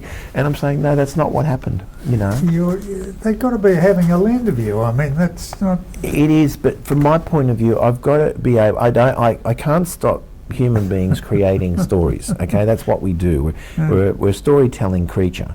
But all I can do is help provide the sources of where this material is coming from. And that's why speaking to you, even though we've dealt a lot with Harry this morning, has been trying to create some sort of link with the way people once saw this world, because we're very much in a speculative world. And as you can see with Gary and Greg, they've been growing up with people that have given them theories that have now become gospel fact.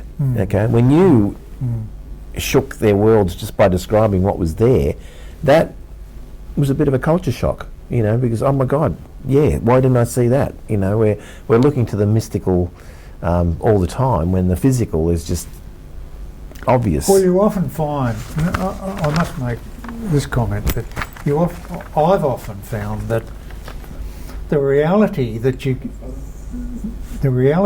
get from, I got from these old men, provides, in lots of cases, absolutely simple and straightforward and commonplace and everyday answers Yeah. to all sorts of things Yep. around which white people seem to have reared whole structures of Yes. I'll give you a classic example of this, and this is an Italian example with the Etruscans and the prediction from livers. Okay, now it's come to pass, this is some sort of magical practice of analysing the livers and entrails to the point where they've actually got a map of, you know, what each part of the liver signifies.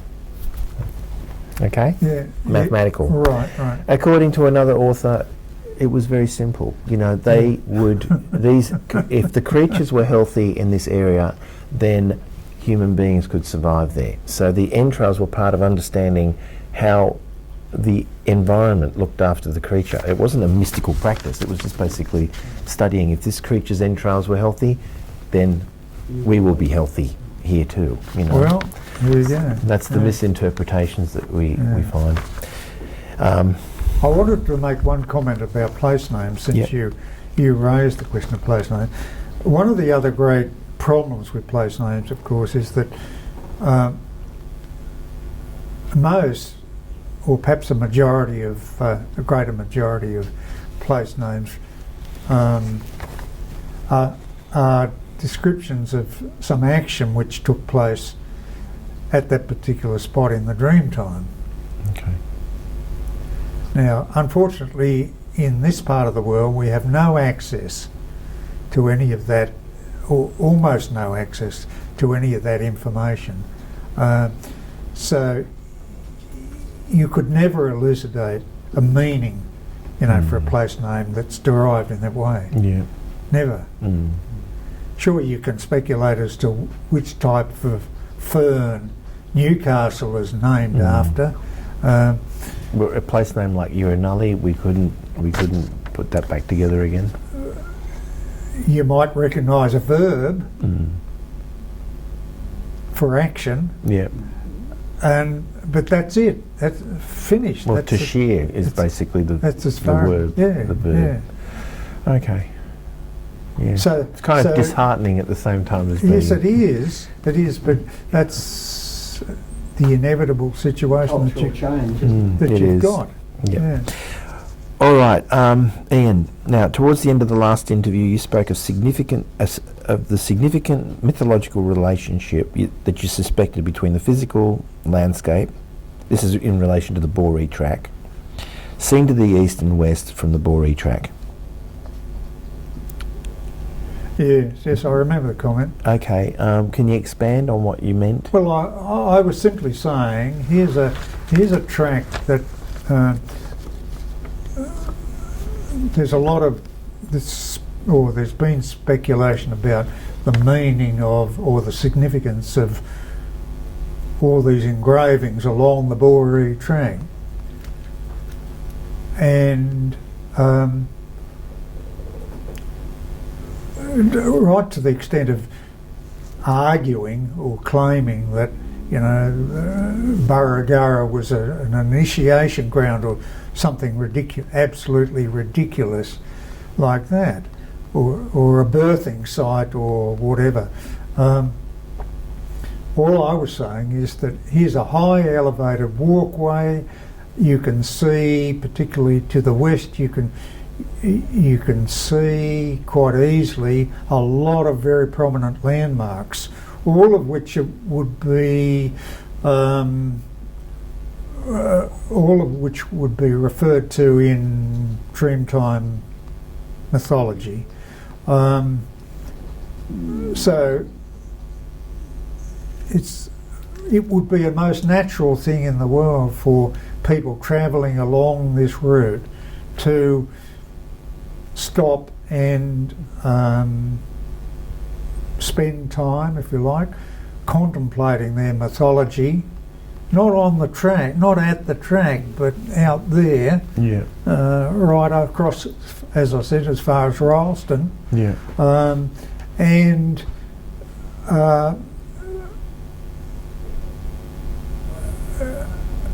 and that might well have been the basis for a lot of the engravings that you see. That's all I was saying. Okay. But we'll never have a chance of reconstructing. No, you've got no information to go on. Yeah. Well, it's speculation on my part. Yeah. But on the part of other people, including ... informants for me, claiming this, that and the other, it's all just... I mean, one of the things you learn quite early from Aboriginal people is to look at the land, look at the landscape. And if you've got insights into what various, or how features of the landscape are related or were related in terms of mythology, then you can sort of read the landscape in ways which, you know, the ordinary white person just can't do. But you've got to look around. But having said that, you've really got to be informed when you look around. Otherwise, you don't know what you're looking at. Yeah. You don't know the significance of what you're looking at. Yeah. Okay, so again, okay, this is related. I guess this is what you've been trying to explain, because you said that when we were talking about Burragurra, Finchley and the Frying Pan Creek engraving sites, that they were part of a system, most likely completed in the context of contemplation. So that's what you're referring to when they're seeing these sites. Well, that's a theory on my part, if you like. Yeah.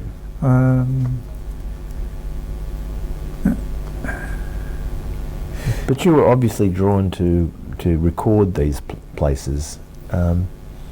What drew you to do that?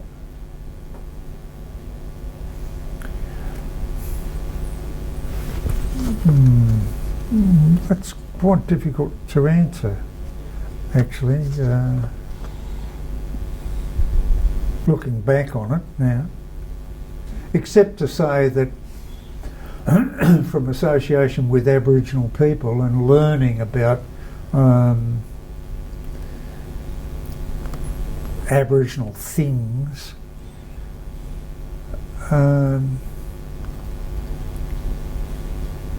I guess I was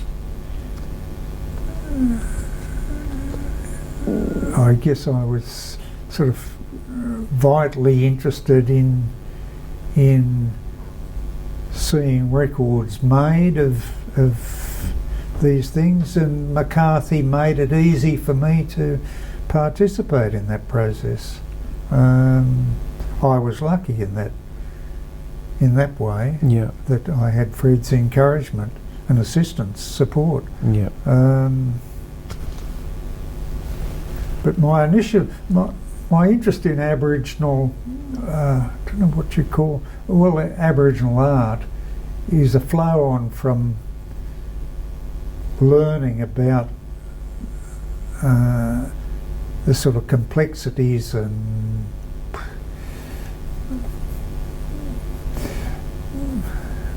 coverage and extent of sort of Aboriginal, how shall I put it?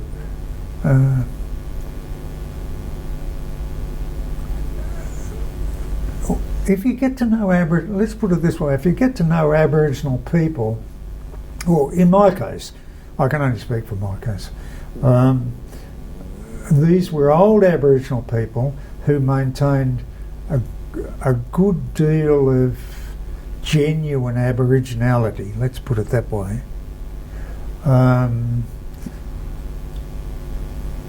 And in the case of Willie Willis and Harry Kelly, not only did they know about the Aboriginal society and its functioning, but they knew a lot about the sort of the secret men's business, if you like. and that much of it that I saw from them led me to continue to have a vital interest in things like Aboriginal art. Now Gary has talked about how interesting the art is in itself, but my interest has been somewhat different.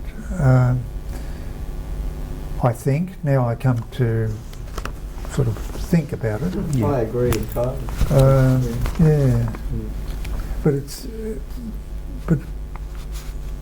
it's very difficult for me to describe exactly what that is. In fact, even to myself. That's okay. Yes. In the course, it might come back, and you might be able to describe it a little better. Well, perhaps. If it's not artistic, then is it just trying to understand a bit more about the world that Harry introduced you to, or? I'd like to add a little comment, which is,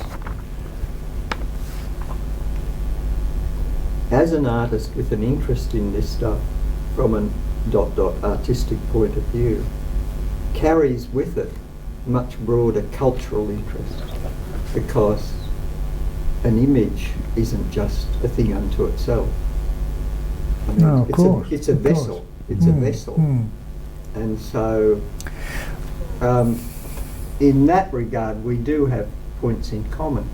It's just that your knowledge is so much more extensive than mine of that potential message that might be within that vessel, if that makes sense. So, yes, I attend to, if you like, the aesthetic dimension to a large extent, the form that the thing takes, but the actual content, which is what I feel you're talking about, and about which you have so much more knowledge,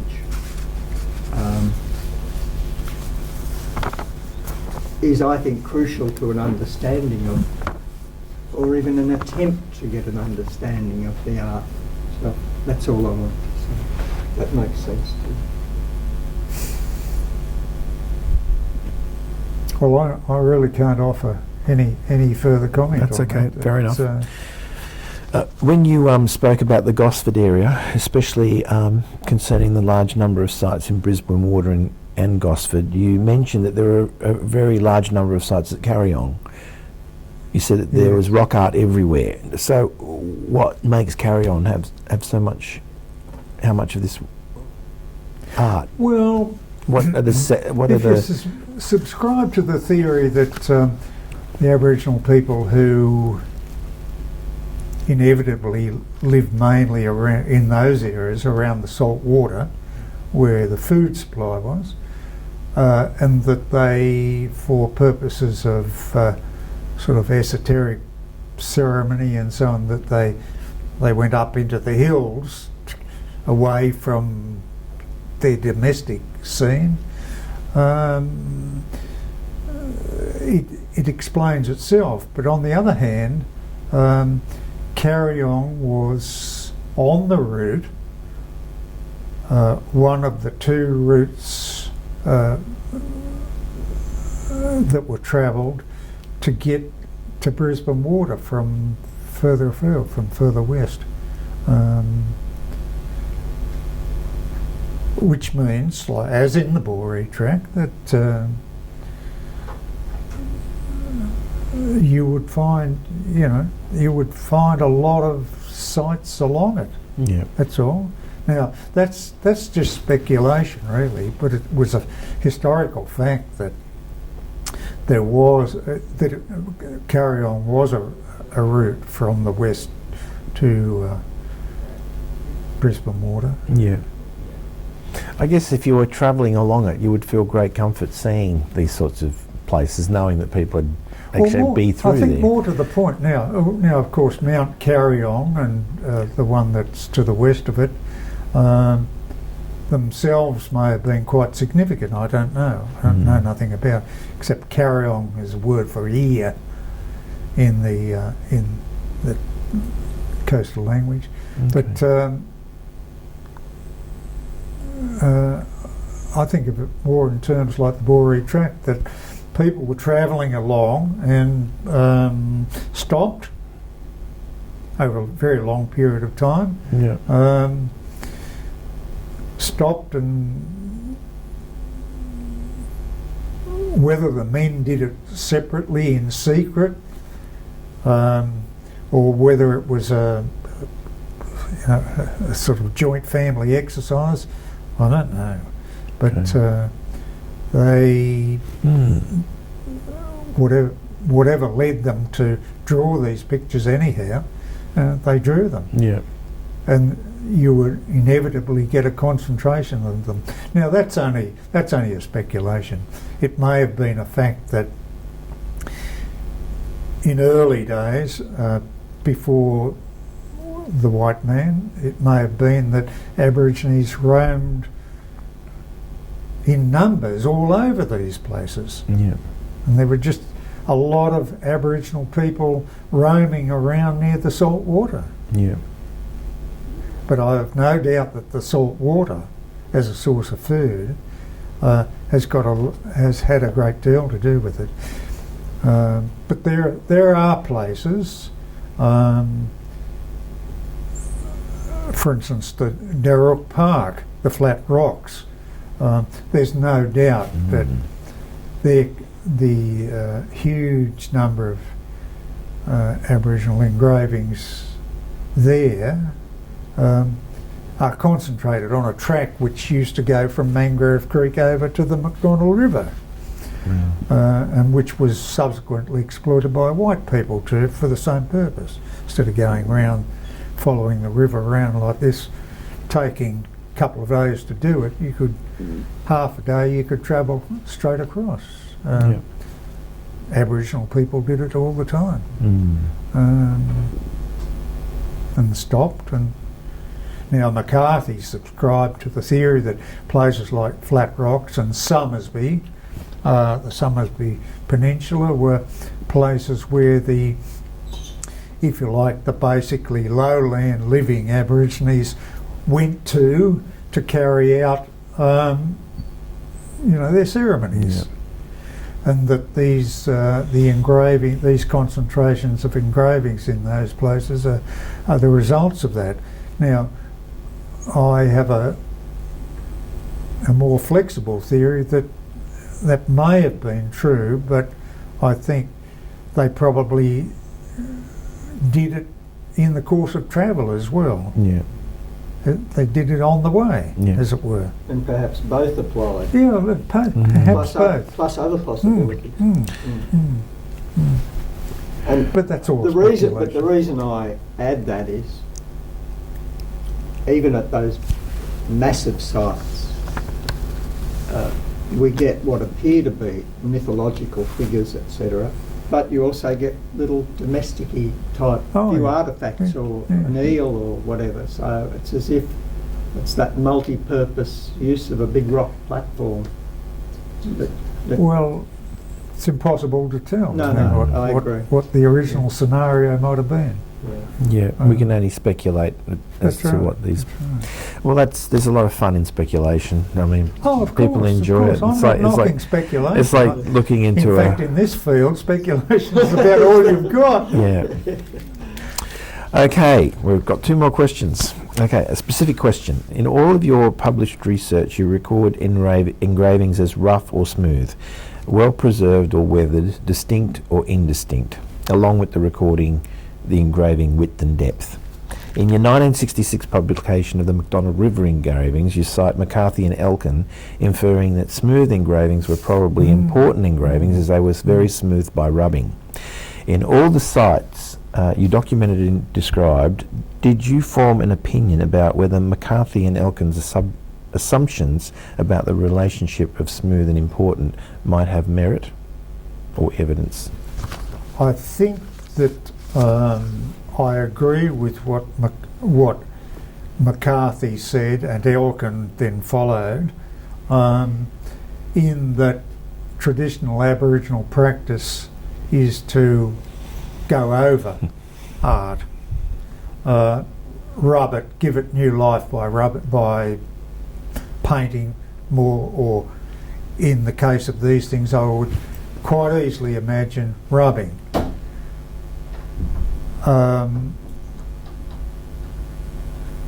But, as I pointed out in the McDonald publication, almost none of all the figures I recorded in the McDonald area showed any signs of having been gone over. Almost none. I can't remember, with the exception of the bird tracks, which I think are made in probably in a different way anyhow, as simple grooves. None of the figures showed any evidence of having been retraced, which, according to their theory, would suggest that none of this art was of any particular significance to the Aboriginal people. Or in current practice, anyone actually That's doing right. anything Now- with the site. Now, you might then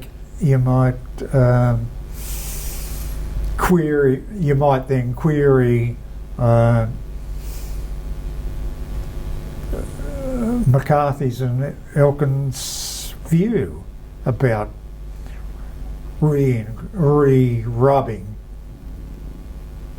But in the McDonald River country, it's quite interesting that there are cave art sites where there's extensive processes of re-rubbing over the originals has gone on. Yep. So that's consistent with what's known throughout the rest of Australia about the way in which they sort of reapproach these art objects, images. But in the case of the McDonald, there were almost none. Okay. They look as though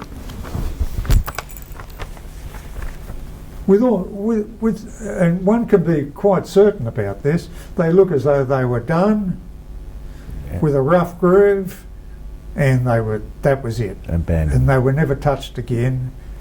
That doesn't mean they weren't regarded again, or even that they weren't used again. I mean, you could rub ochre to highlight them if you wanted to, without affecting the grooves much. But I'll add, can I add? but they haven't been. They've not been rubbed to the extent of smoothing down all the rough edges. Yeah. The only qualification I would put to that is, since we don't know enough about the weathering rate or even just the influence that minor rubbing could have on a groove, given its possible age compared to another image, I personally don't rule out the prospect that some images may have been rubbed, but delicately. And as you said, they look as if. Equally, you could say there are a few. I can think of quite a few where you could say they look as if they might have been softly retouched. Oh well, let me put it in context. I was talking there about that particular set of figures that were published in the McDonald monograph, and yes, I've seen plenty of sites where they have obviously been gone over until there's a quite smooth and in fact quite wide groove in some. I told you 100 millimetres. Yeah, that's huge. Which is massive, Yeah, particularly in relation to the size of the figure. yeah. Ridiculous, but it's there, and it's obviously been done by re-rubbing, but not in the case of the McDonald River series. Okay. And I'd be happy to be proven wrong there. Oh, I'm not. No, I'm I'm not just being saying. argumentative. Because we touched on the age of these things last Yeah, time, and you didn't yeah. reckon that they were very old at all. Well, I can't see how they can be Mm. ancient Yeah. in that sense. So they're just a matter of 100 years as opposed to thousands. But again, we don't know, because since the weathering is a factor, an image that we might say, well, it could be 1,000 years old, we're only looking at the layer of rock that's there. I mean, it could be 10,000, the original. No, we're not looking at the original layer of rock. We're looking at God knows what. It's a bit like with the cave art where Alan Watchman's microsampling is showing that rather than a lot of cave art fading, it's actually been covered in dust. Okay. Now, Yes, you mentioned that before. now that is a revelation in terms of cave art, and very few people are even aware of it. Watchman has published stuff on it, but my point is, if you use that as a corollary back to engravings, we're in the same bind. We just don't know. No, I think that's true. And a significant factor, of course, is that sandstone varies tremendously. Even on the same platform. Well, it can, yes. And the physical circumstances of the engraving, that's whether it's on a flat surface or an inclined surface or so on, makes a real difference to the effect of, say, rain on the engraving. But sure, so we don't know. Yeah. But as a generalisation, sandstone is a very soft rock which does erode at a quite significant rate. And as I said before, I've seen engravings which Campbell recorded in 1890, and by 1960 they were gone, completely gone, Okay. not a trace of them. Okay. Now, that's not to say that some of them will possibly last 1,000 years, because I've seen engravings that probably will. Yep. But Can I I've ask- also seen engravings or images recorded by Luff where, by virtue of the nighttime method, that where you couldn't actually see any groove in normal daylight. And what he was recording was such a shallow depression of worn out groove that I used to have arguments with Luff about whether it was legitimate to take that as a figure because there was no groove left. Yeah. But he said, but there used to be a groove Yeah. 1,000 years ago, but it's now a dish. Yeah. It's not a groove anymore. Yeah. So all I'm saying is that, or all I said there was that in the case of the McDonald stuff, Didn't appear. I can't think of a single figure apart from those engraved tracks, I can like only the emu tracks. I can only, having re-recorded it, I can only think of one site. No, there are a few, but that site I mentioned on the way up that has the tiny figure, Yes. to the western end of that series of engravings, the most western, there's a very faded, rounded, soft image, a figure, with what's hard to discern beneath it. So there I was 10 years plus after you had recorded it.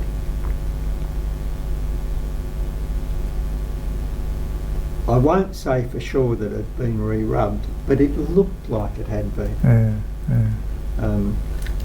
When you go just a little further south on the Boree to that stockyard area with the three figures, with the echidna, that smaller figure there are parts of its contour from tracing it that are very soft compared to other areas. But again, as you say, it might be just the deposit of the sandstone itself and where the rain fell softens one area. There are a lot of variables in that. Yeah, and we will, we just don't know.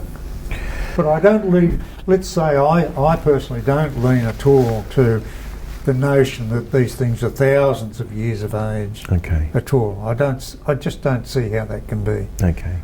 Not the ones that are visible. I'm not saying the practice hasn't existed for since the year dot. Yeah. But The ones that we're seeing now that's right, can't that's be right. ancient. That's my belief. Okay. Okay.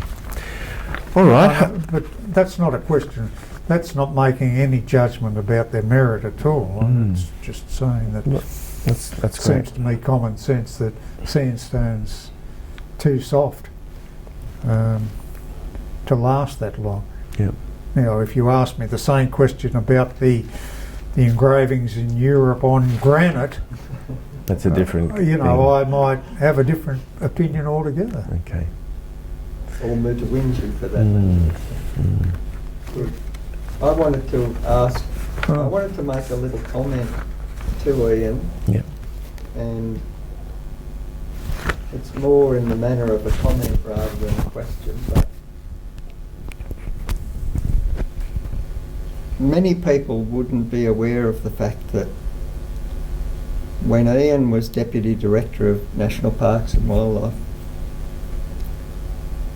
he and his boss were actually responsible in many ways for preserving rainforest in northern New South Wales now. Ian, as he looks back on his career, I know has regrets about certain things, so do we all. But I tell you what, there are very few people who can say that they're responsible for saving a rainforest. I want to thank you for that. Well, that's how the policy on that RAN adopted on protection of rainforest in New South Wales originated. We cooked it up for the Minister for Planning. But what a wonderful people on their deathbeds look back. Oh. I know I won't be able to say. Well, in view of what's been going on in the last few weeks with those fires everywhere, how is that? Well, my view now, in the light of what I don't know whether you know that activist Dylan Pugh up at Lismore, he's been lobbying for the protection of forests from logging since the days of Terania Creek, right back. He's saying, he said the other day, or he was quoted in the paper saying the other day, well, we went to all that trouble to save the rainforest, they're going up in smoke. Now, He said that himself. just the other day he was quoted, yes. It's very interesting when we... He doesn't make any further observations no. like, Wish we so hadn't. why did we bother? Yeah. Very interesting and connected to this, and since it's so topical with all the fires this summer and potential climate change making things worse in years to come, but we both have a view of all that extensive forest, say from Gosford west to Ralston and beyond, that I use the term it's a time bomb, and you were not using those terms, but you were very much of the view, as are locals and people you know, about the future and with westerly winds, should we experience it, as you said in the car, look, it'll burn all the way to the coast, and it would too, would it not? Oh, given sufficient climate conditions, yes, particularly westerly winds. Maybe I have to ask you one more last question. People thinking of researching in this area, do you have any advice? Which area? The areas of Aboriginal culture. Oh, look, this is so personal to me that I don't want to make any suggestion. No, I don't want to make any suggestions. exposure to Aboriginal people, old Aboriginal people, had a tremendous influence on me, tremendous. But there's no way in which that can be, it seems to me, put to any use. Okay. Because of